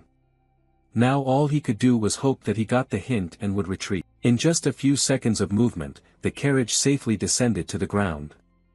Looking at it, Adele whispered inside, "This time it's troublesome. They've arrived faster than I expected." Someone stepped out of the carriage, a golden eagle emblem cast in gold displayed on his chest. From the memories he had, this person was Bisaha, and he was the first target that Adele was determined to kill. He was a Wind Element Magic System Education Officer, a powerful expert at the 5-cycle realm, but specialized in theory like Robolt and not skilled in combat. Adele thought he could still fight. Then he turned his gaze toward the people behind, who were now paying attention, especially a tall young man with a giant hammer strapped to his back. That guy was the son of Count Leon Tyrius. Beside him were two stunningly beautiful young ladies, probably his personal companions. He was one of the main characters, a key figure in the main plot. He was even stronger than Bisaha, but he usually joined the team 30 minutes late because he was busy betting with the female students. That's the opportunity. If those two combined, no one in Class A would survive. Then the camera turned towards Samuel, who was turning away to leave. Adele quietly breathed a sigh of relief inside. Samuel was retreating. He turned back to the others and said, "Everyone, act quickly now." At his urgent tone, Prone stepped forward, asking if something was wrong. He explained that the target was advancing toward us. She startled and replied, "Really? It's finally starting." He nodded, "Yes, quickly erase the traces and check your weapons. I will stay outside the secret realm to deal with the human sect leader, while you all go inside and wait to attack when the human trainees are exhausted." Luna approached and asked, "Will that sect leader really come?" He nodded in confirmation. "He is even stronger than sect leader Ares, and honestly, I'm not sure if I can defeat him." This made Luna behind him worried. "No way." He remained calm, thinking to himself, if someone stronger than Bisaha comes here, it truly is terrifying. He turned to Prone, "I trust you will lead the trainees well." She nodded affirmatively, "Don't worry." Then from afar, a shout rang out along with Samuel's appearance behind. He shouted anxiously, "The humans are coming." He nodded, just in time. I also confirmed through Seiho. He assigned the mission, "Samuel, you also enter the secret realm, and bring Seiho along." Samuel was about to nod in agreement but then asked, "Are you really going to face the Inquisitor alone?" He nodded to confirm, "Yes, that's what I have to do. There's no more time, quickly open the side gate." Samuel turned his back and walked away but didn't forget to remind him, "Don't die on me." He smirked and replied, "I'll try. And be careful with that sun-kissed blonde human." Samuel nodded, "Okay, I'll keep an eye on him." Then he loudly shouted at everyone, "Move aside, I'm opening the gate." Watching their backs as they left, he thought to himself, "I hope this group can hold out until I finish dealing with Bisaha, though I'm not even sure if I can beat Ba. Well, I should start preparing a position for myself." He quickly used his blink skill to teleport himself onto a high tree branch, directing his gaze toward the gate below. His face became very serious, raising his alertness. "Everything is ready now, all that's left is to wait for them to arrive." At this moment, Inquisitor Bisaha led a group of trainees into the forest. Then he immediately stopped, turned around and said to everyone, "Halt." He approached the door and reminded them, "Everyone, this is today's practice area." When they appeared, Adele's vigilance also rose to its maximum. Returning to the trainees, while the Inquisitor was still reminding them, on this side, Leon Tyrius turned to tease a silver-haired girl, speaking up, "Hey, Sylvia." In response to his slightly dirty attitude, she immediately shrugged off his arm and shouted angrily, saying that his despicable behavior would be the last time today and that he should prepare to pay the price for the bet. Hearing this, he just smiled without replying, then continued, "So Sylvia will become mine." Seeing this guy causing a disturbance, Bisaha spoke up to remind him, "Hey, stop talking nonsense and focus." He went on to explain, "Inside here, you all know what to do. The team that successfully breaches first will receive a reward. Give it your all." Upon hearing this, all the trainees responded in unison, "Yes, sir." Then he gave the order, "All right, enter the secret realm one by one." Standing above to observe, Adele thought silently, "They enter, bright human trainees full of vitality, while we are only raised like pawns for war. The difference is indeed stark. Yet despite Tyria's constantly flirting, he continued with his work, speaking out. Sylvia, as promised, I will start in 30 minutes. Do well. After all, you will be mine anyway. Hearing this, Sylvia turned her back and left, leaving a mocking remark. No way, wake up from your delusion. Tyria smiled and said, aha, we'll see. Seeing them hesitate to enter, Bisaha reminded, what are you standing there for? Get inside now. Sylvia bowed apologetically, while Tyria's put on a calm face and said, I understand. Sitting above to observe, he now saw all the trainees entering inside. The door was also closed and in the end only Bisaha remained. He looked toward the gate, muttering, everyone's already inside. Then he turned around, scanning the surroundings. Adele thought to himself from above, he even checked around, truly careful. After observing with his naked eyes, Bisaha suddenly emitted a green mana aura that spread throughout the surrounding area. It created a circular beam of light. Immediately after, the entire forest was illuminated by the energy just unleashed. In front of the dazzling light, Adele luckily grabbed a branch, barely keeping himself from falling to the ground. He sighed softly inside, dispersing his power again to confirm, if I blink any more, I'd be detected. After finding nothing, Bisaha spoke, as expected no one's there, now let's go. He then headed toward the secret chamber. Just as Adele predicted, now all that's needed is to keep a safe distance and follow him. After moving deeper into the forest, suddenly Bisaha stopped as if he had noticed something.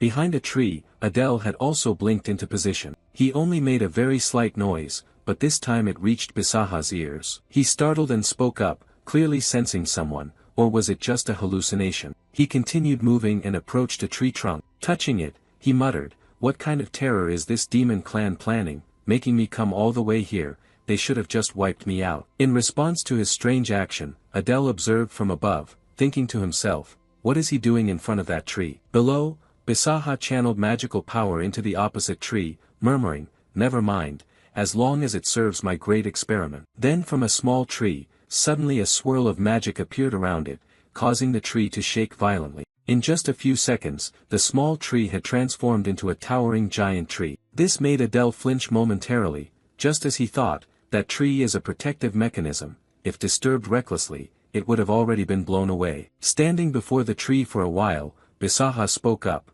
there's no sign anyone has come here before, so checking it should be fine. But then he suddenly sensed something, his entire body was enveloped by a flow of mana. When he turned back to look behind him, his protective mana layer was being attacked by the blade that Adele had thrown. Looking at it, he wondered, what the hell is that? As soon as the words left his mouth, Adele appeared before him, looking at him with eyes cold as bullets. Adele spoke coldly, what a pity, I almost had you. Bisaha growled angrily, his cold gaze sweeping across the forest.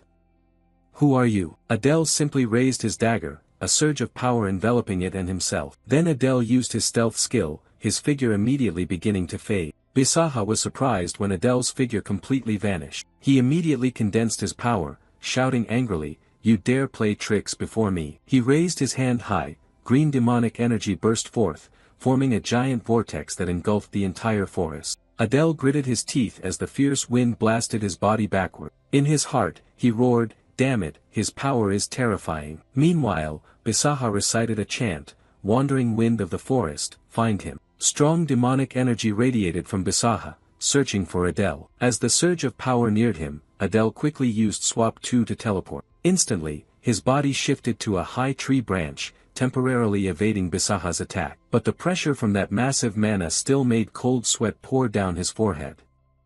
At this moment, Adele began to plan, thinking that if he kept being cornered like this, he was done for, he had to close in at all costs. After failing to locate Adele for some time, Bisaha began chanting another spell. Seizing the opportunity, Adele leapt down with firm resolve. At this very moment, Bisaha was casting a new spell. While Bisaha was still chanting, Adele used Swap 2, exchanging positions. Immediately, he appeared before Bisaha, raising his dagger ready to strike. Bisaha was shocked when he saw Adele appear right before him. Without giving him time to react, he used the skill Dark Fang, Sword Pierce. He gathered strength to strike down, but was blocked by Bisaha's barrier.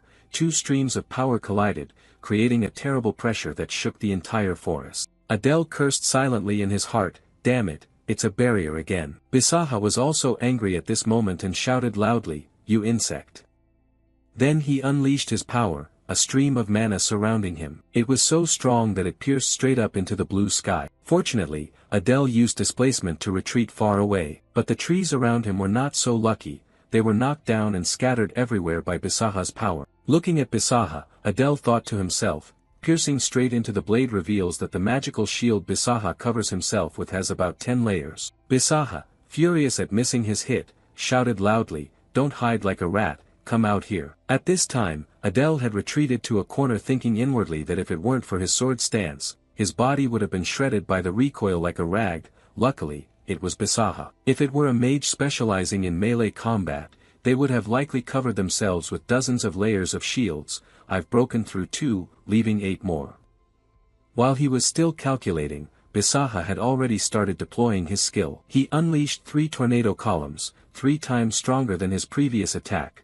Wherever they went, they swallowed up everything. Seeing this, Adele cursed silently in his heart, "That madman." He immediately lay down on the ground and used the kinetic thought skill. Adele thought to himself that he had to use the thought-driven power to press his body down as much as possible to hold on. Being swept away would be the end of him. After the attack passed, he saw only a pile of broken tree trunks. Adele slowly pulled himself up and escaped death. By this time, his body was bleeding, but he silently felt lucky. He was alive. Bisaha now advanced, controlling a sharp piece of wood as a weapon in his hand. He angrily shouted, finally revealing his true face. Adele reacted quickly, instantly using displacement to appear in front of him, ready to attack. But this time Bisaha noticed him and counterattacked. Bisaha's eyes widened, his face twisted in anger as he roared, "You damned half-demon." He unleashed crescent-shaped attacks towards Adele. Although in midair, Adele still managed to use displacement to evade them. He wondered to himself, why was this guy targeting him like that? Wasn't the dormitory of third-year students their real target? Looking at Bisaha's face, he was amazed. Wait, could he be a student in his class? Bisaha laughed loudly, saying, "You stupid fool, digging your own grave. You think defeating me means certain victory? I'll show you my true power," he said as he condensed his energy into a sphere. Bisaha raised it high, shouting loudly, "Die." At this moment, Adele's twisted face appeared with a red eye. Bisaha still laughed loudly, unaware that he had fallen into a trap. The colors around began to change. He began to doubt, what's going on? It's clearly me. And the ambusher was fighting. He seemed to forget something and asked again, "Ambush? Was I ambushed? Why, but who ambushed me?" At this moment, Adele appeared before him, startling him with amazement. He then saw Adele use the Dark Fong skill, the Black Scythe Dance. Countless throwing daggers emerged from the void, surrounding Bisaha. They rushed towards Bisaha, forcing him to use magic to defend himself. He shouted loudly, "Who are you?" Adele said nothing and silently counted, 4, 5, 6. Bisaha blocked the attack and shouted something, but regardless, Adele continued counting, 7. Bisaha angrily yelled, "Absurd." At the same time, he unleashed a tremendously powerful surge of energy. Then he launched it forward. Wherever it went, the trees fell. But in an instant, Adele used teleportation to appear. He asked in surprise, "Who are you?" Only to hear Adele reply with 2 words, "Venomous insect." Adele attacked Bisaha and thought, "It's over, Bisaha. Your dagger has pierced his chest." The dark power from the dagger began to emanate, attacking him. Adele, wearing a mask with flashing eyes, kept charging forward, while Bisaha was shocked, thinking, was I really defeated by something like a half-demon? Impossible. I am a great mage who will create a masterpiece on par with the gods, but at this moment the dark power had already cut his hand and was approaching his neck. Moments later, Adele appeared behind him, and his severed head fell off. Bisaha's body then collapsed to the ground. After finishing off Bisaha, Adele let out a long sigh. He sat down exhausted, marveling that among all those he had encountered, he was the strongest. Adele slowly removed his mask to reveal his face. Fortunately, after using perfect concealment, he had not lost any senses. The mere thought of losing sight sent chills down his spine. Adele took out a small bottle of potion, thinking to himself, "First, recover the mana. I already drank the intermediate mana recovery potion right after perfect concealment, so now only the advanced mana recovery potion remain." Adele quickly poured the entire potion into his mouth without regret because he knew he was soon to fight Tyrius, so there was no reason to be stingy. drinking it with no taste. Adele realized he had probably lost his sense of taste due to using perfect concealment earlier. After recovering, Adele went to the gate, preparing to search for the spiritual herb. He looked at Bisaha's corpse there and thought, but first, he picked up the eagle-shaped badge. With this, they would finally believe he had dealt with Bisaha. Entering inside is a dark space. In his hand, he held a lantern. As he stepped down the stairs, he marveled. Luckily there was a magic lantern right at the entrance. Very kind, I must bring one along next time. As he stepped down, Adele sensed a certain smell and immediately became suspicious. Why did the scent become stronger the further down he went? His feet had reached the very bottom. What struck his eyes was the image of a demon inside the experimental chamber. This place contained many separated parts of demon tribes. Not only that, there were also skeletons that had long since dried out. Adele approached a table where a demon had been dissected. He immediately realized that this was a biological laboratory used for demon subjects. Looking at the corpse below, he assessed that he hadn't expected things to be so tragic. I wrote that the demon tribe is absolutely evil, so using them for biological experiments is justified. A doubtful question arose in his mind, but after all, if people are good and demons are evil, then even in his own novel he was no longer sure.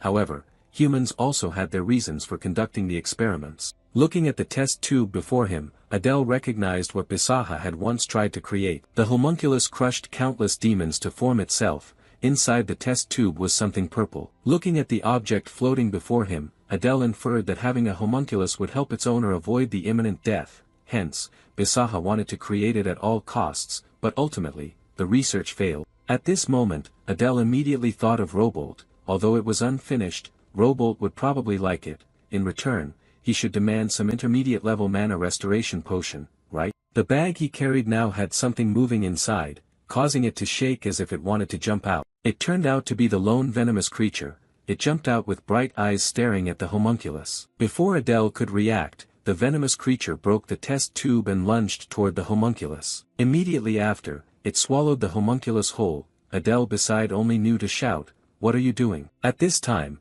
a source of red energy from his neck shone directly onto the venomous creature. Looking at the glowing amulet, Adele wondered if it was the pendant. The moment the venomous creature swallowed the homunculus, half of the pendant lit up. It seemed not to react to the creature itself. Could there be some connection between the homunculus and the mana god? Or perhaps it was related to a completely different existence. Maybe consulting the mana scripture on homunculus creation would clarify. At this moment, he suddenly remembered that Bisaha had already memorized the secret technique and had burned it. Looking at the venomous creature before him, Adele sensed something strange and asked, "You look a bit different now. You used to look like a dragon, but now more like a snake." He seemed to realize something. Could it be? He tried using permutation 2 on it, but it had no effect. Holding it in his hand, he wondered. Clearly, it was previously an inanimate object, yet after swallowing the homunculus, it resurrected as a living creature, and the homunculus successfully operated inside the venomous creature instead of a person. Images of Crete appeared within you.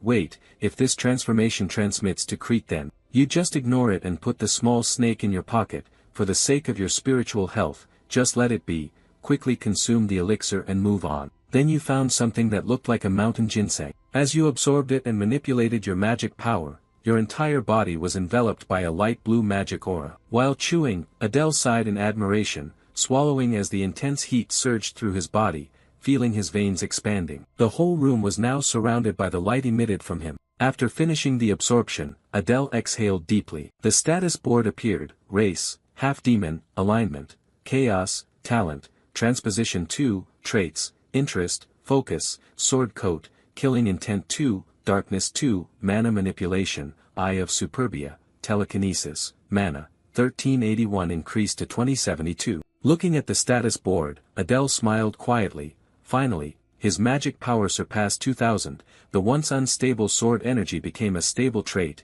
and both killing intent and darkness increased by 1 level. Adele sat down and focused the magic power in his hands. Looking at the magic power he generated, Adele happily thought that all the magic he emitted could be transformed into darkness. Now all he needed was some shadow to completely erase his presence. He stood up, absorbed all the magic power, having collected everything, then returned to his classmates. There should still be about 10 minutes left. A screen appeared through the connection between him and Seiho. Displayed on the screen is the scene of Samuel fighting.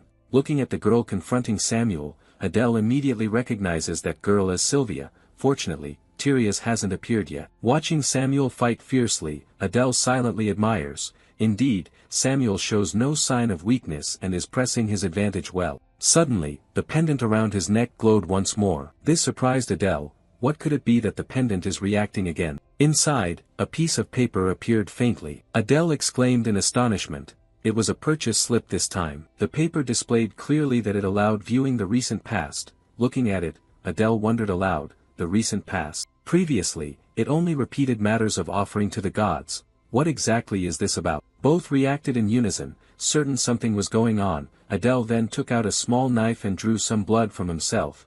Without a pen, blood would have to suffice temporarily. He carved the words, "Please reveal the truth of this pendant." However, the response was the familiar phrase, "Offer to the gods." Seeing this, he said irritably, "Again with offering to the gods, do I have to break into the human temple to steal the sacred artifact?" These answers are all impossible, so frustrating. At this moment, Samuel's image reappeared on the screen. Adele thought to himself, "It's connecting again." Adele was facing Samuel through the screen. Suddenly, the necklace emitted fierce energy. A voice appeared in his mind instructing him to use the pendant. He immediately thought, the pendant is reacting intensely. At that moment, a stream of dark energy surrounded his body. A pitch-black darkness enveloped the space, and a faint sound rang out as if tearing the silence apart. Adele moaned softly, bringing his hand up to clasp his head. A stabbing pain like a hammer blow left him dizzy and unable to think clearly. His eyelids trembled. He murmured, exhausted, "My head, it hurts so much, what the hell just happened?" A weak light gradually filtered in as Adele forced his eyes open. His blurred vision revealed the view outside the window, blazing red flames everywhere and cries echoing through the air. A man collapsed to the ground, hands shaking as he begged, "Have mercy on me, please, have mercy." Samuel stood motionless, eyes wide, whispering in bewilderment, "What is this?" The scene outside became clearer. Waves of fire ravenously consumed the mansion. The harsh clash of steel rang out, and human soldiers laughed like madmen. "Kill all those damned demons." A scream rose and stretched across the ashes. Adele stood stunned, his hands clenched tight, the firelight reflecting in his trembling eyes. Adele's face went ashen, his pupils contracting. He stepped back, breathing heavily, unsure of what was happening. A bead of sweat slid down his cheek, a chill so cold it made his whole body shudder. He turned and, almost without thinking, looked into the mirror beside him. The reflected image made his heart seize. A youthful face, bright brown eyes, slightly disheveled hair, looking like a child of about 10. Wait, hold on, this face. He stepped closer, his fingers trembling as they touched the surface of the mirror. His heart pounded in his chest, sweat beading on his forehead. This was Samuel, and he looked about 10 years younger. He whispered softly, his eyes full of confusion and doubt, feeling as if he were dreaming though everything was terrifyingly real. Adele glanced around the room, debris and ash drifted down, the light from outside casting a golden wash across the floor. His breathing quickened, his voice faltering. 10 years ago, this was the time of the war between humans and the demon clans. He clenched his hands, his heart racing. So then, an image flashed through his mind. Screams and burning merged into a horrific symphony. The scene outside came into view, the flames devouring roofs and the sky glowing red. He murmured that this place was Samuel's past, the massacre where Samuel's family had been exterminated by humans. His throat tightened, his heart heavy. The back doors suddenly creaked, and Samuel started, turning around. The silhouette of a woman appeared in the doorway, the light from outside forming a bright outline around her. His breath caught, his eyes wide with disbelief. Tears sprang to his eyes. He rushed forward, his hands trembling as he wrapped his arms tightly around her. "Mother," he choked, the word breaking in his throat. He buried his face in her chest, his whole body shaking like a frightened child finding refuge. In that moment, pain and memory became one. Adele finally understood that he was witnessing his friend's past. The woman bent over, her face drained of color in the weak firelight spilling through the doorway. Her eyes shone with panic mixed with determination, her voice hoarse from holding back tears. "Samuel," she said carefully, "no matter what happens, do not leave this place." The boy lifted his head, his lips trembled and his hands clenched the hem of his shirt, sensing that something was wrong. A gentle but hurried hand rested on his cheek, trembling as if afraid time would slip away. "Don't look, don't listen, just stay right here, just 5 minutes, my child, just 5 minutes, do you understand?" Her voice faltered amid the screams outside, and he could only nod. his eyes brimming with tears. "Yes, I understand, mother." In that moment, a sad smile blossomed on her lips, her lashes trembling before tears fell. "You must live, okay? I love you." The door closed, the light gradually faded, leaving only the last warmth seeping through the grain of the wood. Samuel sat curled in the corner, arms wrapped tightly around his knees, his body shaking in waves. He did not cry, he only stared into the darkness before him, his heart thudded heavily, weighed down as if something were squeezing it. Outside, the clash of metal and unending shouts reverberated. Suddenly the door rattled violently, the sound making Samuel start. His eyes went wide, breath coming fast. A hoarse, mocking voice called out, "So you're hiding in here, huh?" His whole body froze, cold sweat breaking out as his arms tightened around his knees. The clash of metal rang out, accompanied by outraged screams. Outside, his mother's voice choked with fury. "You bastards, stop!" Samuel trembled, bringing a hand to his mouth and holding his breath. Everything around him seemed frozen, leaving only the thudding of his heart. Through the thin crack of light, his gaze fell on a sight that made his mind explode. A sword had been driven straight through his mother's back, blood spraying in a long, dark red streak. The man behind her wore a cold smile, his eyes full of pleasure. Samuel's mouth opened but no sound came out, only ragged breaths escaped his throat. The man snorted coldly, his voice thick with contempt. "You thought the head of this clan was so fearsome? Turns out that's all there is." The boy shook, his eyes wide as tears began to fall. His heart seemed to stop when the man went on. The head of the family was indeed powerful, but in the end Count Leon cut his head off. A laugh rang out, crude and venomous. "Ha ha ha, that's right, very neat, too." The boy collapsed to the floor, his whole body trembling. He covered his ears with his hands but still heard every word as if a knife were being driven into his heart. The soldier turned to the maid beside him and asked, "Have you searched everywhere?"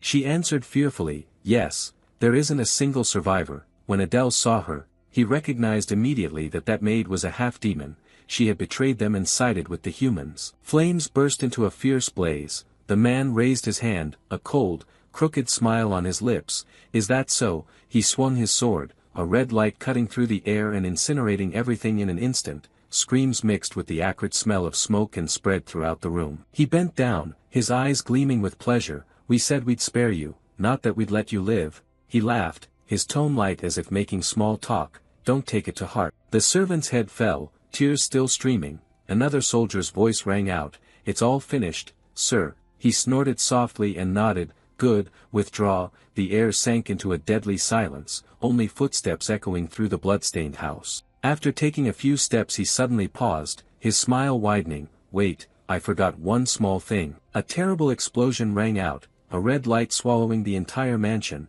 Flames erupted violently, the wind whipping up showers of ash, the ground shaking as if collapsing. Everything turned into hell in a matter of seconds. Amid the crashing rubble, Samuel jolted upright, dust covering his face. He screamed into the silence, his breath caught among the ruins. The scene was desolate, nothing left but a blackened heap of debris. The sky was a bruised purple, smoke still billowing and staining the heavens with the color of blood. There was no sound except the faint crackle of dying flames. Samuel's small hand reached out from the rubble, trembling as it clawed at the ground. His nails were broken, blood seeping out, but he still forced himself free from the layer of ash. "Ugh, it hurts." His voice was hoarse and weak. "Luckily, I can still move." "How long has it been?" His whole body was bruised, each breath tearing at his lungs, but he still dragged himself toward the light. In front of him was his mother's body, long since cold. He screamed, his voice trembling and choked, "Mom, Mom." His whole body shook violently, his cracked hands reaching toward the cold corpse. Tears overflowed, falling onto the red earth like blood. Dark blue-black streams of energy began to surge around his body, spiraling violently as if driven by instinct. What is he trying to do? Adele's thoughts trembled in horror. "Don't tell me." The blue light gradually engulfed the small form. He bowed his head, his eyes vacant. "To survive, is Samuel going to eat his own mother?" The air shattered, hunger and despair crushed reason. "Stop!"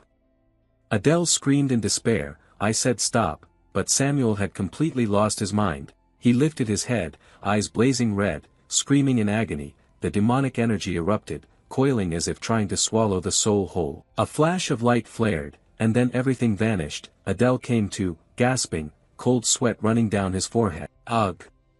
He jerked upright, dry heaving, his breathing rapid. The room was silent except for his quick breaths. He brought a hand to his mouth, a wave of revulsion rising. Cough, cough, his voice was hoarse. So that's it, this is why Samuel hates me so much. He looked down, his eyes heavy with grief, a half-demon servant betraying his master, and the people who drove that child into a corner. The image of little Samuel, starving and kneeling beside his mother's body, haunted his mind. Who is truly the villain, and who is truly righteous? Light glinted off the blood-red pendant. He brushed his fingers over it, his expression growing somber. He murmured softly, was it trying to show him this?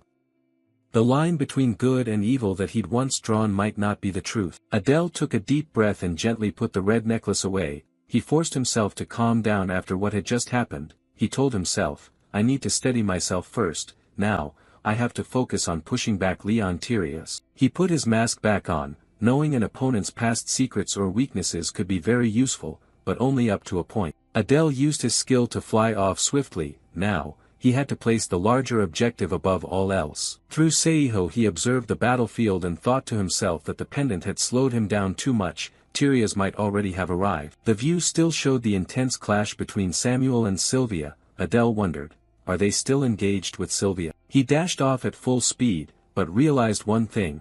What had felt like several days in that past had only been a few minutes in reality, fortunately. Suddenly the screen went dark, making him freeze for a beat. Has the connection been lost?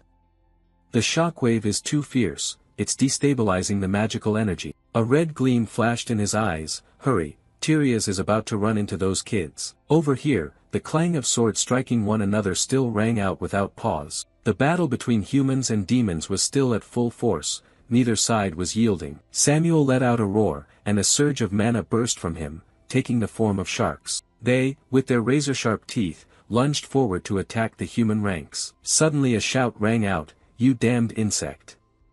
Which made Samuel startle and turn to look. Before he could react, Prone had already delivered a strike that turned him to dust. She shouted to everyone, and they formed a defensive ring around Samuel. The group quickly assembled into a protective formation around him, with Samuel in the center, his green energy surging. He didn't hesitate to praise Prone. Not bad. Seeing that, she puffed up arrogantly and replied, "Humph, of course, now use that powerful magic of yours." Hearing that, Samuel began to gather a massive, swirling magical orb in the air and shouted, "I'll blow you all away." The attack was unleashed. Anyone on the receiving end was smashed to pieces, bones shattered, flesh torn, limbs scattered. Sylvia ground her teeth and muttered, "It's a monster, there's no holding it now." She turned and ordered her teammates, "Tear open your return scrolls and fall back, retreat immediately." Hearing that, they threw down their weapons and began tearing open their scrolls to escape. Golden lights appeared and led them outside. Samuel, seeing that,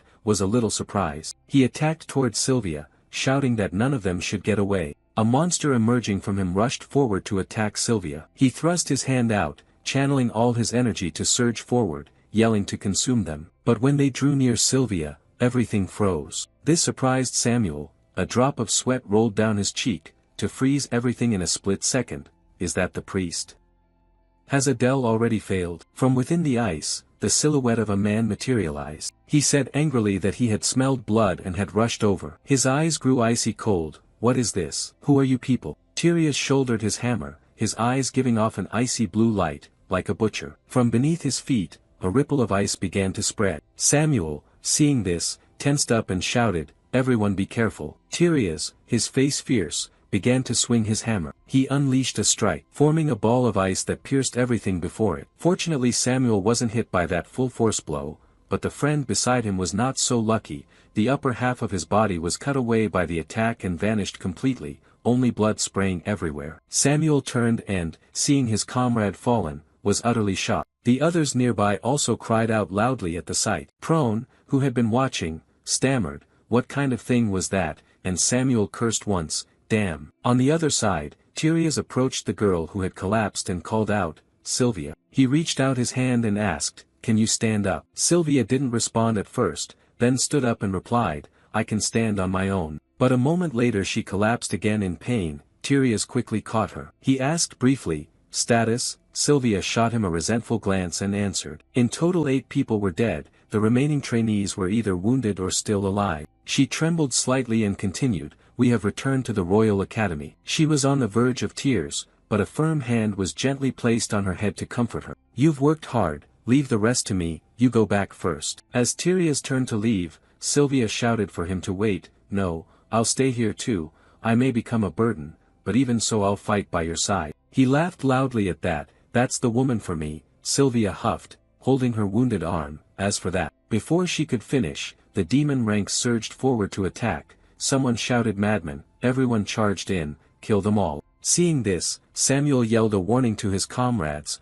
"Don't, fall back quickly." But his warning seemed too late. Tyria's had already spun around and launched a hammer blow. The attack generated an icy blast. It sent flying all the approaching demon clan members. Not stopping there, he snorted coldly and swung the hammer again. The blow came down, shaking the entire space. Ice spikes erupted from it, piercing the chests of the demon clan and sending them flying past Samuel. Seeing this, Samuel began to channel his mana to defend and turned to give orders. "Everyone run, quickly." He used all his power to summon countless monsters rushing forward. Seeing this, Tyria smiled faintly and let out a small "oh." While holding them off, Samuel instructed Prone at the rear. Prone quickly led the trainees away. "Find that one and run until the gate opens." Hearing that, Prone asked anxiously, "What about you?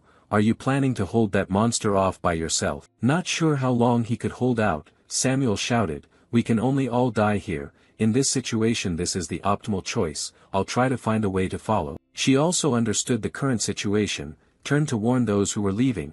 While Samuel bought time they had to retreat, hurry and carry the wounded first. Luna, still worried about the man before her, called out to Samuel, but he only answered, "Luna, you should go quickly too." Samuel's voice deepened, "Asking you to look after the wounded." As Luna left she reassured Samuel inwardly, "You must return there." Turning back to Tyria's, he was now visibly excited. He unleashed an extremely powerful blow at the monsters Samuel had created, ripping them to pieces. Samuel was also stunned and stepped back a few paces. The smoke slowly cleared, the silhouettes of Tyria's and Sylvia gradually appeared. With a hammer slung over his shoulder Tyria sneered, "How disappointing to be troubled by such trash." Seeing Samuel standing alone before him he was slightly surprised. "What happened? Did they all vanish?" Sylvia remarked, "It seems there's another entrance we didn't know about, since they suddenly appeared in that area." Hearing that Tyria snorted, a cruel glint in his eyes he said, "No matter where they go they cannot escape me." Looking at Samuel straining his strength before him he taunted,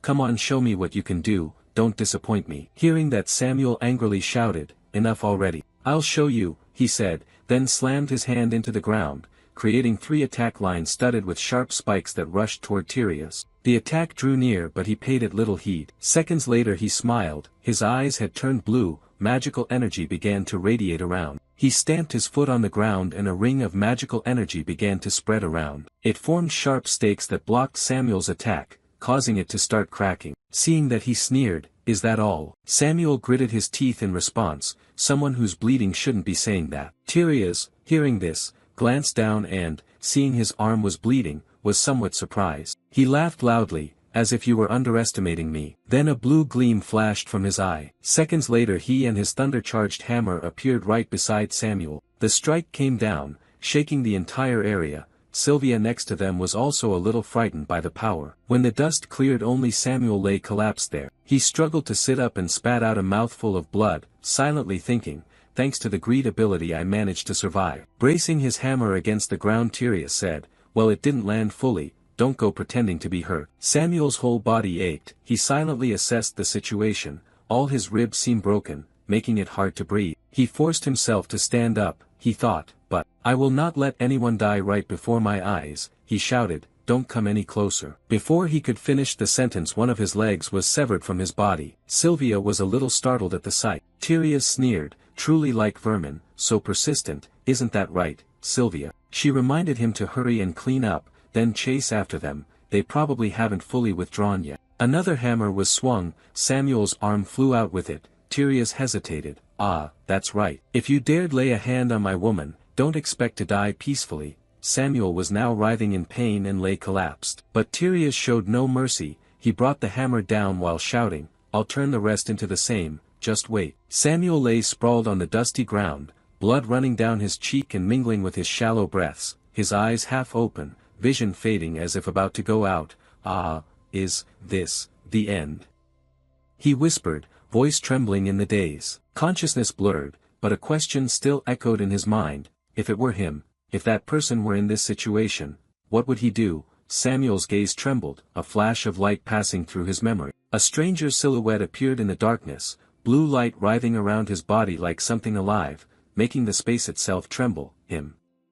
Samuel thought silently, a feeling both familiar and terrifying rising inside. The image in his memory grew clearer, a man with blazing red hair and a white mask, a faint smile curving on his lips. Who is he? Why does he feel so familiar?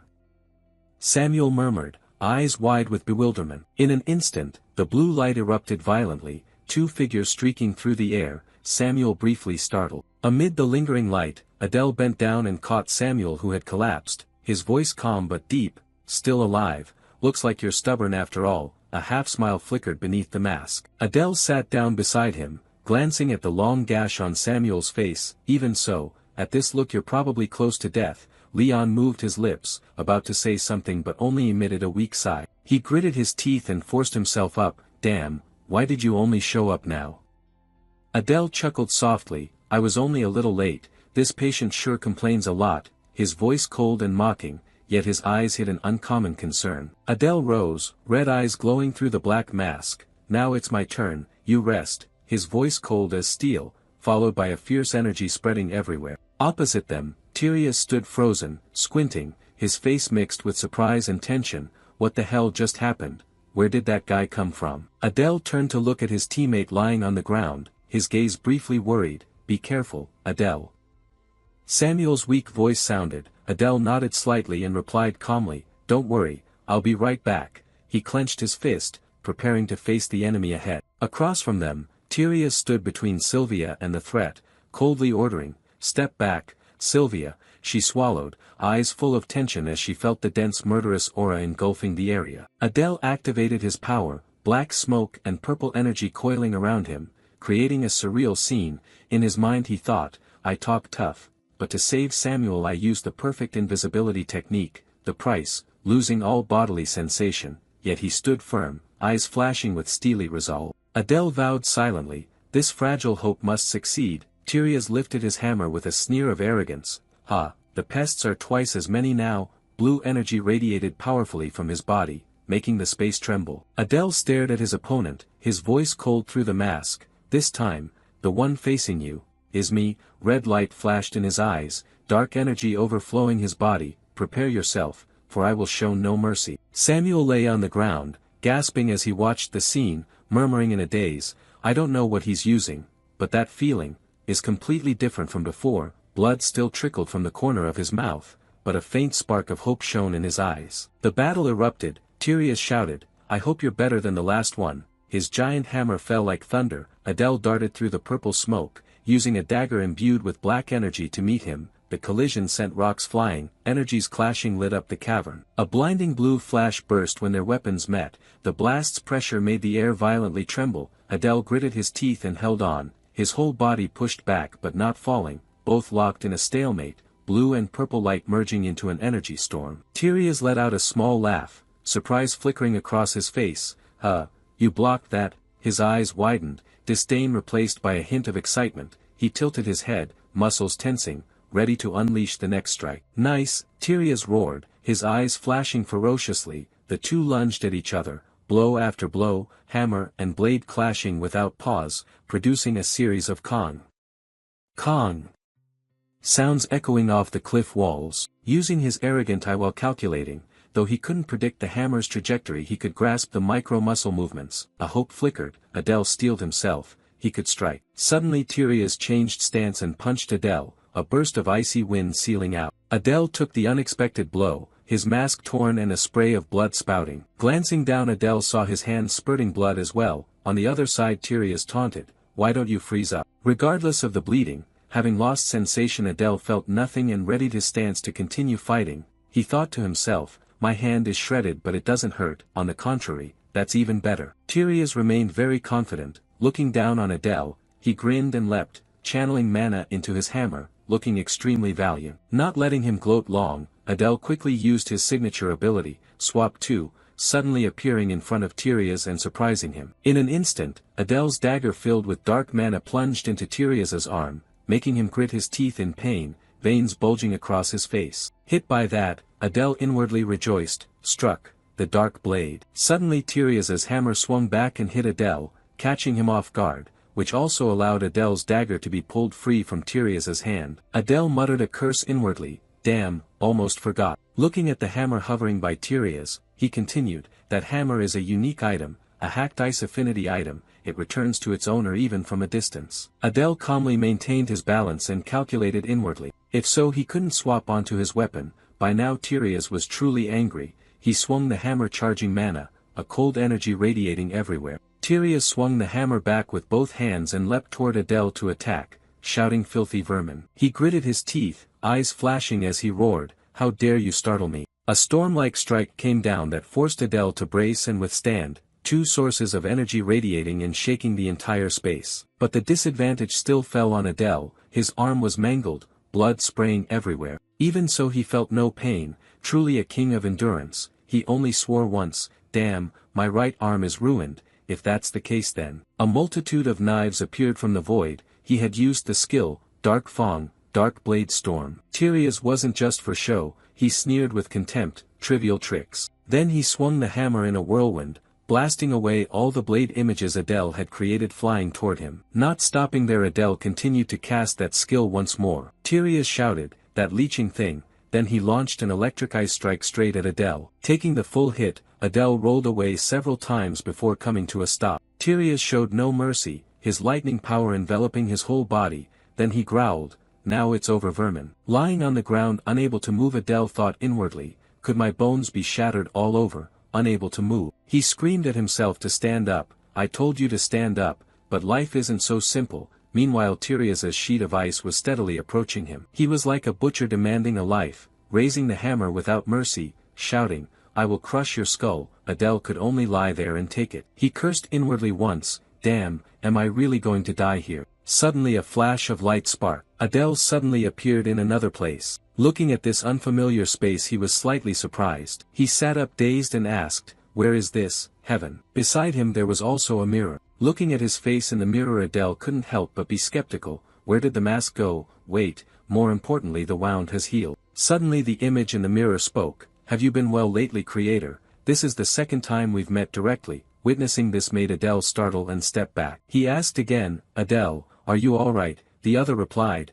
sorry for startling you. The image in the mirror responded solemnly, it seemed the situation was urgent so I brought you into this space. Adele outside the mirror said angrily, I'm not pleased at all, you must have seen my pitiful state. The other laughed and replied, I understand the creator's feelings. Only then did Adele calm down and speak, alright since we're meeting directly let me ask 3 questions. The other didn't mind answering and replied, please ask. Adele began with the first question, first, where is this? The one opposite answered, I can answer that without a fee. Hearing that Adele exploded, what, I'm dying and you still demand payment, you bastard. The other replied, please stay calm, there is information I can give and there is information I cannot, I must also pay a price whenever I provide information. The voice continued, the answer is, this is a space composed of chaos, where anything can exist and also may not exist. Adele thought to himself, talking in riddles again, he asked the second question, so what is chaos? The person in the mirror answered cheerfully, I know what that power is, but the creator must comprehend it personally, if you pay the price then maybe. Adele asked suspiciously, what kind of price? The man in the mirror answered, at minimum bring all the holy relics of the human realm and the demon realm here and I will explain. Adele heard that and tore at his hair, so you don't want to answer, the other jested, if you see it that way then it's a pity. Adele asked the final question, so am I still alive? Suddenly the image of Tyrio's hammer about to strike his head appeared, the mirror voice said, you're still alive, if you do nothing you'll die immediately. Hearing that Adele was momentarily stunned, he thought to himself, not yet, it's not time yet. He turned to the mirror and said, Adele, lend me your power. Adele's reflection's eyes flashed red, from the start I intended to invite you here for that, but there is a price. The voice continued, I do not ask for gold, relics, or mana. His face full of trickery, I will take a portion of the creator's most precious things, do you agree? Adele was somewhat suspicious, the most precious thing. Adele was lost in thought, he wondered if he truly possessed anything valuable when looking at his own reflection. Adele stood before the large mirror, aware of his dire situation, he feared that if he died here, his real-world self would vanish too. The fear of death rose strongly, Adele's hand tightened, showing his intense desire to live. Determined to survive at all costs, Adele made a fateful choice. He accepted a mysterious offer. Adele's dark entity in the mirror lent him strength. He was granted 20% of power for 1 hour so he could survive. Enveloped in a strong black aura, Adele's gaze sharpened. He was determined to see this damn story through. Outside, Samuel was extremely worried. He reached out toward Adele. Suddenly a ray of light flashed from Adele's eye. Black energy poured violently from his body, blocking the attack coming down from Tyrius. Tyrius was stunned by Adele's unexpected power. Samuel could only stand in shock watching the battle, unable to believe what was happening. Adele's legs were wrapped in blue energy, the effect of an instant teleportation skill. Adele used a swapping skill, suddenly appearing behind Tyrius so he had no time to react. The black aura still swirled around him, exuding mystery and danger. Tyrius stood at a distance, watching Adele warily. He was still shaken by the opponent's sudden change. Adele noticed his arm was still injured. It seemed the borrowed power didn't completely heal all wounds. Adele opened his status panel, his name displayed as Adele, race half-demon, along with enhanced stats and skills. The status panel showed Adele's mana had skyrocketed, the swapping skill and killing intent had increased by 2 levels, and his darkness had become a distinct attribute. Adele was pleased with his new power, although some skills hadn't improved. Overall it was a significant boost. Adele looked toward Tyrius, wondering if with this power he could truly defeat him. Tyrius was surrounded by a blue aura. He shouted angrily, demanding Adele reveal his identity after appearing and using those strange skills. Tyrius grew angrier seeing Adele awaken power just before death. He couldn't understand what was happening. He flinched when he felt a black aura binding his body. Tyrius froze when he realized the image before him was just an illusion created by Adele.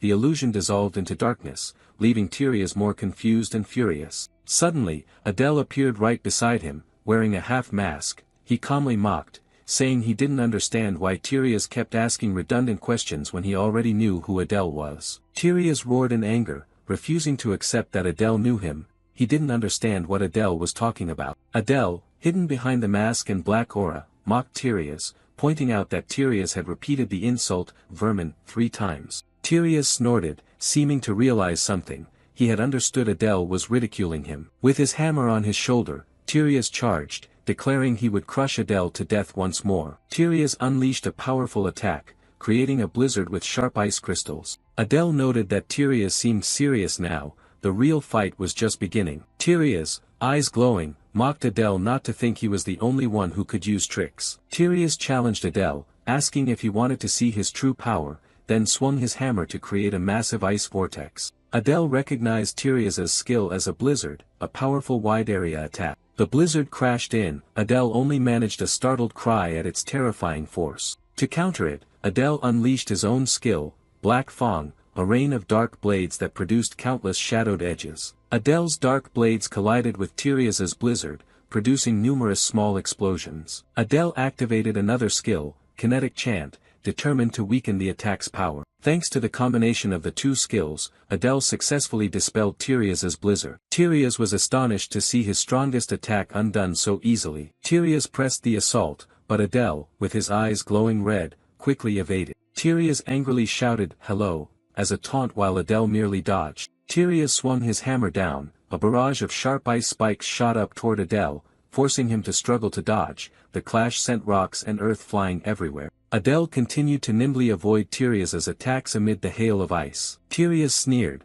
mocking that Adele only knew how to dodge like a cockroach. Adele retorted that there was no reason for him to endure such slow attacks, and that it was because Tyrius was too weak. Tyrius admitted that despite his anger, he had to concede Adele's attack, though simple, had no openings. Adele smirked beneath his mask, thinking that just one more chance would be enough to finish his opponent. As the battle reached its climax, a voice shouted, "Adele," from the cliff. Adele flinched and looked toward the sound. It was Samuel, who, with his last strength, screamed, urging Adele not to lose. The young man yelled that Adele must not lose to those inferior people. Tyrius was surprised to see him still alive. Sylvia appeared, angrily questioning Samuel why demons like them would call others trash. Sylvia continued in dissatisfaction, asking who gave them the right to say that after trying to kill them in the war and even now. Samuel brushed it off, calling Sylvia's words nonsense. Samuel spoke up, exposing that it was humans who had started the war and slaughtered demons. Sylvia accused Samuel of attempting to distort the truth. Tyrius called Sylvia's name while she kept questioning,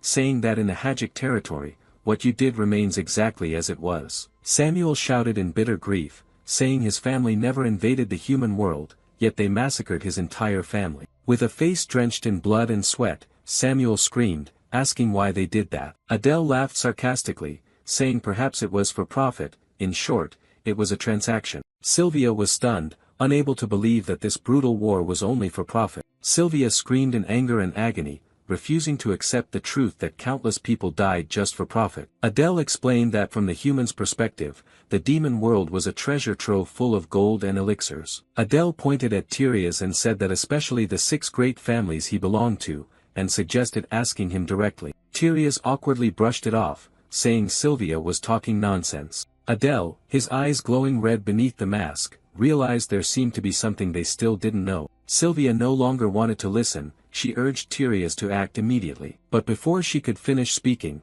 one of Tyrius's hammers swung down and knocked off Sylvia's head. Both Adele and Samuel were stunned by Tyrius's action. Tyrius looked at Sylvia's lifeless hand and said that the feeling was terrible. Tyrius, wrapped in a blue aura, said that both of them truly would make him feel better if he tore them apart and killed them. Adele was also stunned by Tyrius's rage and murderous intent. The battle resumed once more. Tyrius launched a gigantic ice vortex strike toward Adele. Samuel watched in amazement as his comrade fought on par with that monster, thinking privately, if only I weren't in this condition. Meanwhile, Adele, who faced the enemy head-on, acted provocatively, taunting the opponent, saying that the other had murdered his loved one and was now taking out his rage on him. Tyrius swung his massive hammer, creating a sweeping wave of energy that easily shattered Adele's dark magic spheres. Adele was taken aback by Tyrius's power and speed, his whole body suddenly vanished leaving only a small gleam behind. Tyrius closed in on Adele, the blue aura of power from his hammer starkly opposed to the dark magic enveloping Adele. Adele activated his skill, Position Swap Level 4,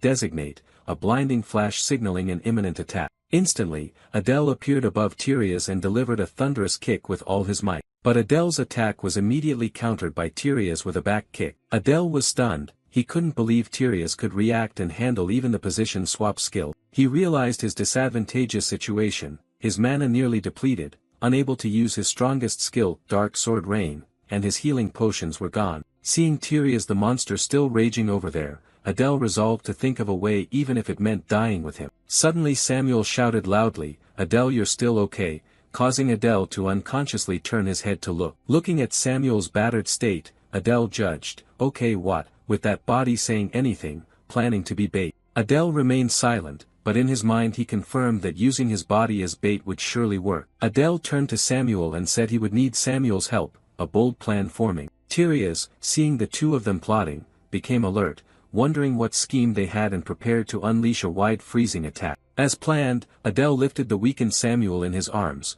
using a transformation skill to move them elsewhere. Adele begged, "Please Samuel," and Samuel, though terrified, replied, "I understand," showing trust in his comrade. Adele once again used Position Swap, targeting Tyrius's hammer. The next moment Adele leaped in with his dagger wrapped in dark mana aiming to strike Tyrius. Tyrius sneered, confidently saying the same old trick, "My weapon will." He was sure his weapon would return as before. But when it did not appear, he turned and was astonished to see his hammer bound by a distant green energy. Tyrius's hammer was tied by magical green vines, completely neutralizing his weapon. This was part of Adele and Samuel's plan. And the one who cast that magic was none other than Samuel. He was exerting his remaining strength to restrain the enemy weapon while shouting to Adele that time was running out, creating the opportunity for the decisive strike. Seizing the moment Tyrius was disarmed, Adele lunged forward, driving a lethal blow straight into the opponent's chest and declared, "That's enough." Tyrius roared angrily, but it was too late to dodge. There was also a stirring inside the pouch Adele wore. Suddenly the venomous viper leapt out from the pouch to attack Tyrius, surprising him at its appearance. The greedy viper bit down hard on Tyrius's arm, injecting venom into his body. This made Tyrius cry out in pain, his scream echoing throughout the cave. In response to the snake's performance, Adele couldn't help but praise it, "Well done venomous viper, truly a poisonous snake." At that moment, Samuel's magic weakened, Tyrius's hammer was freed and flew back, Samuel panicked and called out Adele's name. The hammer flew straight toward Tyrius and struck Adele with a hit. Affected by that counterattack, Adele was knocked away, his body staggering on the rocky ground. Adele blamed himself for letting his guard down after landing just one strike. Tyrius's dark silhouette, hammer in hand, loomed forward. Adele could only look on in terror as the enemy approached. Tyrius wasn't much better, he staggered as he walked, panting. Adele couldn't believe Tyrius could withstand the blow he'd just taken.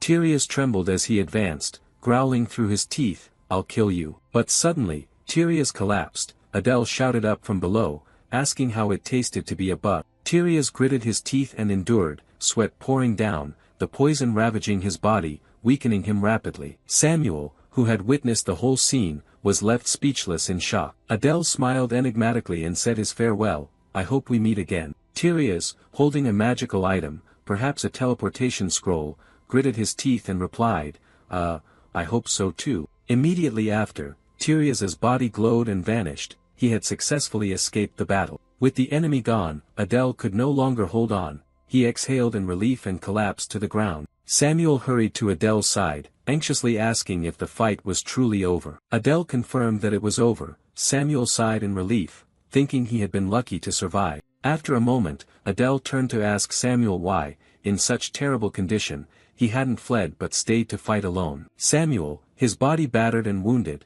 simply answered that he stayed to protect his comrades. This revealed another side of him, a care that Adele hadn't expected. Adele asked in surprise, "Even the half-demons?" Samuel wearily admitted that though he hadn't liked them before, he now considered them classmates and friends. This confession made Adele see Samuel differently. Samuel looked at Adele and said he was the same, scorned by others but returning to save people. Adele replied vaguely, "Who knows?" Samuel admitted that Adele was unpredictable. Adele smiled beneath his cracked mask, smugly saying that's his charm. Hearing that, Samuel snapped, "You fool." Adele didn't answer, only chuckled. Amid the rubble they shared a brief moment of understanding. But then Adele's smile faded. He realized a harsh truth. Although they defeated the monster, in their current state it was unlikely either would escape death. Samuel agreed, hoping they had escaped safely. Adele believed they should have been able to. Suddenly, the venomous viper appeared. Adele recognized it, fed it his mana and didn't forget to thank it. Thanks to it they had won. After that moment, Adele could no longer muster strength. He felt exhausted and wondered if this was his end. Suddenly, the sound of footsteps made Adele startle. He hadn't expected someone to arrive so quickly, fearing the enemy had returned. But it was their teammates, led by Prone and Luna. They had returned to find Samuel and Adele. Samuel angrily called them idiots for coming back to a dangerous place. Meanwhile the others rushed over worriedly to check on the two. Luna immediately used healing magic, a stream of green light wrapping around Adele. She told him not to say anything. Luna, desperate and tearful, said Adele cannot die. If you die. Adele thanked Luna, but told her to stop. He said his wound had stopped bleeding and urged her to go treat Samuel. At that moment, Samuel spoke coldly, "No need." A terrifying surge of green-black energy erupted from his body. A dark entity in the shape of writhing snakes coiled around Samuel, causing everyone present to recoil in horror. Prone and the others panicked. She cried out asking what Samuel was doing, whether he was trying to kill himself. Within the dark energy, Samuel denied it. He looked toward Adele and revealed his true intent. "Adele, let me borrow your body for a moment." Adele, lying on the ground, could only blurt out in confusion, "Huh?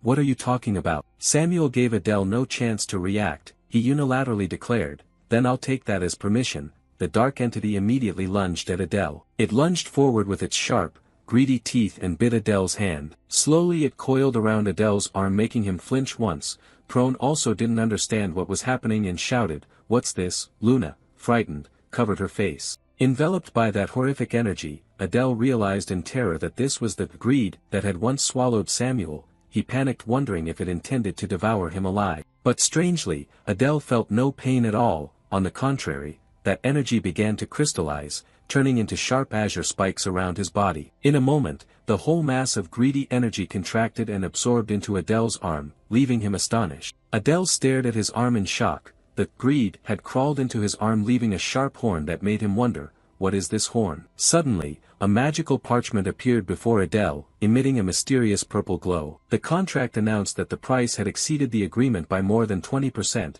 therefore part of the power would be transferred to its creator. Adele was surprised, not understanding what overpriced meant. Adele opened his status panel. His name was Asen Adele, half-demon race, along with a list of stats and abilities displayed clearly. Adele noticed some of his stats had changed, his mana had increased, skills like position swap, killing intent and darkness had each been upgraded by 1 tier. Despite the boost, Adele still felt uneasy. He wondered what Adele himself had taken from him, the thing he called the most precious thing. Just then, Luna ran over worried asking why Adele kept staring at his hand like that. Adele was startled and hurriedly closed the status panel. He hastily covered by saying it was nothing, just checking if his hand was injured. Adele knew that only he could see the contract parchment. Suddenly, Adele froze. He seemed to have realized something extremely important and unbelievable. Adele quickly looked back at the status panel. In his list of skills he was horrified to find the name, Samuel. Why was Samuel's name listed here? A familiar voice sounded.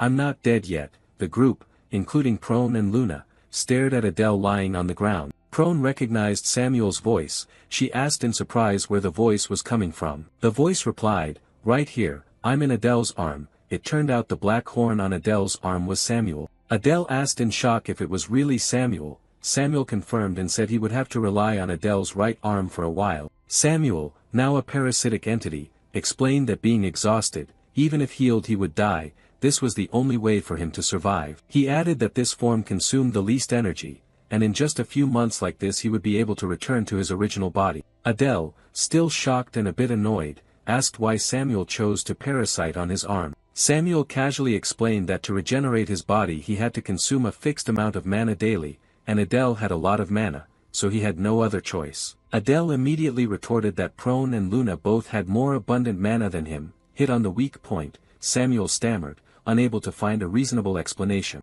In the end, Samuel gave a forced reason that although he had no eyes he shared vision with his host, and because Adele shared a room with all those things, he chose him. This explanation instantly made the atmosphere awkward. Upon hearing about shared vision, the others began to whisper and gossip. Everyone understood the implication behind Samuel's explanation. Prone crossed her arms and, without restraint, bluntly called Samuel a terrible pervert, called out to the black spot. Samuel could only cry out in indignation. Adele agreed with Prone that Samuel truly was a pervert, making him angrily shout, "You bastards." To change the subject, Adele hurriedly said, more importantly they need to get out of here immediately, because the Imperial Academy will soon send reinforcements. Prone raised the practical issue. That's true, but where do we go now?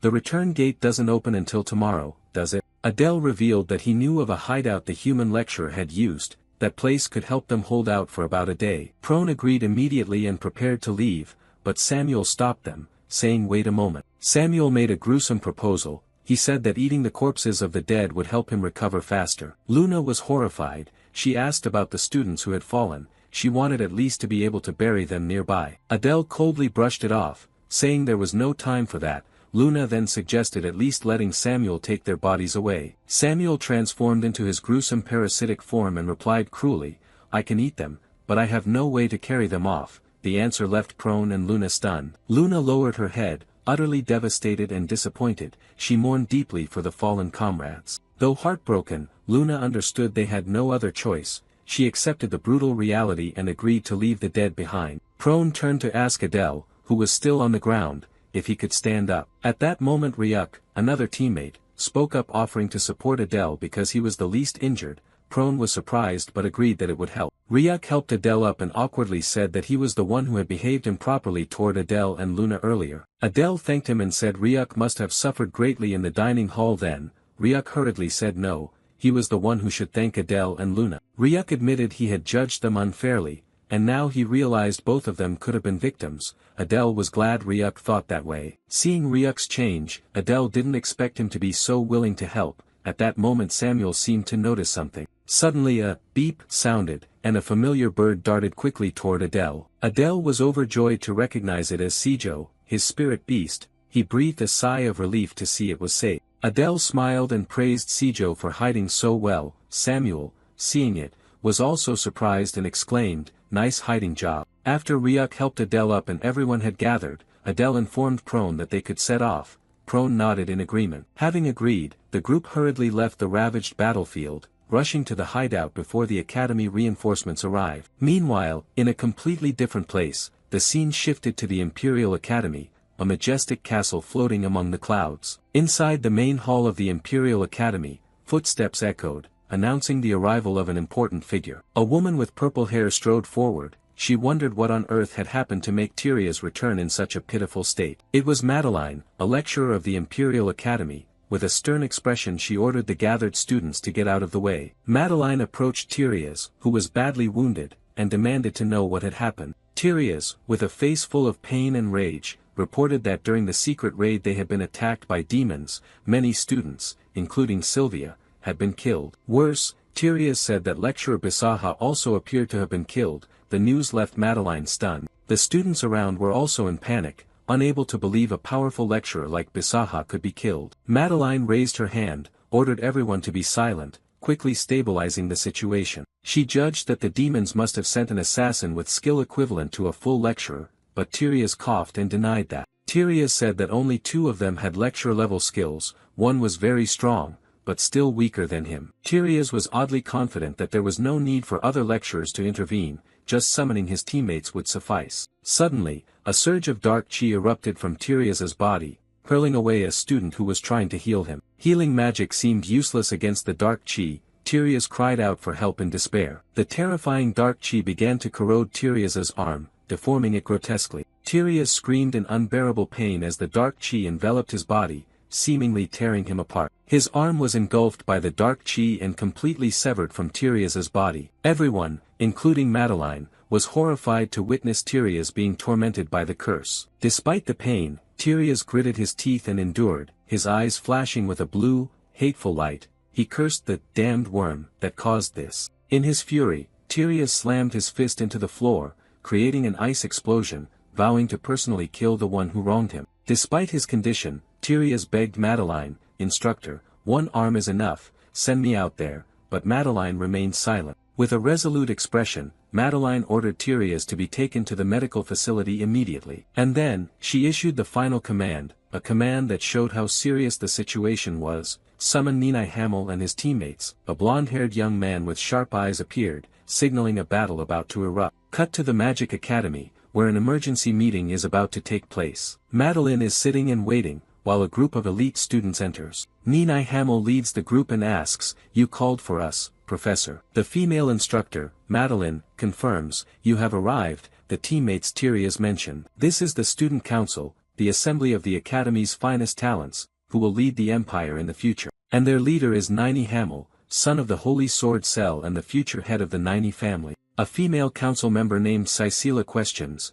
"Aren't the instructors busy? What brought them here?" She quickly realizes the situation seems serious and tells her teammates to try to find out what's going on. Instructor Madeline thanks them for saying so, showing her appreciation for the Student Council's cooperative attitude. Ninai gets to the main point, asking about Tyrias's condition and the other students. Madeline confirms the situation is bad, and there is also a possibility their spy has betrayed them. She adds that the enemy may attack the third-year dormitory, so allocating forces won't be easy. Ninai Hamel is taken aback by this news. Ninai thinks to himself, just as expected, she's not merely a simple leader. Madeline continues, emphasizing they cannot leave the third-year dormitory unguarded, because it's unclear what the enemy is plotting. Ninai summarizes the issue, "So you're asking for our help." Madeline confirms and asks if they can assist. Ninai Hamel is silent for a moment, then a confident smile spreads across his face. He answers decisively, "Of course, we will help." Then he turns and orders Cicela to go to the secret area first to find them. Ninai then asks Instructor Madeline for more details about the plan. He declares firmly, "We will certainly defeat them." Meanwhile, elsewhere, Adele is grimacing in pain. He clutches his stomach, feeling a sudden chill wash over him. Adele looks around and realizes everyone around him has fallen asleep. The group has reached Besaha's secret laboratory safely, but Adele is worried about escaping from here. He knows the academy instructors are busy defending the dormitories, so the enemy will surely seize this chance to act, and they are none other than the Student Council, the ones who initially pushed Adele to his death. Adele fully realizes his perilous situation. The power of this body has vanished, even Samuel is weakening. If they confront the Student Council now, total annihilation is likely unavoidable. Lost in thought, Adele is startled when Samuel, the parasitic entity within him, speaks. "What are you thinking?" Adele sighs, answering that he's worried whether they can escape safely tomorrow, but then resigns himself to fate. Samuel remarks that this place is dreadful and he had no idea his kind would be treated this way.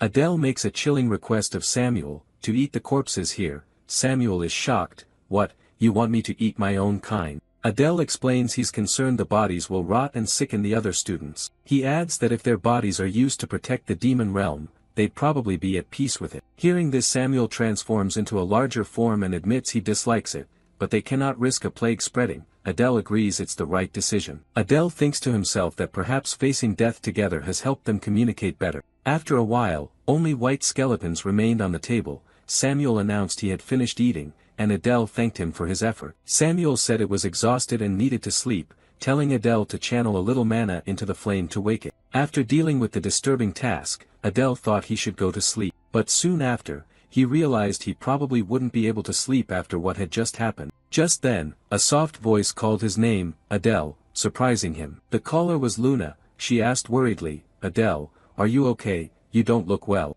Adele was a little embarrassed when Luna moved close, thinking to himself, she's too close, while still answering that he was fine. Luna noticed he was sweating heavily, took out a handkerchief to wipe him, and said if he was struggling he should tell her. She added awkwardly, because we're friends after all." Adele was silent, seeming to ponder Luna's words and actions. He knew Luna's feelings well, but he could not return them. Luna suddenly collapsed beside Adele, unable to contain her emotions any longer. She began to cry and confessed in fear, "I'm so scared." Adele gently asked, "Are you afraid of people?" Luna only shook her head and buried her face in him. He continued, "Or that monstrous-looking guy?" And then he asked bluntly, "Don't tell me, you're afraid of me." Luna hurriedly denied it. "No way." Adele reminded her to keep quiet or they would wake the others. The two lay on the floor among the sleeping students. Adele asked again, "So exactly what are you afraid of?" Luna whispered the answer. What she feared was death. Adele smiled faintly, saying everyone is afraid of death.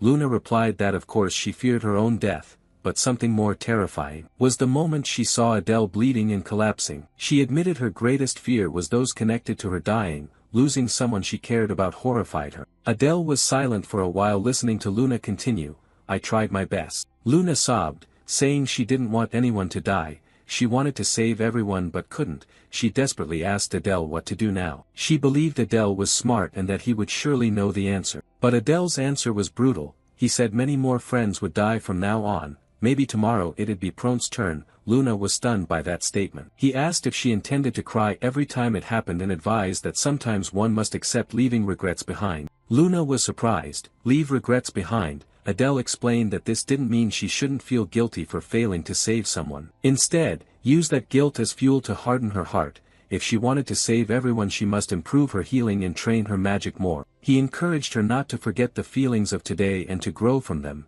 He believed Luna was capable of doing it. Buoyed by the encouragement, Luna looked up, wiped away her tears and resolved, I'll try." Adele said they should sleep early because they'd leave in the morning. The two rested together on the floor. After a long night, everyone fell asleep to prepare for the escape the next day, but they didn't know Prone had woken and overheard their conversation. The next morning, sunlight flooded the forest, heralding the start of a new day. A hand parts the thick grass, revealing the path ahead. Adele's group finally escapes the secret laboratory. They move cautiously through the forest. Adele, though wounded and leaning on others to walk, silently thinks they're lucky the enemy still doesn't know their location. He tells himself just a bit further to the teleport gate and prays nothing happens until then. But his hope is quickly dashed by a voice from ahead.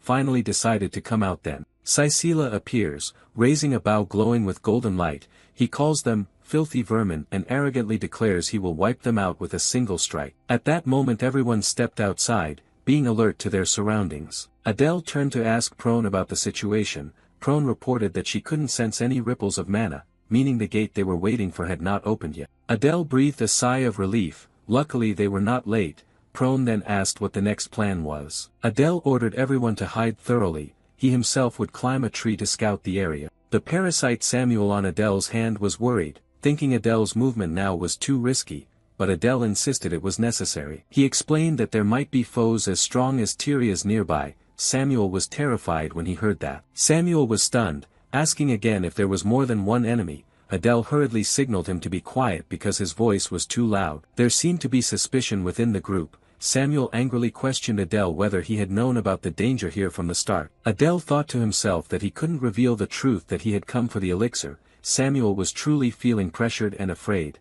thinking he might die. Despite his fear, Adele tried to appear calm, reassuring Samuel and telling him to move up the tree together. Immediately, Adele activated the skill, Position Shift Level 3, aiming at a spot on the tree. Almost at the same time, an extremely powerful burst of golden light destroyed the place they had just stood. Fortunately, Adele had teleported in time. Adele was horrified and broke into a cold sweat after the sudden and forceful attack. From a distance, the explosion formed a massive pillar of light, showing its terrible destructive power. Somewhere far away, the attacker was angry that their strike had missed. The culprit revealed herself. It was Sisela, an archer with blonde hair. She was annoyed that she had aimed precisely at the spot with abnormal mana but had missed. At Adele's group's location, the smoke from the explosion gradually cleared, leaving only coughs. Luna and another friend called out to Adele with concern. From above, Adele responded that he was right here. From a high branch, Adele asked about everyone's condition. Luna reported back that no one was seriously injured.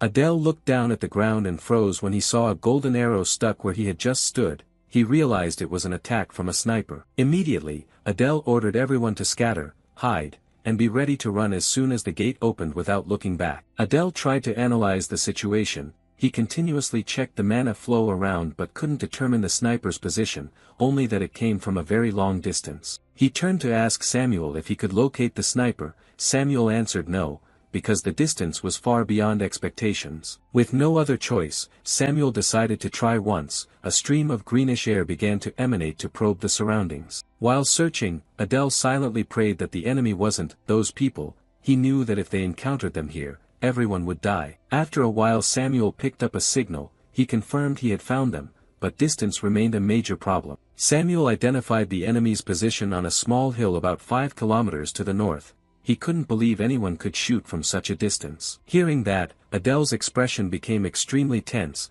He gritted his teeth and bitterly admitted that the shooter really was her. The enemy was none other than Sisela of the Wendy family, a member of the student council who would later be known as the Bow Goddess. Adele knew well that at this distance neither his teleport nor his dark blade could reach. Moreover, Sisela could imbue her arrows with fighting will, a realm far beyond aura and sword chi. He realized his situation was hopeless. If they left the forest, they would immediately become targets. Adele thought bitterly, could Klasa really die here? From afar, a ripple of mana began to stir, signaling the gate was about to open. Samuel worriedly asked Adele if there was any way to survive Sisela's arrows. Adele offered a heartbreaking suggestion: no. But if we sacrifice ourselves, we can save the trainees. Samuel was stunned, exclaiming, what? After a moment, Samuel seemed to accept it. It sighed and asked Adele what it needed to do. Suddenly Adele broke into a mischievous smile. A swirl of purple dark energy enveloped him. I'm joking, he said, surprising Samuel. Adele activated a new skill, the Eye of Superbia. His eyes flashed with powerful purple light. He ignored the student council or any fighting will. Blood began to flow from the corners of his eyes, but Adele only smiled decisively and declared, I will save everyone. Adele knew forcing himself to use this eye could cost him his sight, but better that than death. Samuel panicked at the sight of blood streaming from his eyes. With the newly activated eye, Adele's vision extended all the way to Sisela's position. He directly taunted, show yourself, Sisela. Samuel was utterly amazed. Under the power of the Superbia eye, everything around seemed to slow, even each falling leaf. Adele's sight locked onto Sisela, who stood on a rock far away. Sisela raised her bow, a flaming arrow charged with mana ready to be loosed. Without hesitation, Sisela fired the arrow with terrifying force toward Adele's group. Adele realized in horror that Sisela had infused the arrow with earth mana and fighting will. She intended to level this whole area. Adele knew he had to act as bait for that arrow. He gathered his strength, a blue aura enveloping his body. Sisela curled her lips in a confident smile, certain this time she could not miss. The destructive arrow hurtled forward at horrific speed, leaving a blazing streak across the sky. At that moment, a purple spatial vortex suddenly appeared, signaling the gate they had been waiting for had opened. Prone shouted, urging everyone, the gate's open, everyone, run. While everyone evacuated, Adele, with bloodshot eyes, ordered Samuel, Samuel, we must stop that arrow, use a mana storm. Samuel immediately responded, a green energy coiling up from his arm. A massive green mana tornado, the mana storm, was created, forming a solid defensive wall. But Adele declared something crazy,